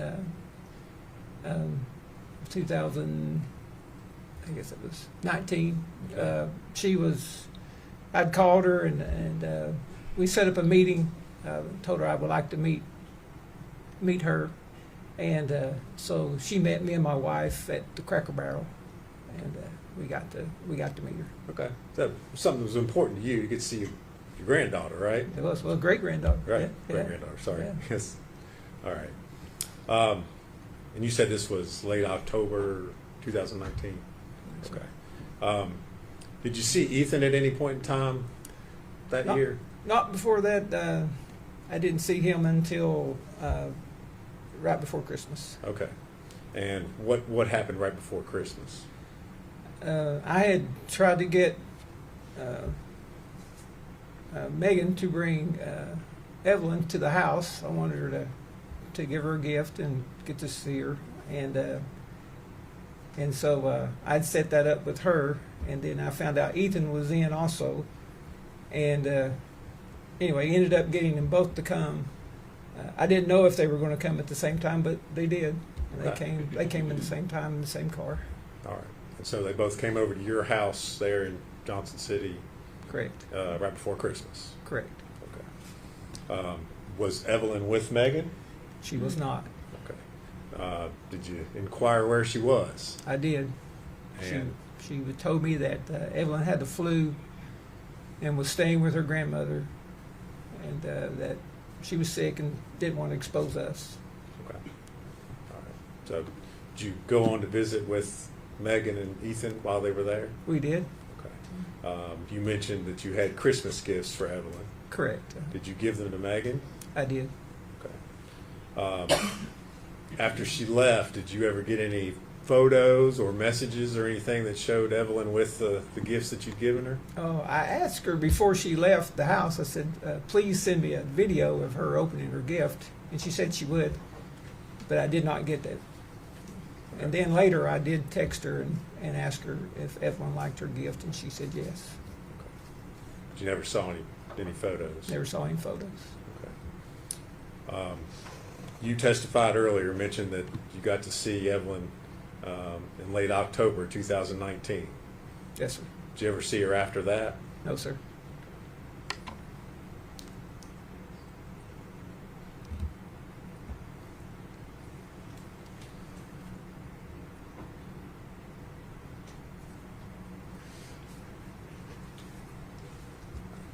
Thank you, Mr. Miller. If you would answer any questions Mr. Scott may have for you.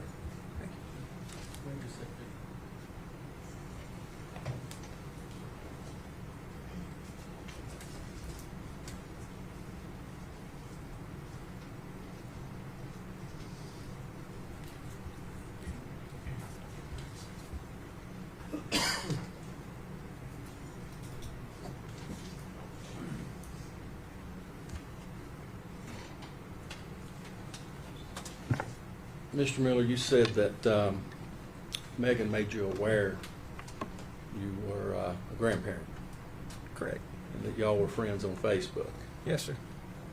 And that Megan posted pictures of her and Evelyn frequently.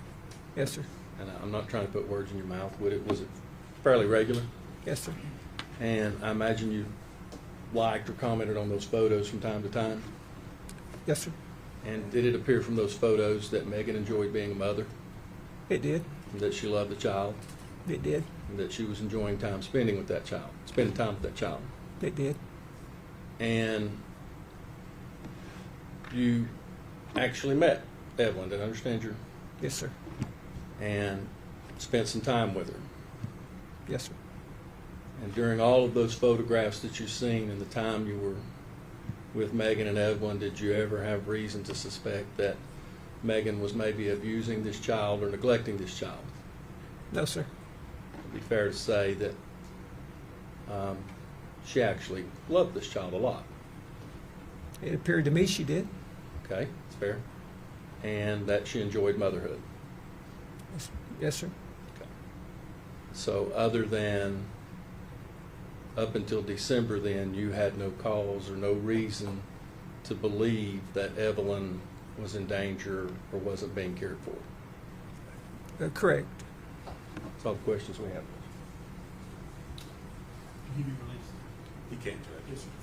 Mr. Miller, thank you for your testimony. You're released from your subpoena, sir, and you're free to go. Thank you. We approached it.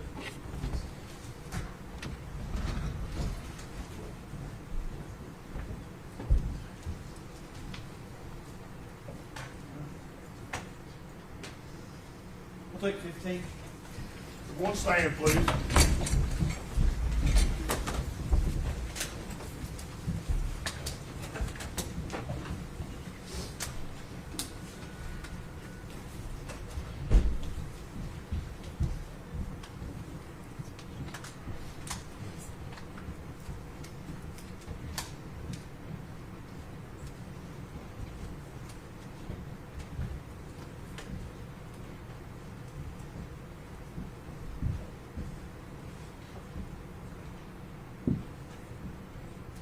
You may be seated, thank you.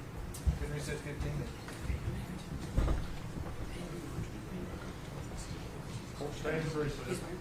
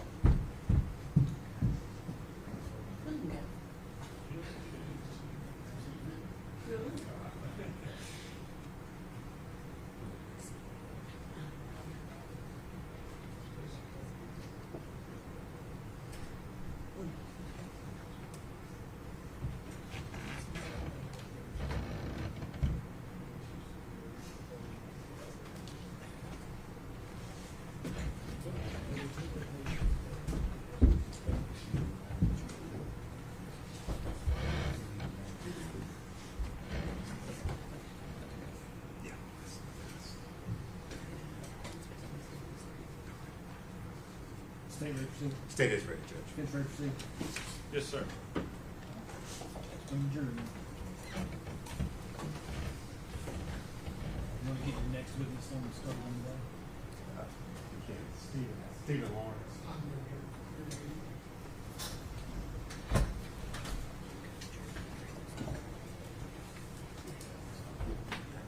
One stand, please.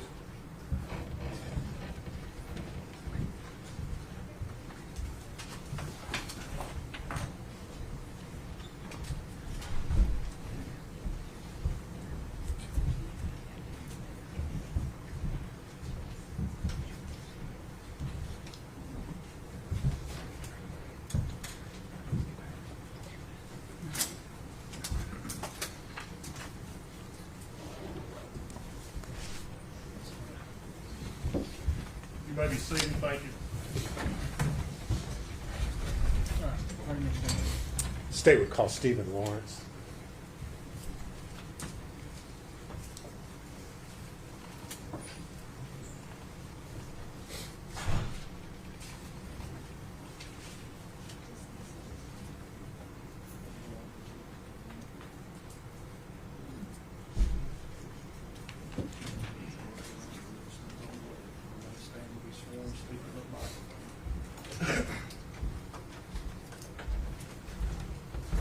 Raise your right hand.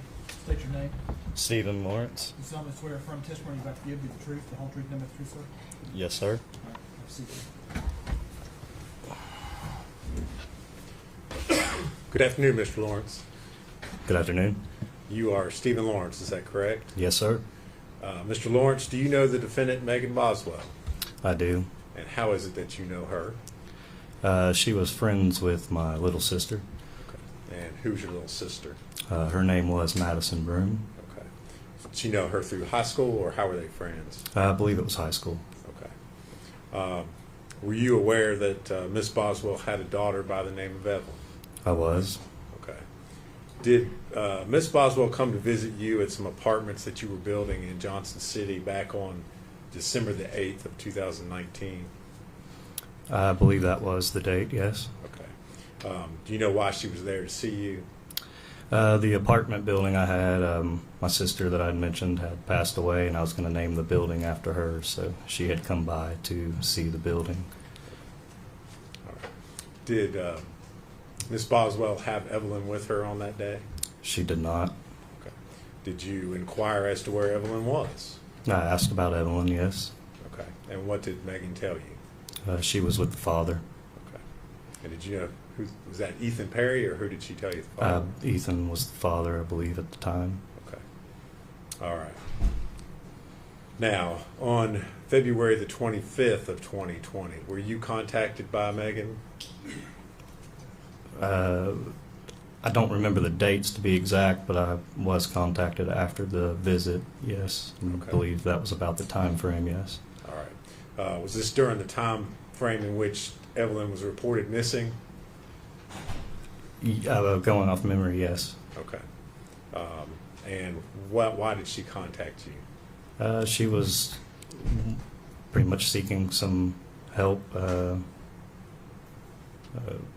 in general. Okay. What did you do after she called you?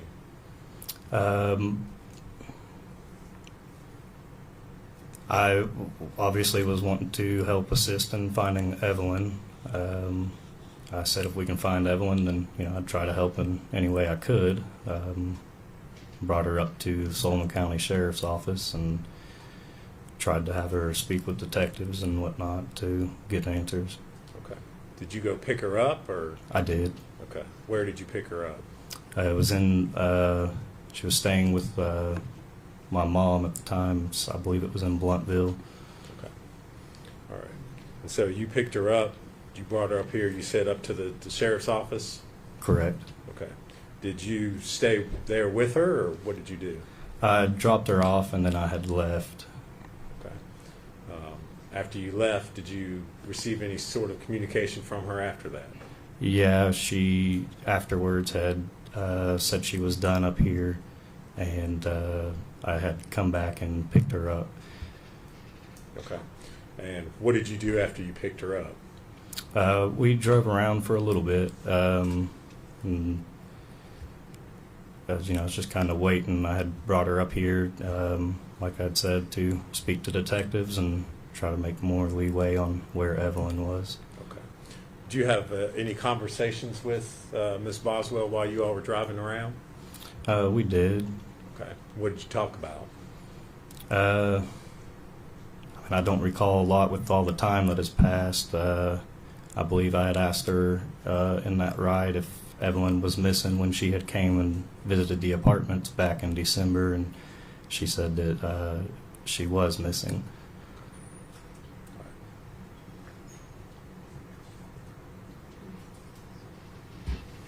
Thank you, Mr. Lawrence. If you would, answer any questions Mr. Scott may have for you. No, just a minute, Judge. Yeah.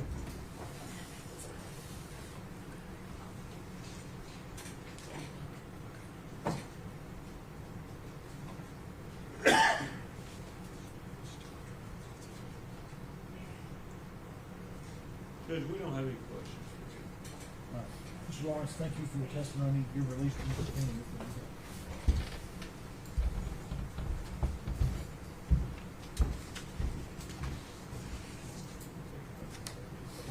State would call Audrey Gibbs.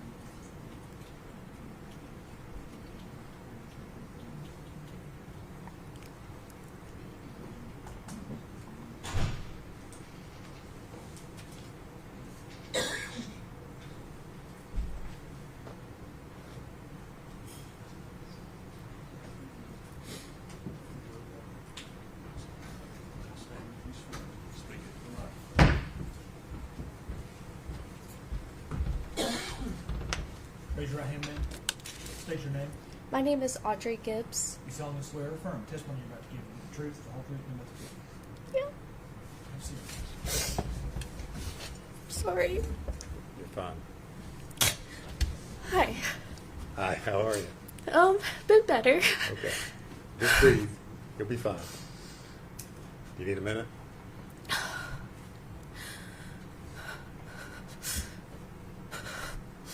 Okay, I'm fine. Okay. All right. You need to just let me know if you need to take a breath, okay? Okay. All right. If you would, state your name for the record, please. Yes, it's Audrey Gibbs. And Miss Gibbs, where do you live? I live in Kingsport, Tennessee. All right. Do you know the defendant, Megan Boswell? Yes. And how is it that you know Miss Boswell? We met in 7th grade.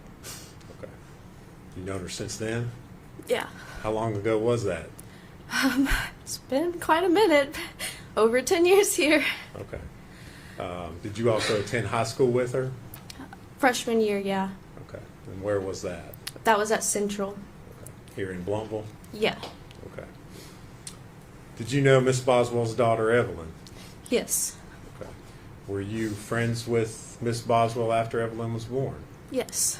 Okay. Did you ever see her or visit with her? Quite often, yes. Okay. When you say quite often, how often are we? How Almost- frequently are we talking? Almost every day. You know, in 2019, we hung out a lot. Megan was one of my closest friends then. We would sometimes take trips together, and, you know, Evelyn was always there with us.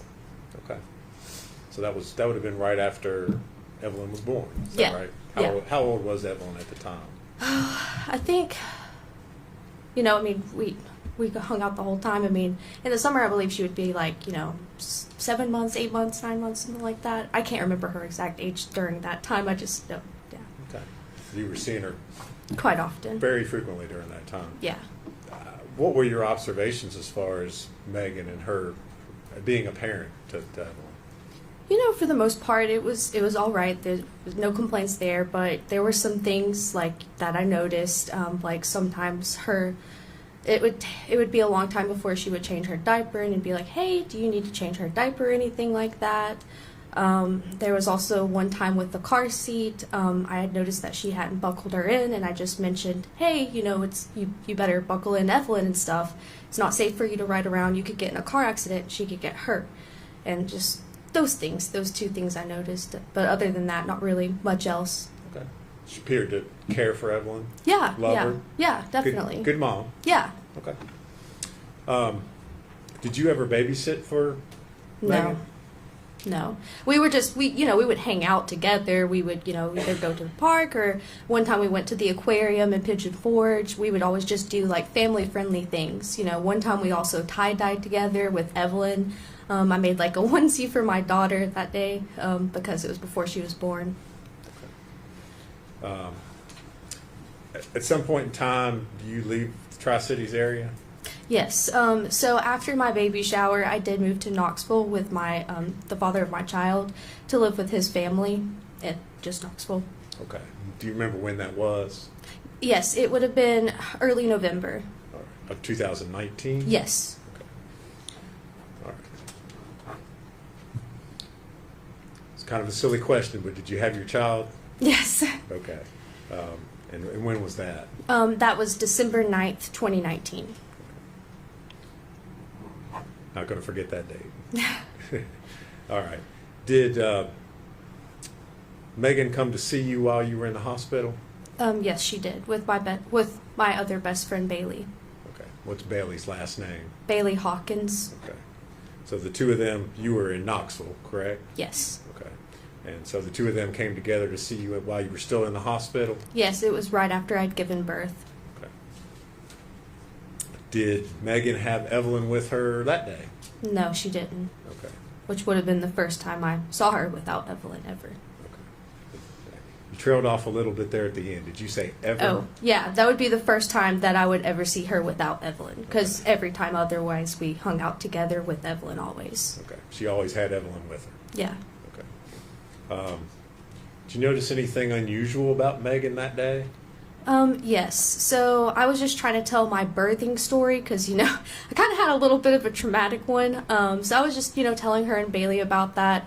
And Megan's behavior that day was just a little weird.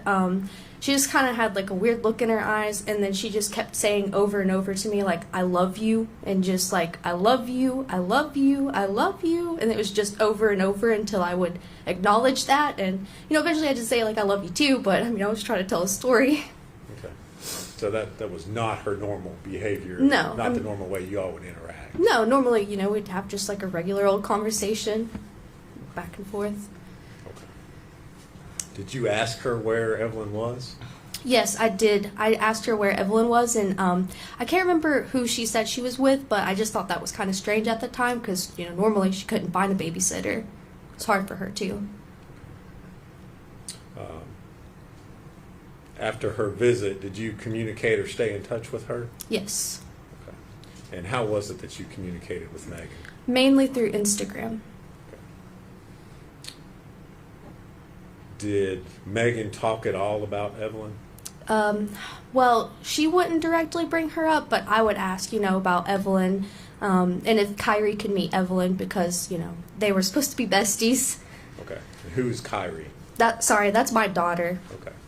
All right. So you said you talked about Evelyn. Yeah. Did Megan ever bring her up or talk about her, show any pictures? She didn't show pictures, but she would answer, like, my questions if I asked about Evelyn. She would just say, she's good, but, she's not with me. She said one time that that Evelyn was with Ethan. Well, actually, that's really the only thing she told me was just that Evelyn was with Ethan. Okay. And you said that this was after your visit on December the 9th. So, yes. Do you remember conversations back in January of 2020? Would you have had conversations with her on Instagram at that point in time? Yes. All right.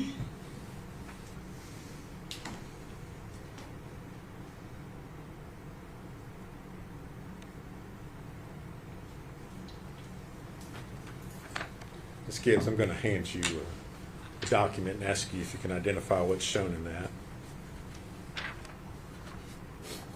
Yes, this is just mine and hers Instagram messages. Okay. Is that a conversation that you had with her on January the 19th of 2020? Yes. All right. Is that a true and accurate depiction of the conversation that you had with her? Yes. Judge, I would move to make that exhibit. Sorry, 68. You objection? Instagram. It's Instagram. Yes, Judge.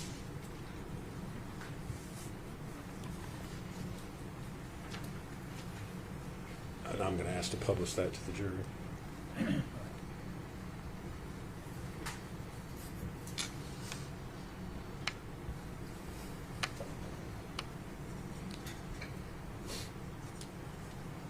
All right, Ms. Gibbs. Just for clarification, I noticed at the top it says Maggie Mae. Is that how you had her, or is that her handle on?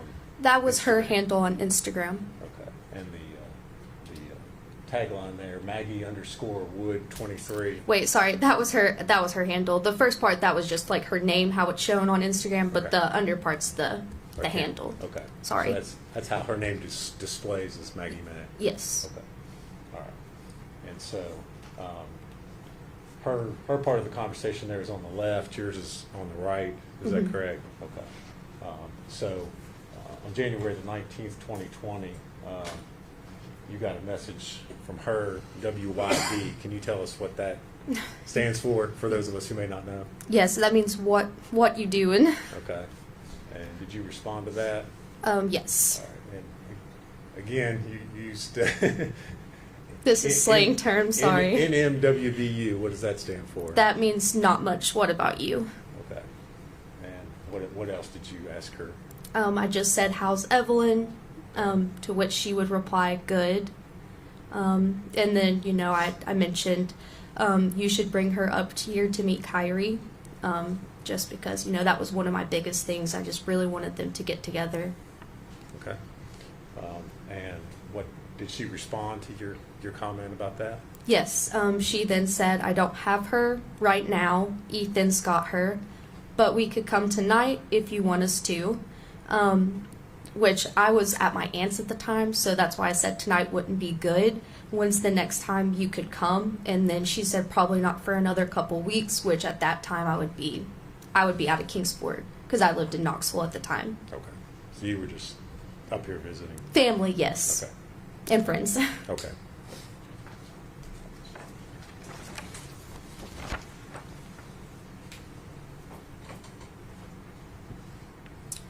All right.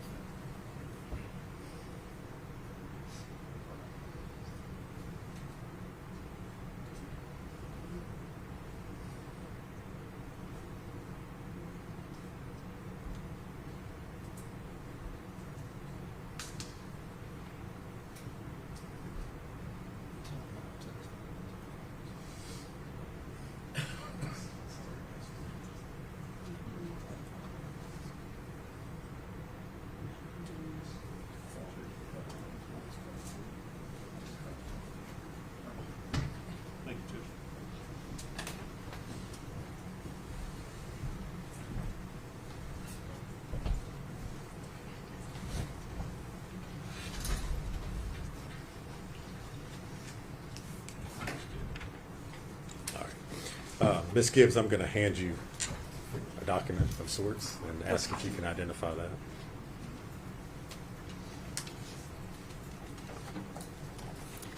Yes, this is another conversation between me and her on Instagram. All right. Was that a conversation that you all had back on January the 24th into the 25th of 2020? Yes, All right. and also the 26th. Okay. And was that is that a true and accurate copy of the conversation that you all had there on Instagram? Yeah. All right. Judge, I would move to make that Exhibit 69.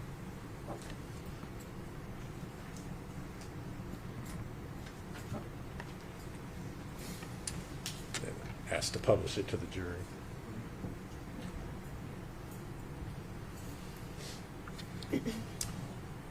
All right, Ms. Gibbs. So again, Ms. Boswell's portion of the conversation is, as we look at on the left part of the screen, you're on the right side. Is that correct? Yes, that's correct. Okay. So you want to interpret for us again? Yeah. Okay, so starting off, she says, "What are you doing?" And then I just said, "Nothing much. What about you?"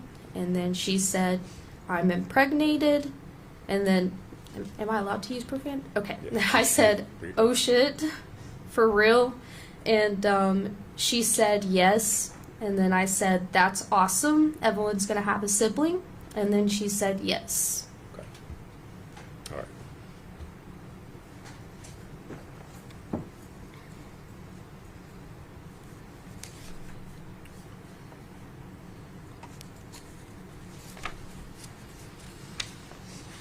Did you continue to have communication with Miss Boswell after that? I mean, it would have still been kind of spotty, here and there. Just messaging when I could, because I was like, a new time mom for the first time, and just kind of, going through the newborn stage. But, I think I messaged her one more time, well, a couple more times, and then the last message I remember sending her was basically like when everything came out, and I was like, "How are you? This is pretty intense." Okay. But that was like one of my last messages to her. All right. Did she ever respond to you No. at that point in time? Okay. Ms. Gibbs, when was the last time that you saw Evelyn? It would have been my baby shower. Okay. And when was your baby shower? It would have been October 31st. 2019? Yes, sorry. Okay, no, that's fine. Okay. And then you left after that and went to... Yes. All right. Thank you very much. If you would answer any questions Mr. Scott has for you. Okay. No questions. All right. Ms. Gibbs, thank you for your testimony. Your release from the subpoena, ma'am. Where you go? Thank you.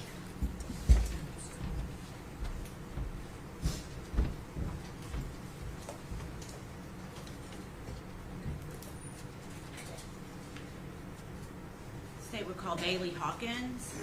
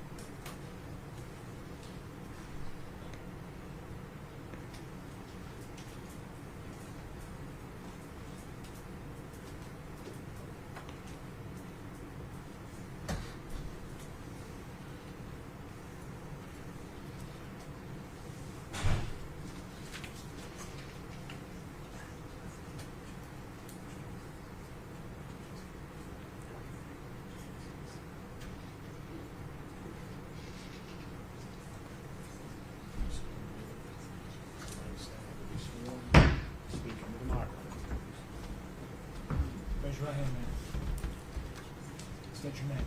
Bailey Hawkins. Solemnly swear affirm testimony you're about to give the truth, the whole truth, and nothing but the truth.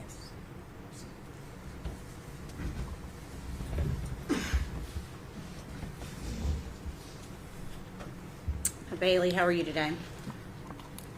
I'm here. Can you tell us your name? Bailey Hawkins. Okay. Can you tell us where you live? What city do you live in? Blountville, Tennessee. And how long have you lived in Tennessee? I moved to Tennessee in 5th grade, so about a little over 10 years. Okay. And when you moved to Tennessee, what school did you go to? I went to Holston Elementary School. Okay. And do you know the defendant, Megan Boswell? Yes. How do you know her?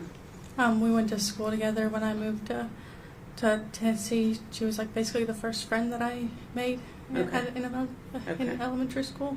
Okay, so would that have been around 5th grade? Yeah. Okay. And did you maintain that friendship from 5th grade on? Yeah, we pretty much stayed in contact because we had like classes together and everything, and we're in school together. She moved around a lot, so we would fall in and out of contact here and there, but we pretty much stayed friends the entire time. Okay. Do you recall when Megan was pregnant with Evelyn? Yes. Were you still friends during that time? She invited me over to Evelyn's baby shower, so we were friends, and then she invited me to her baby shower. Okay. And were you able to go to the baby shower? No. Okay. Did you continue to maintain that friendship after Evelyn was born? Yeah, that's pretty much when we became in contact more and started like seeing each other more. Okay. Can you tell us, when you say seeing each other more, how often do you think you were seeing Megan and Evelyn? It was pretty regularly.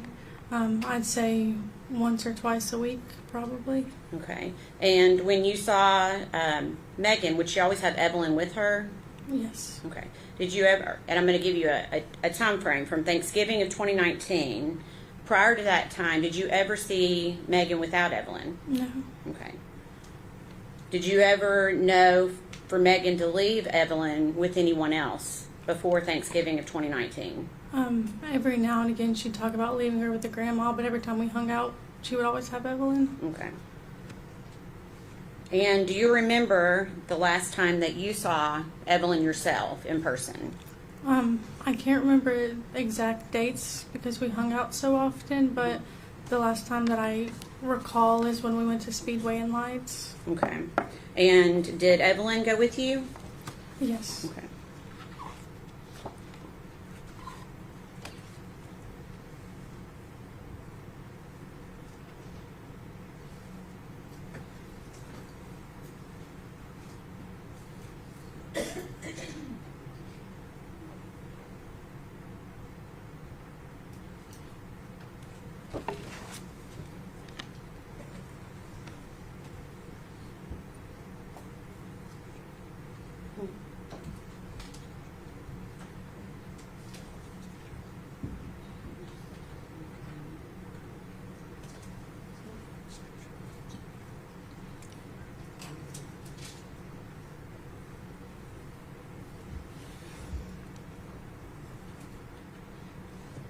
When we approach.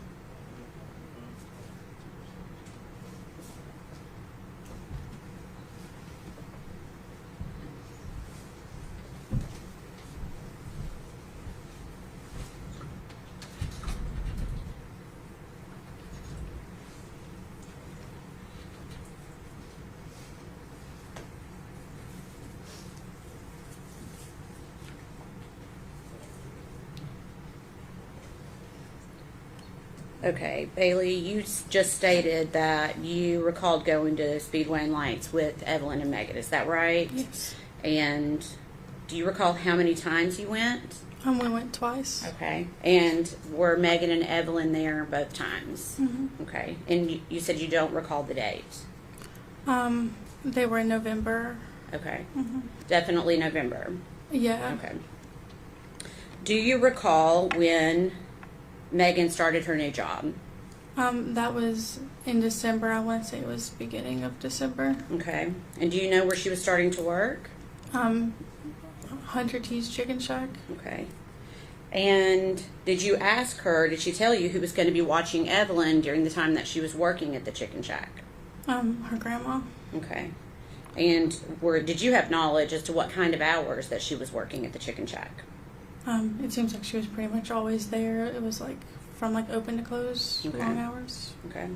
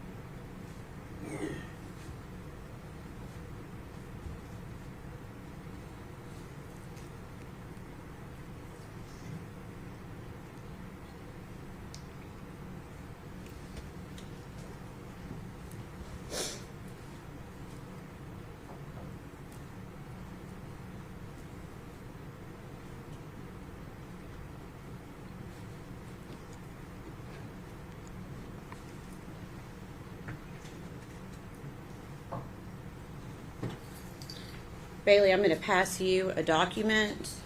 If you can, try to keep it in order, but just look through it and see if you recognize it.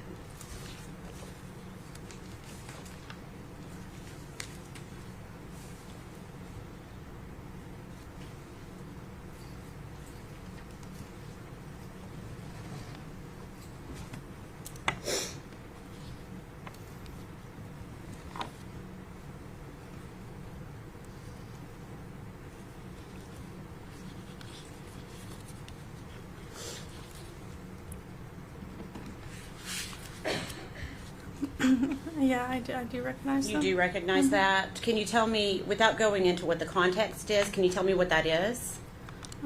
It's text messages between me and Megan. Okay. And for what date? December 5th, Of what year? 2019. Okay. And is that a fair and accurate depiction of your conversation with Megan Boswell on December 5th of 2019? Yeah. Okay. Your Honor, we'd ask that be admitted as the next exhibit, number 69.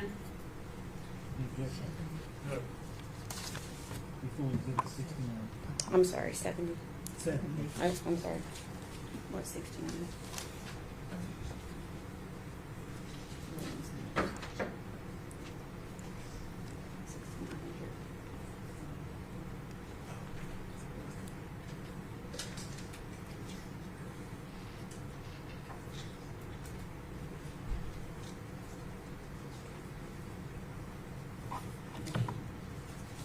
Sorry about that.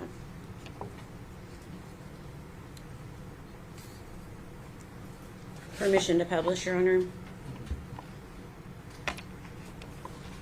Bailey, I'm going to show you each one page by page, okay? We're just going to go in order. Okay. This first message, who is the first individual to speak on this message? Megan. Okay, what does she say to you? Hey, I'm still at the chicken shack. Okay, and what time of day was that message? Did that message come through to you? 9:39 or 32 p.m. Okay. And when you ask her what she's doing, what does she respond? I'm actually just hanging out. Okay. And when you ask her if she's having fun, what does she say to you? Yeah, I just hang out with Hunter. We're done now. And what time did she send that message? 9:51 p.m.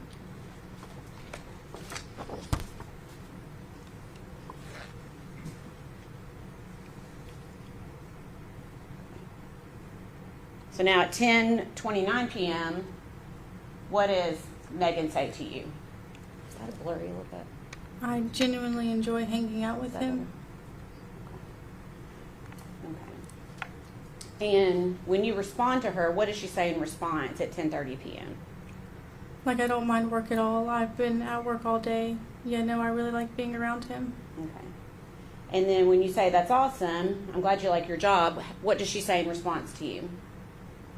I left and came back after they closed just to see him. Okay.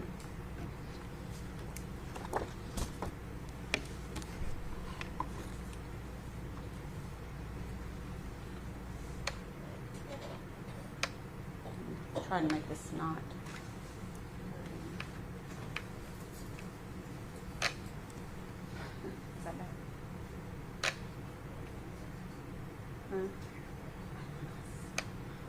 Okay, I don't know if I can make it better than that. Can you see that okay? Yeah. Okay. So at this point, we're at around 10:40 p.m., and you're asking if it was just Hunter, and what does Megan say in response? His dad was in the back with him, and I chilled up front. Okay. And then what does she say in response, or regarding Hunter and his dad? Him and his dad went to go to church with them on Sunday. Okay. And then what do you suggest to her in response to that? I say you could bring Evelyn. Okay. And what does Megan say? I used to take her to church with Caleb. His dad was like, you can come to church with us Sunday. And Hunter was like, yeah. And we'd go to that barbecue place you like and get food after. I feel kind of bad. He's not a bad guy. And I was like, he's so weird.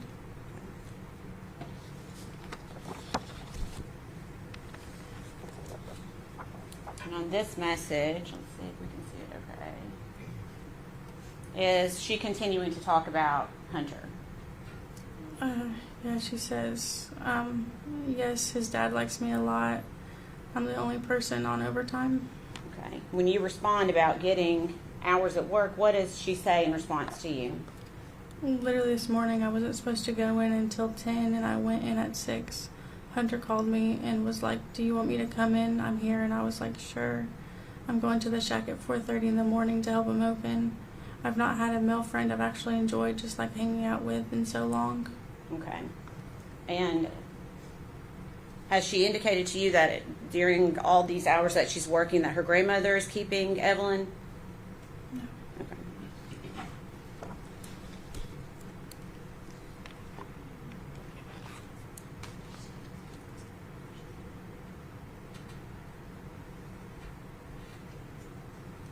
Okay, so when you say that's so early, does Megan respond to you?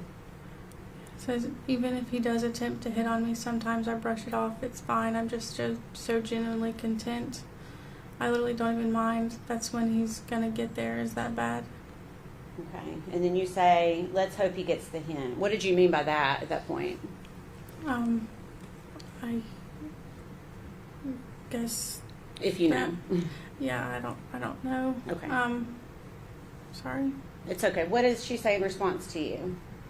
Like, not even an, oh, I like him, content. I'm just content and happy around him. That sounds weird, but I am. Okay. And then what do you say in response? But if you don't mind and have someone watch Evelyn, then definitely go for it.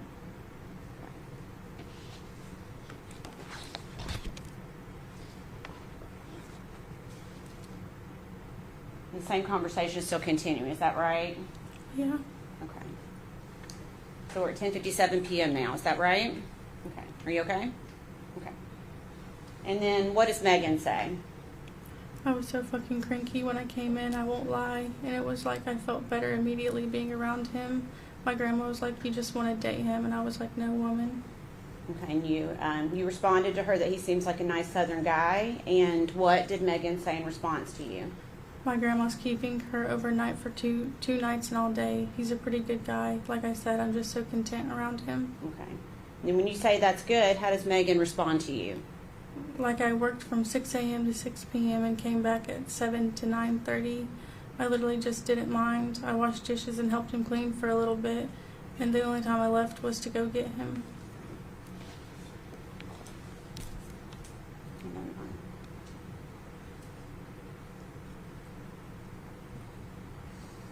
Okay. Last one for this. Actually, there's two more. Sorry.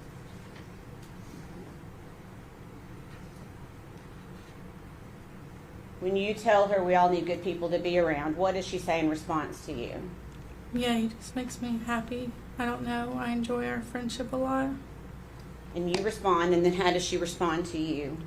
I didn't even care though. It didn't feel that long. And the last page of this conversation, starting about 10:59 p.m. What does Megan say to you at that time? It's 11 and I have to be back at work at 4:30 and I'm watching TikToks. I'll be there from 4:30 a.m. until like 8 at night or later. Okay, and you said OMG, and how did she respond? I don't even mind whatsoever. Okay. At any time during that conversation, did she ever indicate that Evelyn was with her? She said that Evelyn was with her grandma.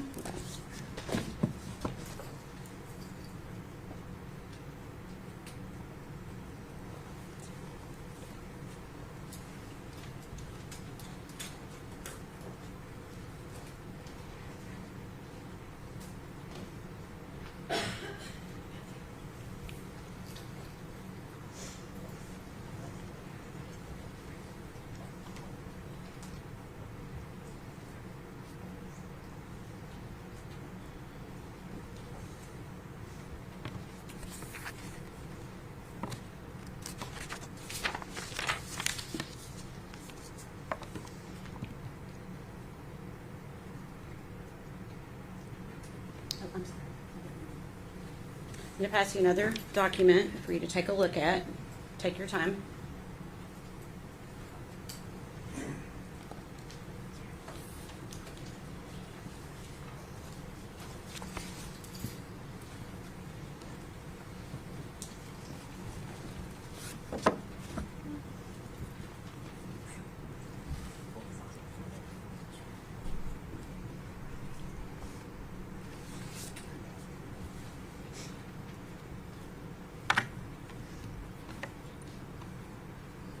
Have you had a chance to look at that one?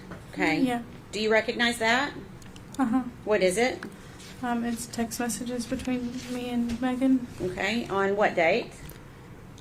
December 6th, 2019 at 9:10 a.m. Okay. And is that a fair and accurate depiction of the conversation you had with her by text message that day? Mm-hmm. Your Honor, we'd like to ask that to be admitted as the next exhibit, number 71. Any objection?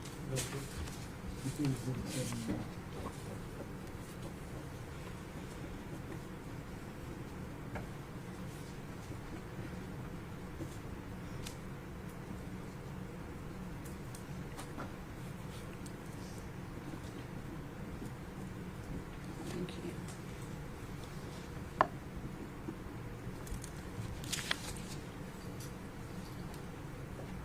Permission to publish?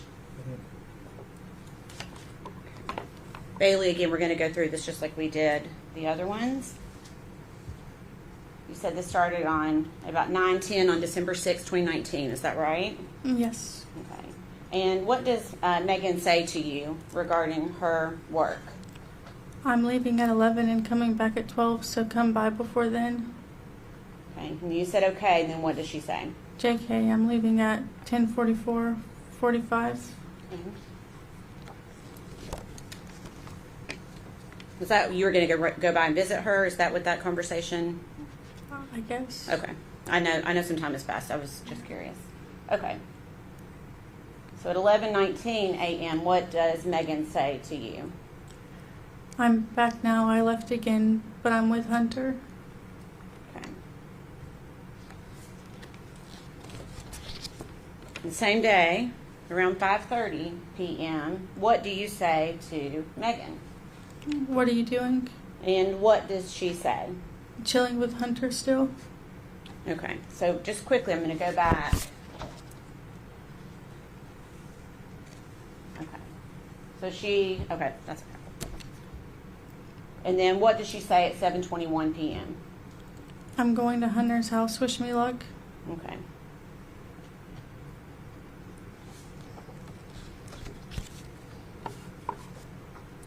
And then same day, 11:30 p.m. What does Megan say to you? I'm home now. I was over there for hours. Holy shit. We just talked. It was nice. Okay. At any time during that conversation, did she mention that she had Evelyn with her? Did she mention where Evelyn was? No.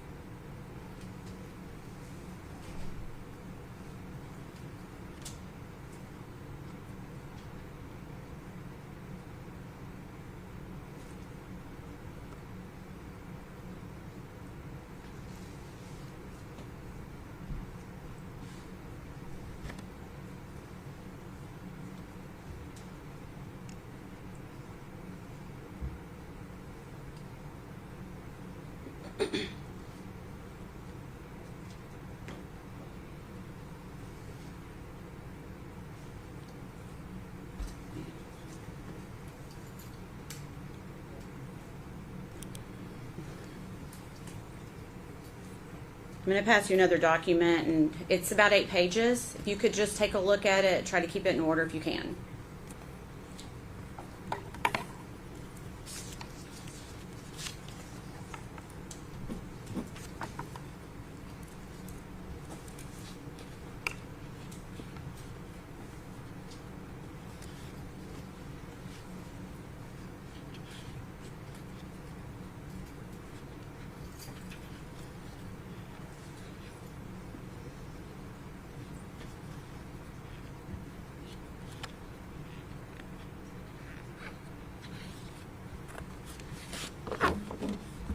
Okay.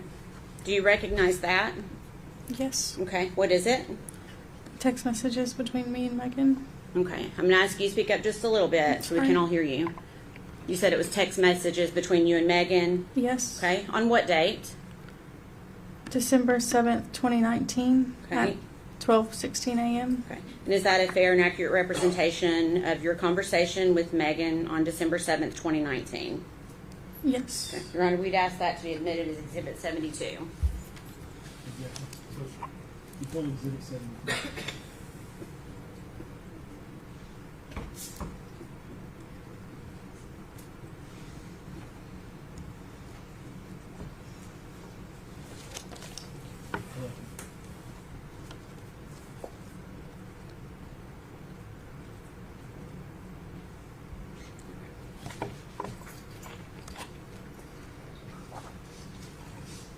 This one's a little bit harder to read because it's a lot of text on one page, so I may zoom in and then we can zoom back out, okay?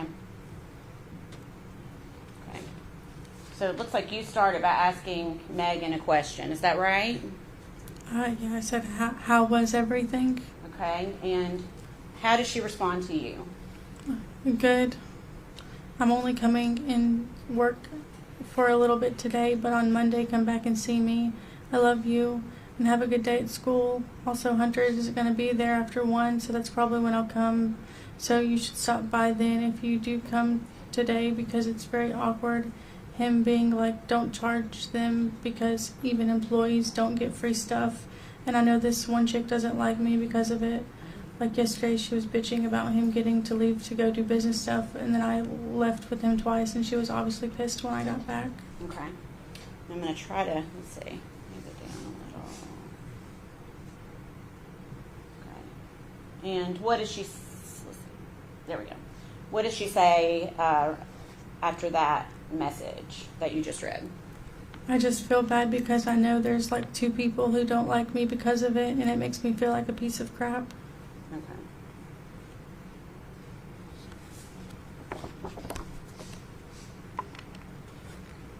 The same conversation's continuing at 3:43. Is that right? On December 7th. And let me get it.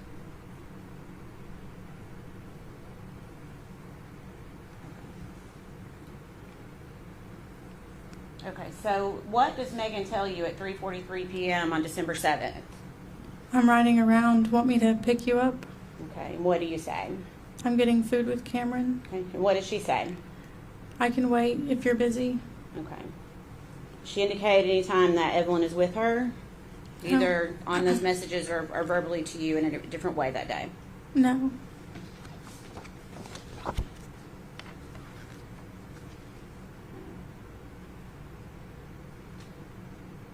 Okay, so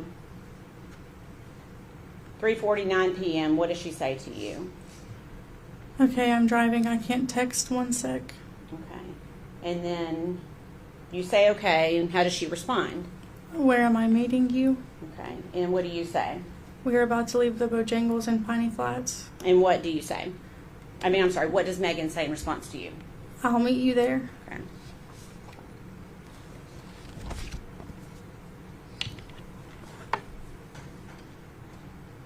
Still on December 7th. I'm going to probably zoom this one in too, just in case there's jurors who can't see it in their monitors.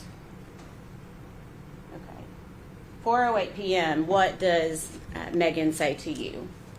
I'm here. Okay. Oh, sorry. And then you responded. No, how did you respond? Okay, I'm sorry. It'll be like 15 to 20 minutes. Okay. And what does Megan say in response to you? It's okay. Take your time. Thank you. It's just me. Evelyn's with Ethan's grandma. Okay. And had you ever known Megan to leave Evelyn with Ethan's grandparents prior to when she says it this moment? Okay, you'll have to answer verbally. I'm sorry. No. Okay. That's okay. Okay. And then do you recall getting this screenshot from Megan at 5:09 p.m. that day? Yes. Okay. And do you know what that was regarding, that screenshot? It was regarding a movie that they were going to go see. Okay. When you say they, who are you talking about? Hunter and Megan. Okay. And so that's essentially the movie times that they were looking at, is that right? Yes. Okay. And the movie is Dark Waters? Yes. Okay.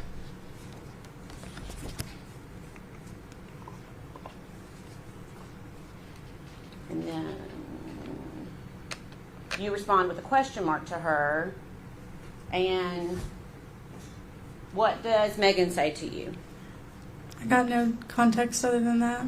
Okay. And then she then explains, I guess she realizes what it is. What does she say?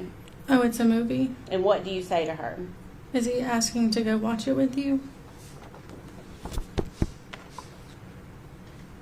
And then what does Megan say? Yeah. And then what do you say? Are you going to do it? And how does she respond? Yeah.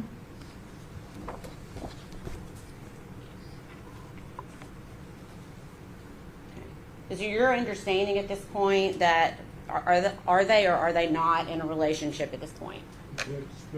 I'm asking if she knows. She can answer if she knows. Yeah. Both of you, yeah. Go ahead. To your knowledge, was Megan in a relationship with Hunter at this point? I'm not too sure. At a certain point in my mind, they were in a relationship. Okay. So your answer is you weren't sure at this point? Okay.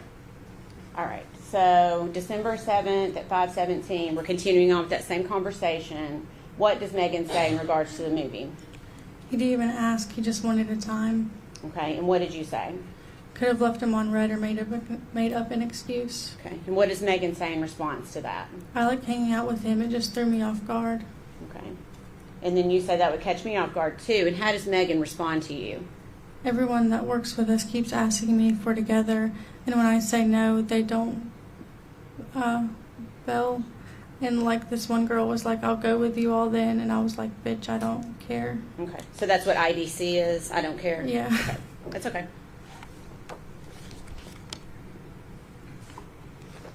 Okay, so same day at 8:04 p.m., what do you ask her? How was the movie? And how does she respond? It was fine. Okay. And you asked, didn't you enjoy it? And what does she say? The movie was just kind of long. I liked getting to see him. Okay.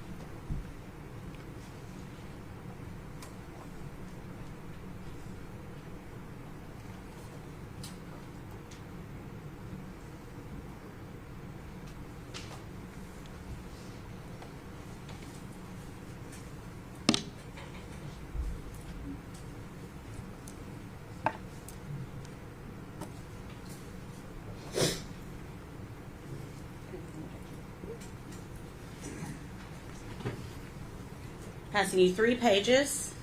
Take a moment to see if you recognize this.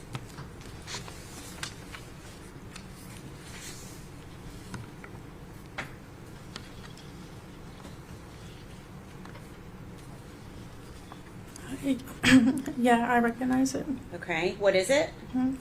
Text messages between me and Megan. Okay. On what date? December 8th, 2019 at 11:53 p.m. Okay. And is that a fair and accurate representation of your conversation on December 8th, 2019? Yes. We'd offer that as exhibit number 73. No objection. Full exhibit 73.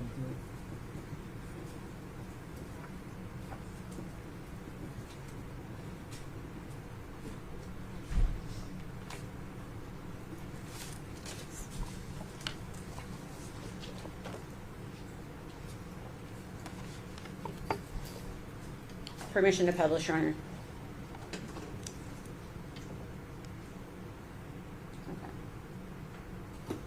Okay, so around 1:53 p.m. on December 8th, you ask her, what are you up to? And what does she say? I'm with Maddie's brother Okay, and you say, where are you? And what does she say? at the chicken shack.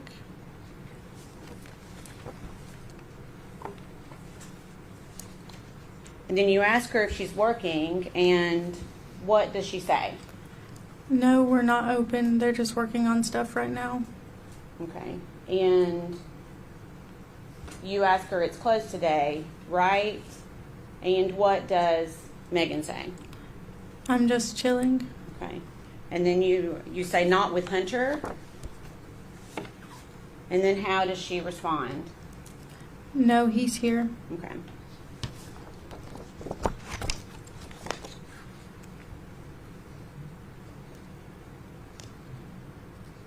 Did she indicate to you in text message or in another way that day where Evelyn was?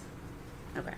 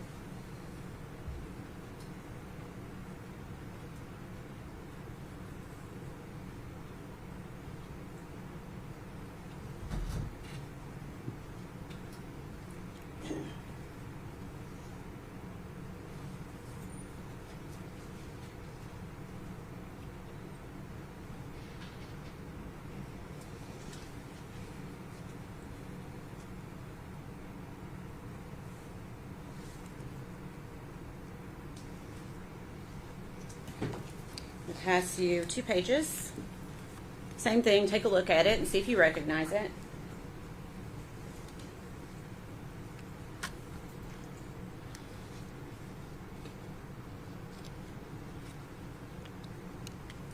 I do recognize it.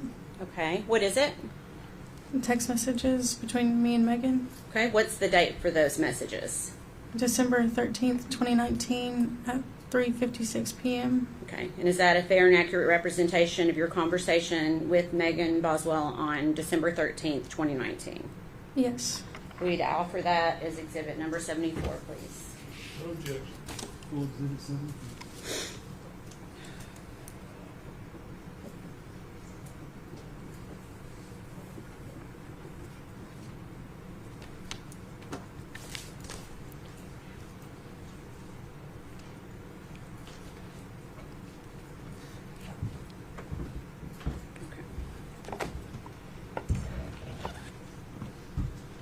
Permission to publish.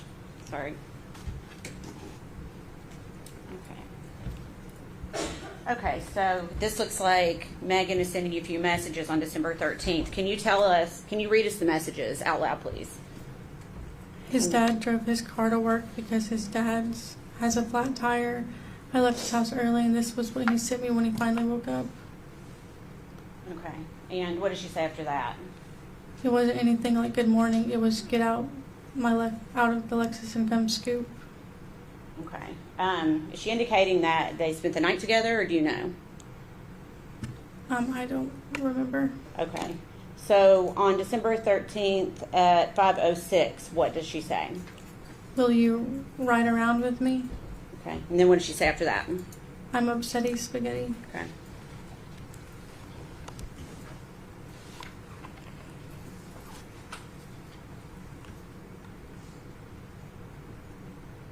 Okay, and then you respond to her. What do you say to her?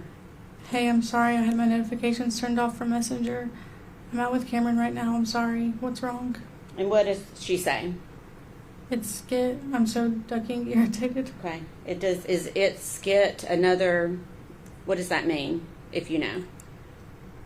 I don't know. Okay. It might have been a typo. I'm not too sure. Okay.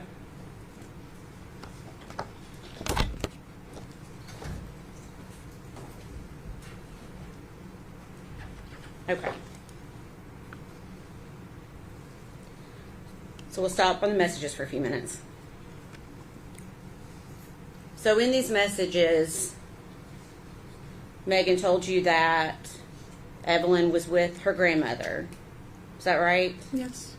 And she told you that Evelyn was with Ethan's grandmother. Is that right? Yes.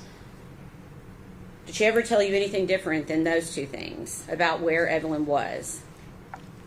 Sometime around that time, she had told me that Ethan came back from Army leave and that like he was going to see her for the week because he was back in town, and then he ended up filing for emergency custody for her, and then within that time period, he like had emergency custody and they were supposed to go to court and stuff over it, and then at that point like he had emergency custody and then they had shared custody and then then they had shared custody. Okay, so it sounds like this was more than one conversation. Is that fair? Yeah, it was all of this was between December and January. Okay. When you had these conversations with her, did she seem sad? Not particularly. Did she seem worried about Evelyn? No. Did she seem scared in any way? No. What was her demeanor during any of these conversations?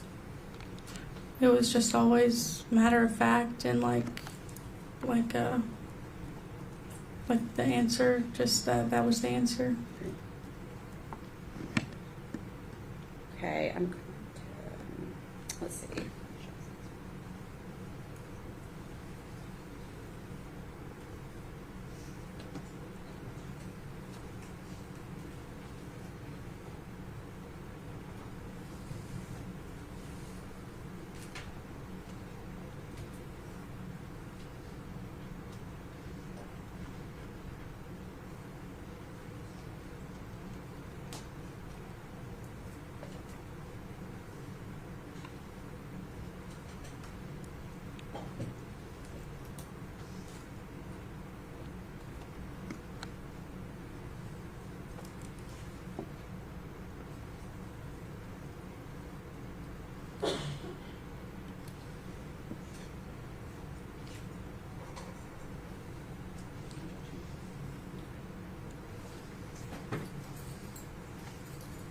A few more messages. I believe it's about 4 pages.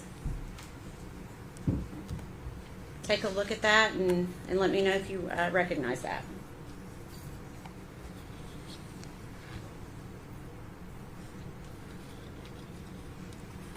Yeah, I recognize it. Okay. And what is it? Text messages between me and Megan on December 14th, Okay. 2019 at 1:09 p.m. Okay. And is that a fair and accurate representation of the conversation you had with Megan on December 14th, 2019? Yes. Okay. Your Honor, we'd ask that be made exhibit number 75. Objection. Pleasure. You full exhibit 75.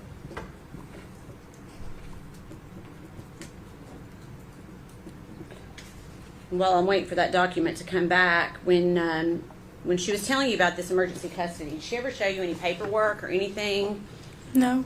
confirming that had actually happened?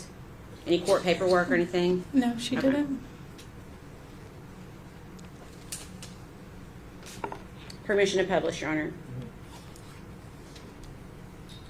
Try to make this one a little bit bigger for the jurors. Okay, so on December 14th at 1:09 p.m., what does Megan say to you? I'm going to go ahead and head your way. Take your time. I'm just sad without Evelyn, knowing what Ethan's done, and I hate going home, seeing her stuff there and not her, you know. Okay, and how do you respond? Okay, I just got out of the shower, but I need to get dressed and everything. Okay, and what does Megan say? It'll be a second before I'm there. Like I said, take your time. I'm just avoiding going home. Like I was fine before. It just hurts knowing I can't see her than having to look at her stuff. Okay. And then about 10 minutes later, what does she say to you? Yeah, Birch is here. Okay, and then what do you say? I'm sorry, I'm about to be ready. Okay.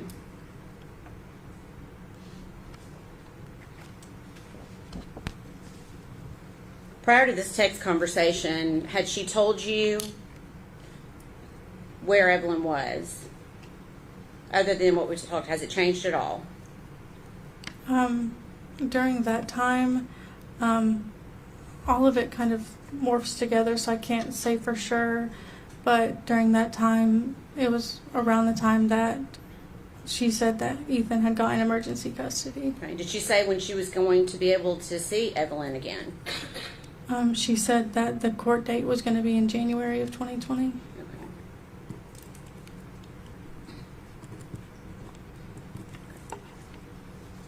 Okay, so I'm assuming you're still getting ready while she's waiting for you.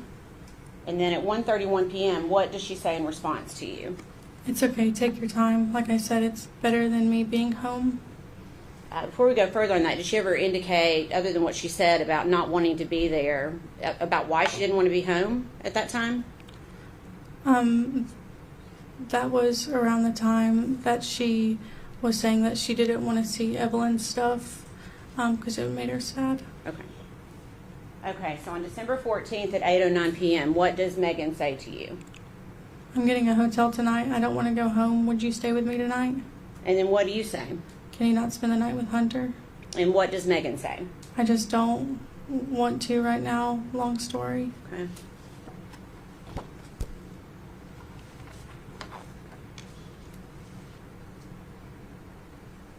And then at 8:31 p.m., what does she say to you?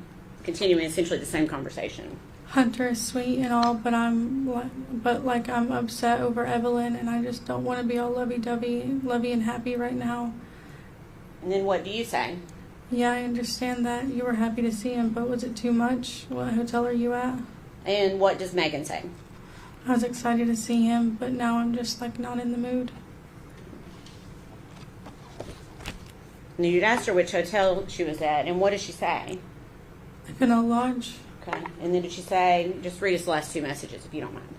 Well, right now he started hugging me and stuff, and I just have a lot on my mind. I don't want to be all like I think I upset him when I left, but I didn't mean to.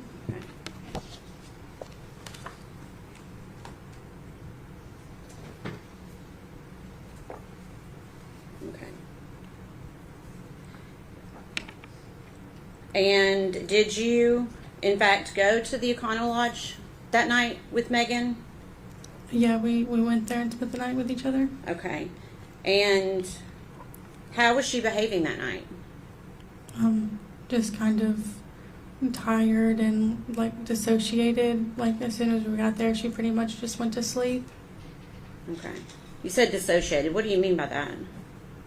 Just normally, it's very talkative and, carrying conversation, but that time it was just kind of she didn't really say much, and then she just kind of went to bed, and then I stayed up a little bit later. Okay. Did she seem upset? Not upset, tired and kind of out of it.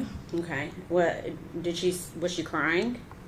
No. Okay. Did she seem worried? No. Did she seem scared? No. Okay. How long do you think you hung out that night? Not long. We went to sleep pretty much not too far after getting there. Okay. Did that surprise you? Yeah. And why did that surprise you? That was the first time that we ever spent the night with each other, so I was kind of expecting us to, hang out, but she just kind of went to sleep shortly after we got there. Okay. And then the next morning, did you talk at all that next morning? Yeah, she got us pals, and then we quickly separated after we woke up. Okay. Did she tell you what she was going to be doing that day? She said that she was going to go hang out with Hunter. Did she mention Evelyn that morning? Not that I recall. Okay.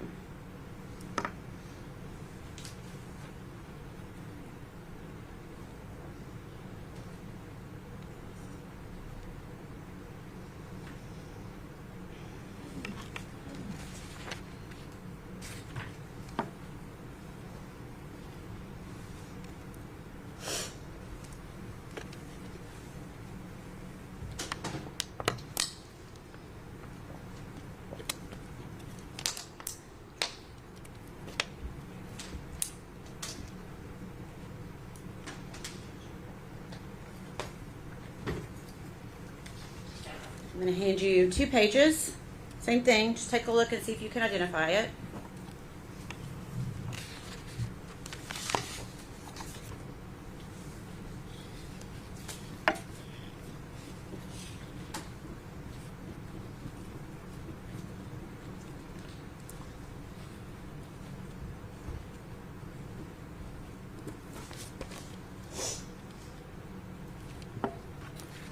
Yeah, I do.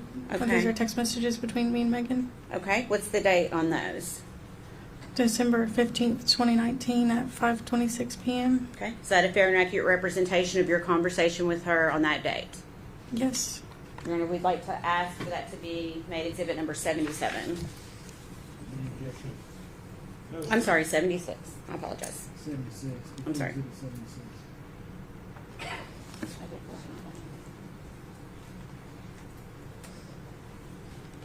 Permission to publish. Okay. So this is the next day, is that right, from the conversation we just looked at? Yes. Okay. And what does Megan say to you at 5:26 p.m.? Do you want to get dinner with me? And what does she say next? I want Olive Garden. Okay. And then you respond to her, and then who does she say she's with at 5:31 p.m.? I'm with Hunter right now. Okay.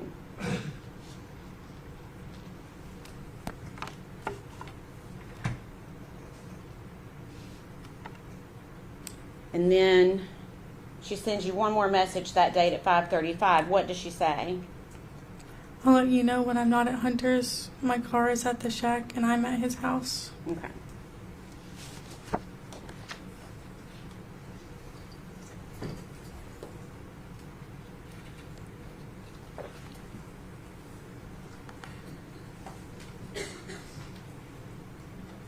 You approach.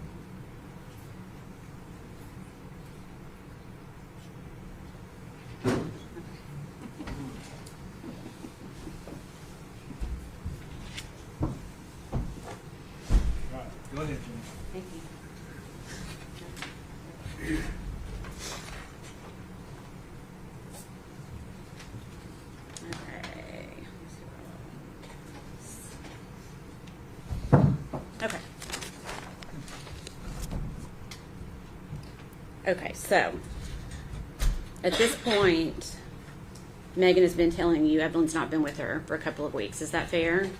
Yes. Okay. Do you remember when Megan moved out of the trailer that she was living in with Evelyn?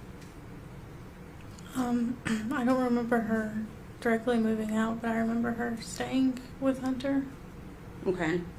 How often was she staying with Hunter?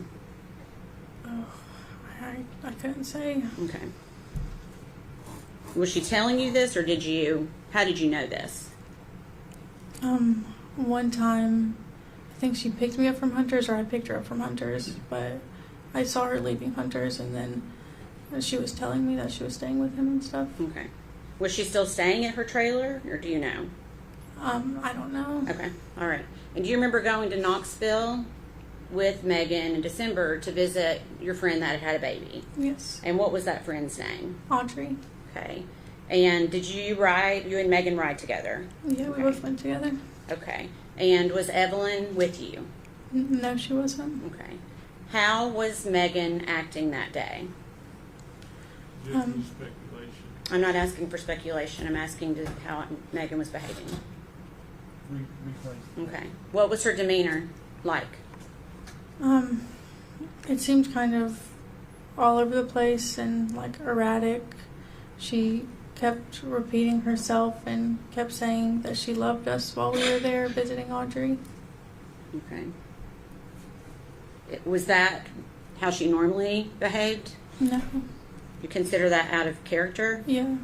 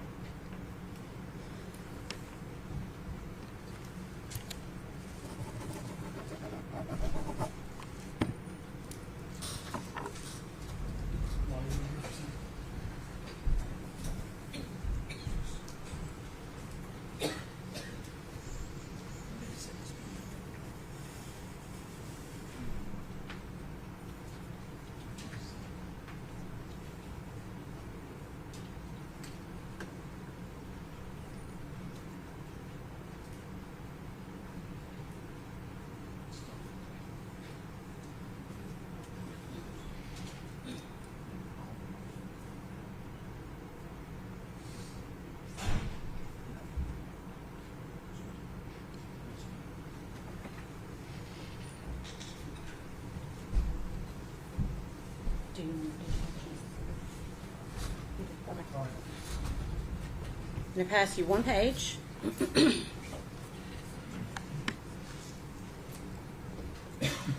Take a moment to look at it. And let me know, do you recognize that?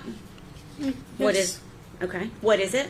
It's text with me and Megan on December 23rd, 2019 at 4:44 p.m. Okay, and is that a fair and accurate representation of your conversation with Megan on that date? Yes. Your Honor, we'd ask that be admitted as exhibit number 77. Before we did 77. What date was that? 12? December 23rd.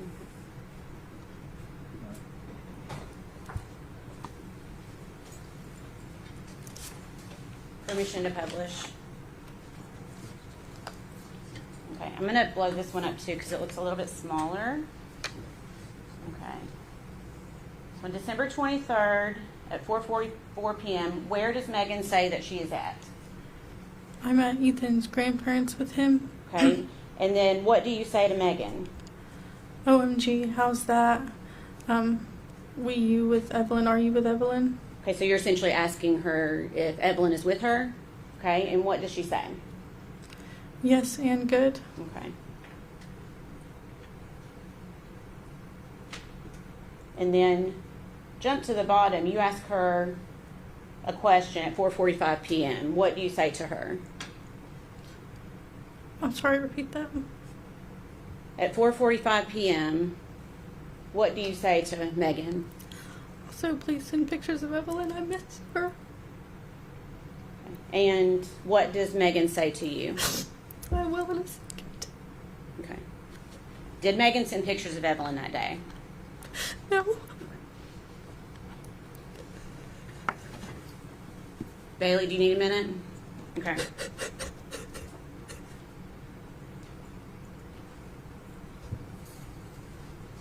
Do you have water?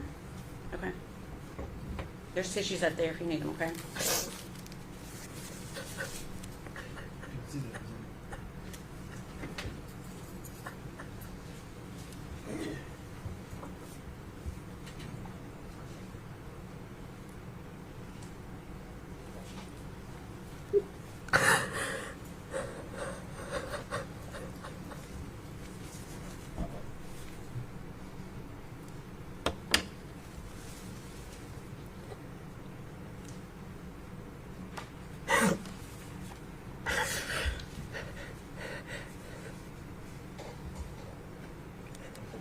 Bailey, you want to take a break, or do you think you can go on for a few minutes?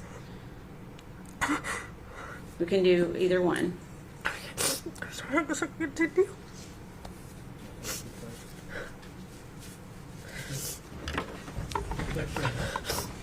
One stand, please.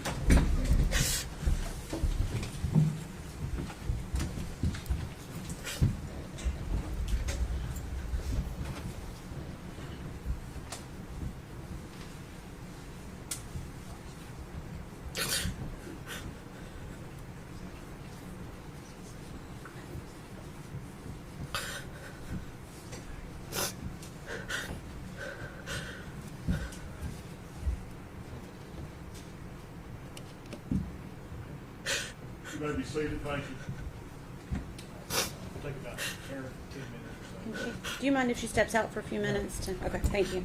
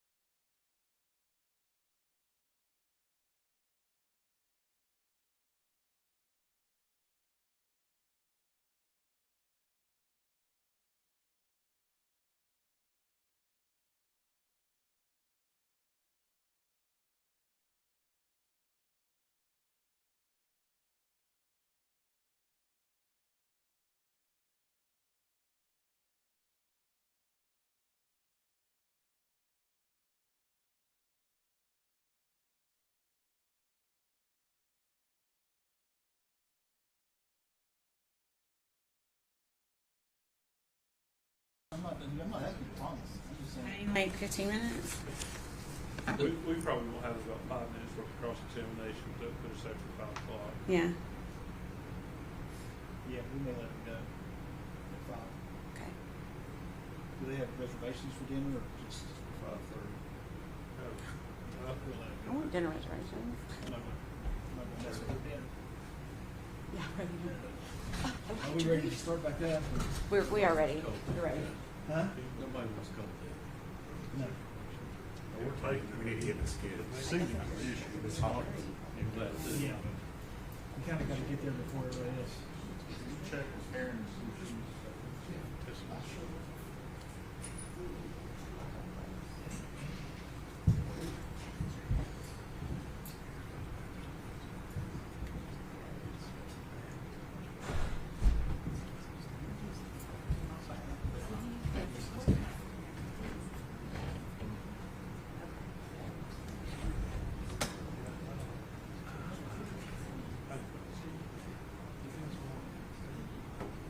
We're back.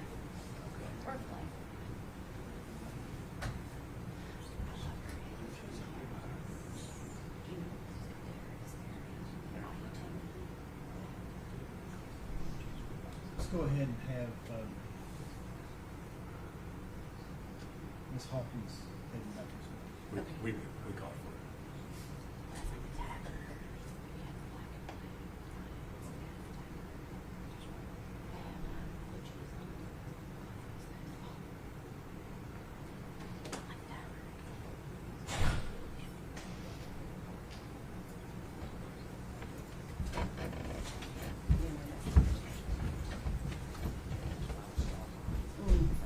Yeah.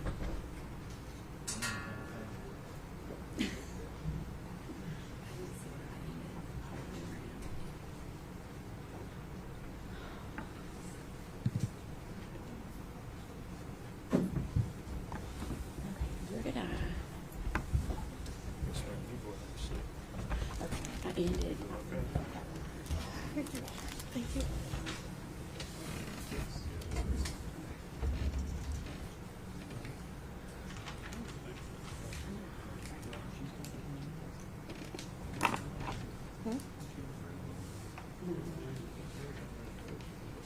All right. Is the state ready to proceed?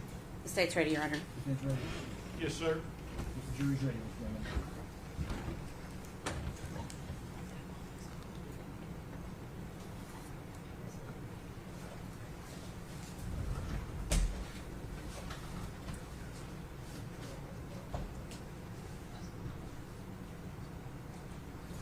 One stand, please.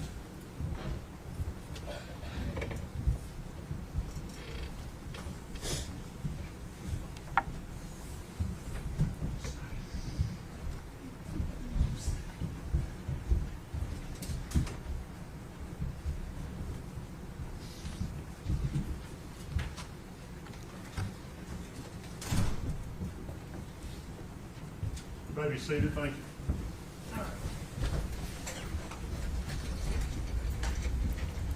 Go ahead, Jim. All right. Are you ready to try to continue? Yes. Okay. Okay.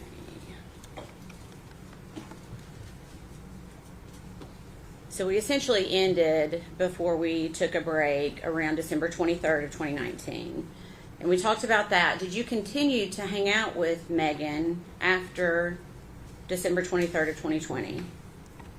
I don't remember any like specific dates, but we hung out a lot, so I would assume so. Okay.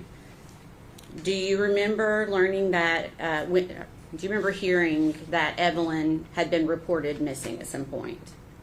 Yes. Okay, so you're going to have to speak up, I'm sorry. I'm sorry, yes. Okay, and how did you learn that Evelyn was missing? I found out on Facebook. Okay. Had Megan told you at any time? No. Okay. All right. Okay.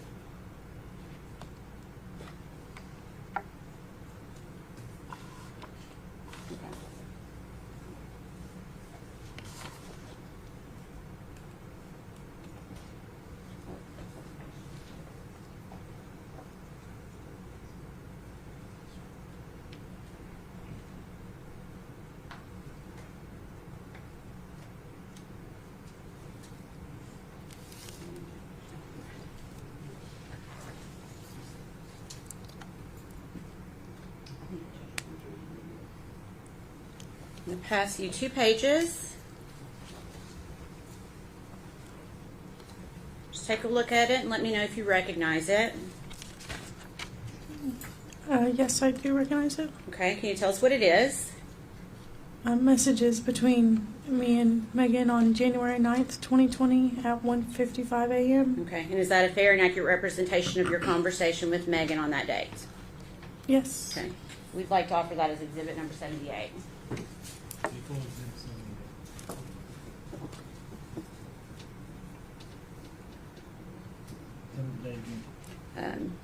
January 9th. Permission to publish? Go ahead. Let me try to go faster. Okay. So, what question do you ask Megan on January 9th of 2020? When was your court date with Evelyn? I know you said it was January. And what does she say? And tomorrow? And then what do you say? Where is Evelyn right now? Still with Ethan? And what does Megan say? Yeah. Okay, and what do you say in response? Also, is Ethan not back doing Army things? I know a lot of people have left for Army stuff already. I just don't understand how he can have custody if he's literally going into the Army. Okay. And then what does Megan say in response to that? I don't know. It's retreated. I don't know what he is or isn't doing. He won't speak to me. I talked to him like once on New Year's. Okay. Is she talking about Ethan? Yes. Okay.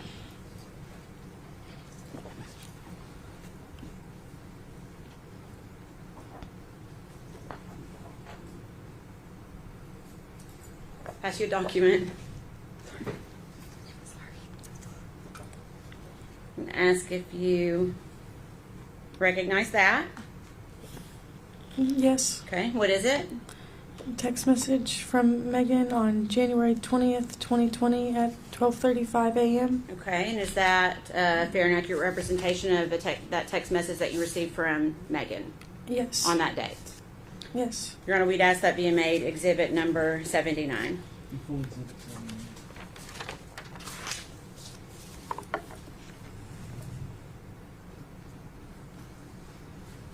Thank you. Permission to publish. Go ahead. On January 20th, 2020, what does Megan tell you in this message?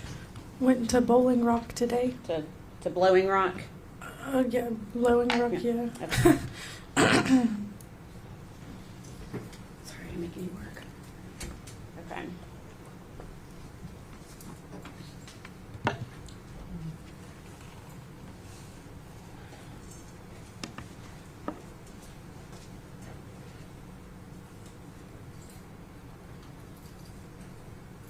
Your Honor, may we approach briefly? Just want to make sure.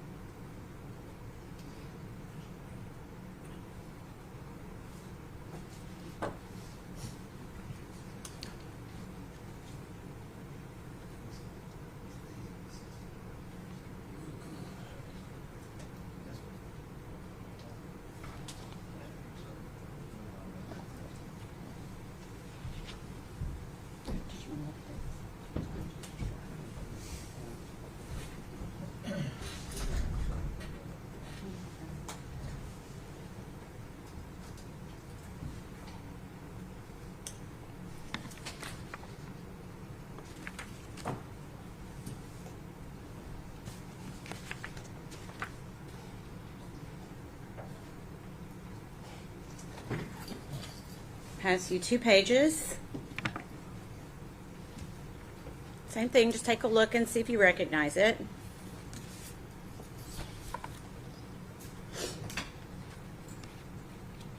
Yeah, I do recognize the text messages. Okay, and is there a date on those messages? January 24th, 2020 at 5:51 p.m. Okay, is that a fair and accurate representation of a conversation with Megan Boswell on that date? Yes. Okay. Your Honor, we'd ask that be made exhibit number 80 for the date of January 24th, 2020.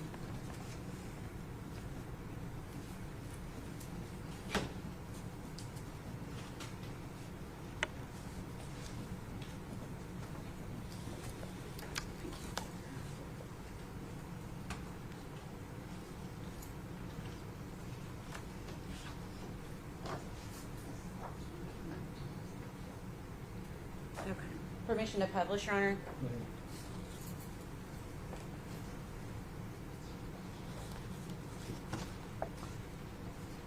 Okay. What does Megan say to you at 5:51 on January 24th, 2020? I have big news. Me and Hunter may or may not be expecting a small human. We are. It just sounded more mysterious. Okay, and then what do you say to Megan? Speaking of small humans, how's Evelyn doing? I know you said you get to keep her every other week. And then what does Megan say in response? She's good. Mean as fuck, though. Okay. And then what do you say to Megan? I want to see her. When's the next time you'll have her? And what does she say? I'm picking her up next Monday after my appointment. And then what does she say to you at 6:02 p.m.? I'll fight Hunter if it's a girl because I want a little boy so bad. And then what do you say in response? A little boy would be nice because then you'd have both.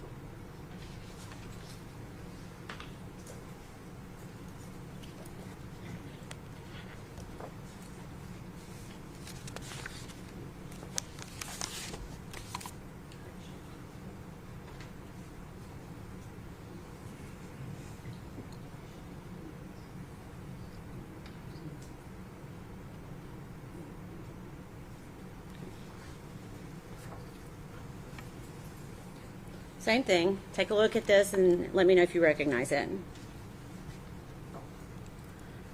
Yeah, I do recognize it. Okay, what is it? Text messages between me and Megan on January 29th, 2020 at 1:59 a.m. Okay, is that a fair and accurate representation of your messages with Megan on that date? Yes. Your Honor, we'd ask that be made exhibit number 81.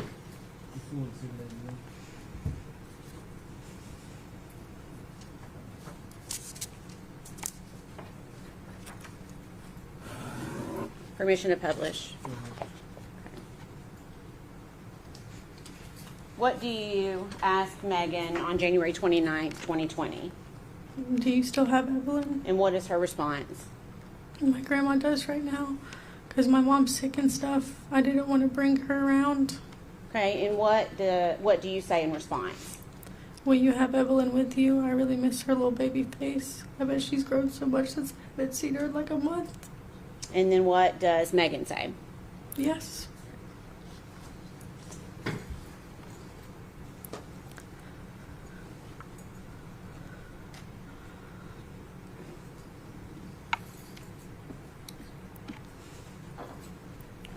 January 2020. Have you seen Evelyn at all during the month of January? No. Did you see Evelyn at all during the month of December of 2019? No. Okay. How are you feeling at this point? In January 2020, how are you feeling? The relevance.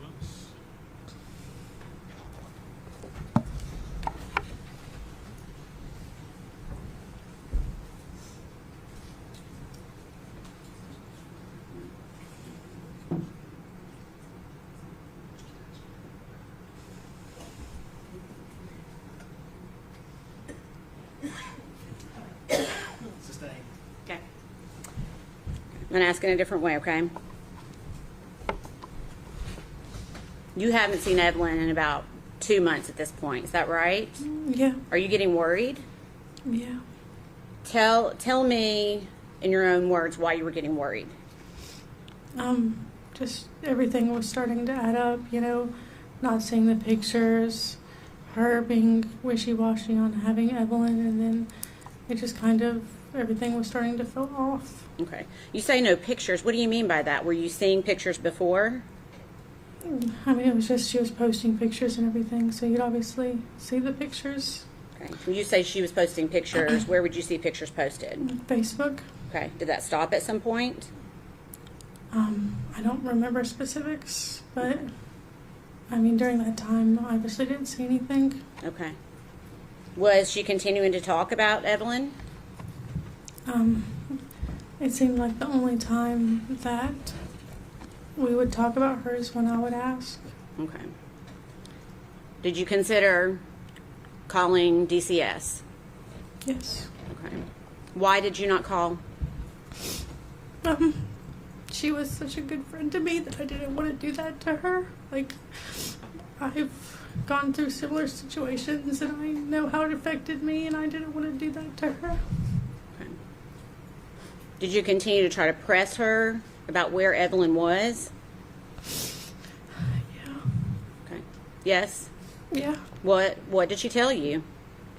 I mean, it was always an answer. It was either with Ethan or Ethan's grandparents or you know, there was always an answer. Okay.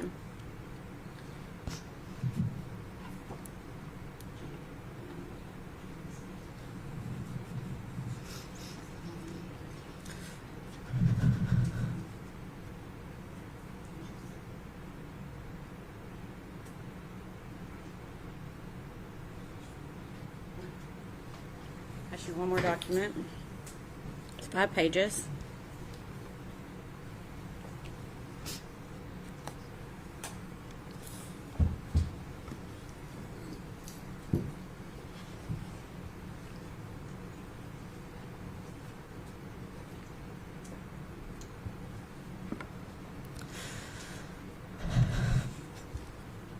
I recognize these. Okay. Can you tell us what it is? Text messages on February 22nd, 2020 Okay. at 2:46 a.m. Is it a fair and accurate representation of a conversation you had with Megan on February 22nd of 2020? Yes. We'd ask that to be made exhibit number 82.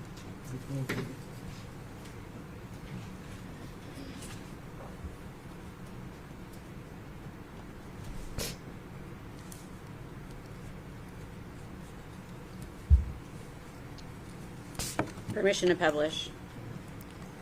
And would these messages have occurred after you found out that Evelyn was missing? Yes. Did you say yes? Yeah, sorry. Okay. Okay. What do you say to Megan at 2:46 a.m. on February 22nd? I just got out of control. What did you tell me Ethan had her? If he's saying he still hasn't seen her since December.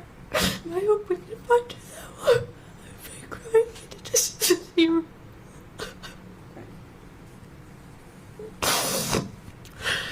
If whoever you said has her in that interview, I hope they bring her back and everything.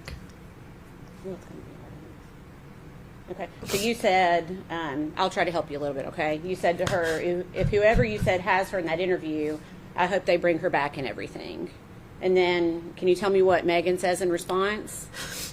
Me too. I just couldn't tell anyone because I was worried the person might run or harm Evelyn or someone else in my family. Okay. And then you say, I'm just so confused about everything and I don't know what to believe. So just please tell me the truth and be upfront with it because I love Evelyn and as much as you do. And I feel like I deserve the truth. I know you felt you needed to lie to keep Evelyn safe, but I hope you understand where I'm coming from. And what does Megan say in response? If I could tell you anything, I could, but I was told not to. As soon as I can talk, I promise you'll be the first person I come to.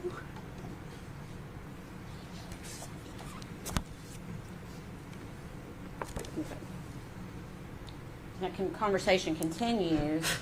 You ask her, do you think Evelyn is okay, or do you think this person would do something to harm her?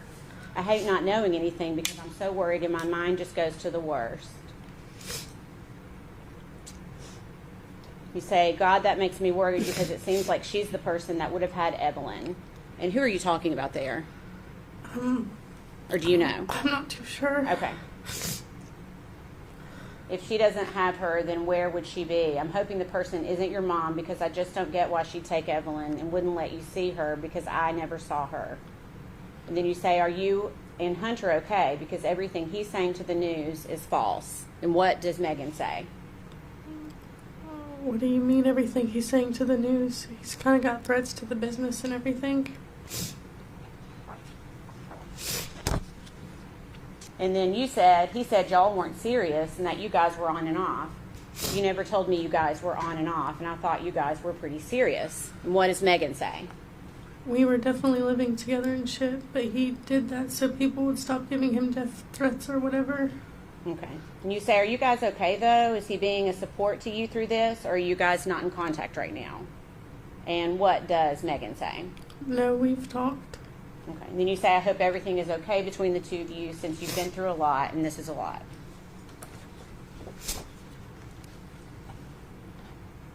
Then you ask her, did he, are you talking about Hunter? Yes. Ever see Evelyn? I know at the beginning he never saw her because you wouldn't let him, but after that, did he ever get to meet her? You never told me. And what does Megan say? I'm not getting into that for Hunter's sake. And then you ask, when is the last time you saw Evelyn? And what does Megan say? I can't disclose that either. Okay. And you say the police are saying that the babysitter saw her last on December 10th. Did you see her on the 26th, like in the original Amber Alert? And what does Megan, let me make that smaller. What does Megan say? I can't disclose that. Okay.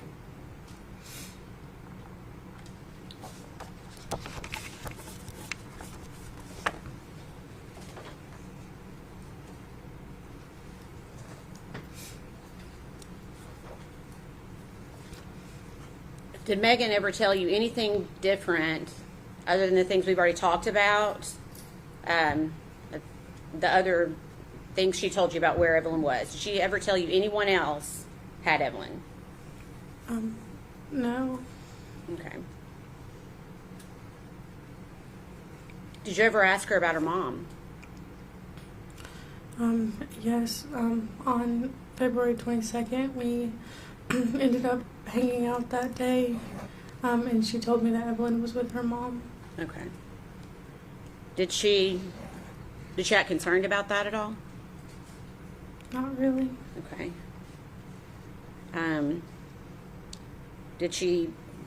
Was she worried for Evelyn? I mean, at that point, I just was kind of in my own head about everything, so it was kind of hard to tell what she was feeling because I was just kind of, everything was too much at that point, so it's hard to say. Okay. Well, I'm asking specifically about when she said Angela, her mom, or Angel, had Evelyn.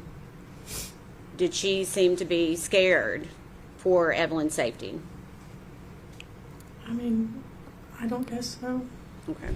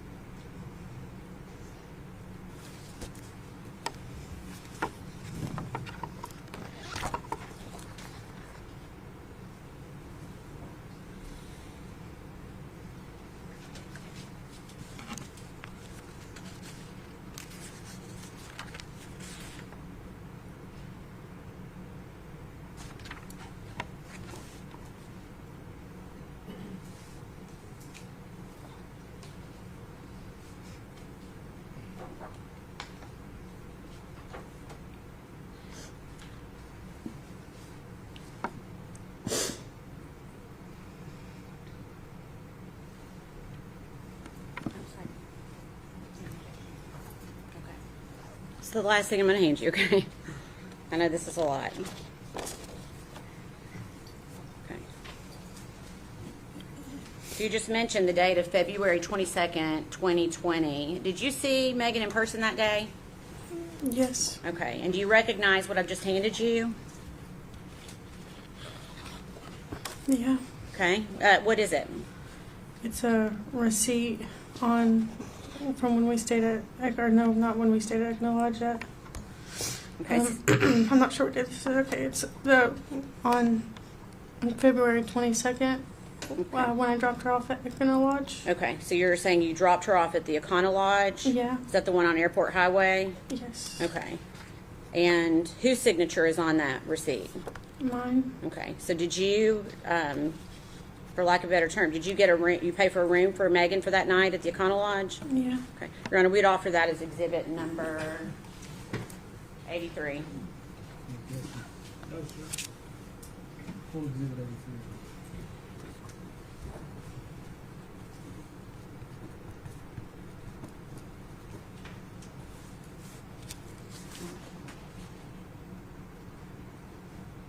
I don't need that one. I don't need it. Okay. Do you remember why you got a room for Megan that night? She said that with everything going on, she just wanted to get away. Okay. Did you stay there with her that night, or did she stay there alone? Or No, I didn't stay with her. I just dropped her off. okay. All right. Please answer any questions the defense attorney has for you. Okay.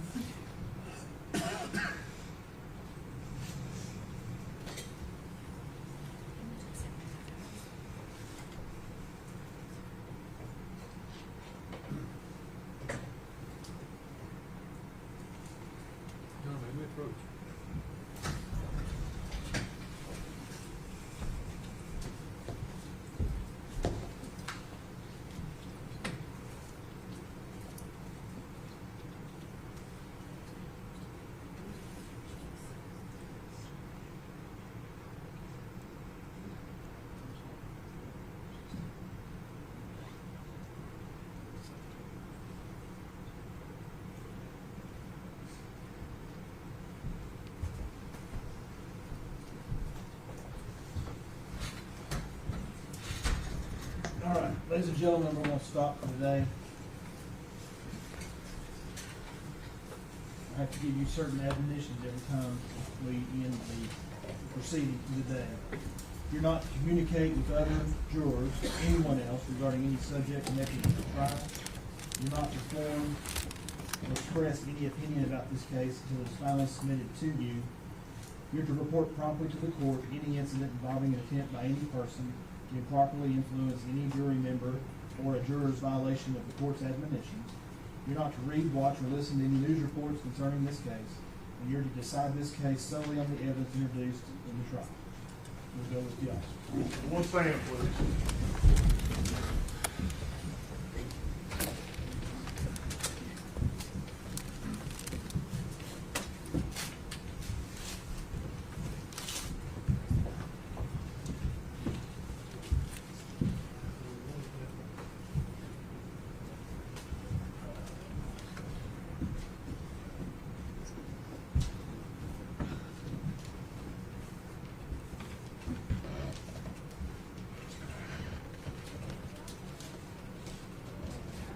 You may be seated, thank you.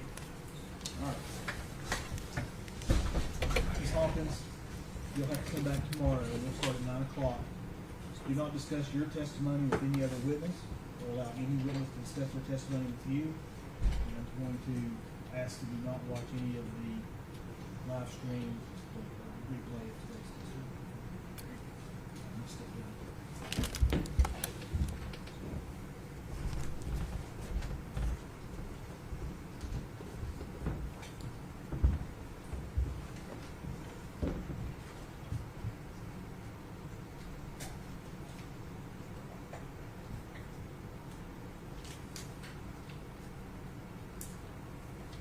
So that the record is clear, and I didn't want to say this necessarily in front of you. Exhibit 69, 77, 78, 79, 80, 81, and 82 were entered as full exhibits over the objection of the defense. Their objection is noted for the Get those numbers again. I wasn't right that fast. 69, 77, 78, 79, 80, 81, and 82. We'll be in recess till case, the jury till 9. We'll be back here at 8:30 in the morning. So have the witness come back at 9 to be ready at Yeah, 9? the witness come back. Okay. I think that's what I told her. Okay. It was. Court stands in recess.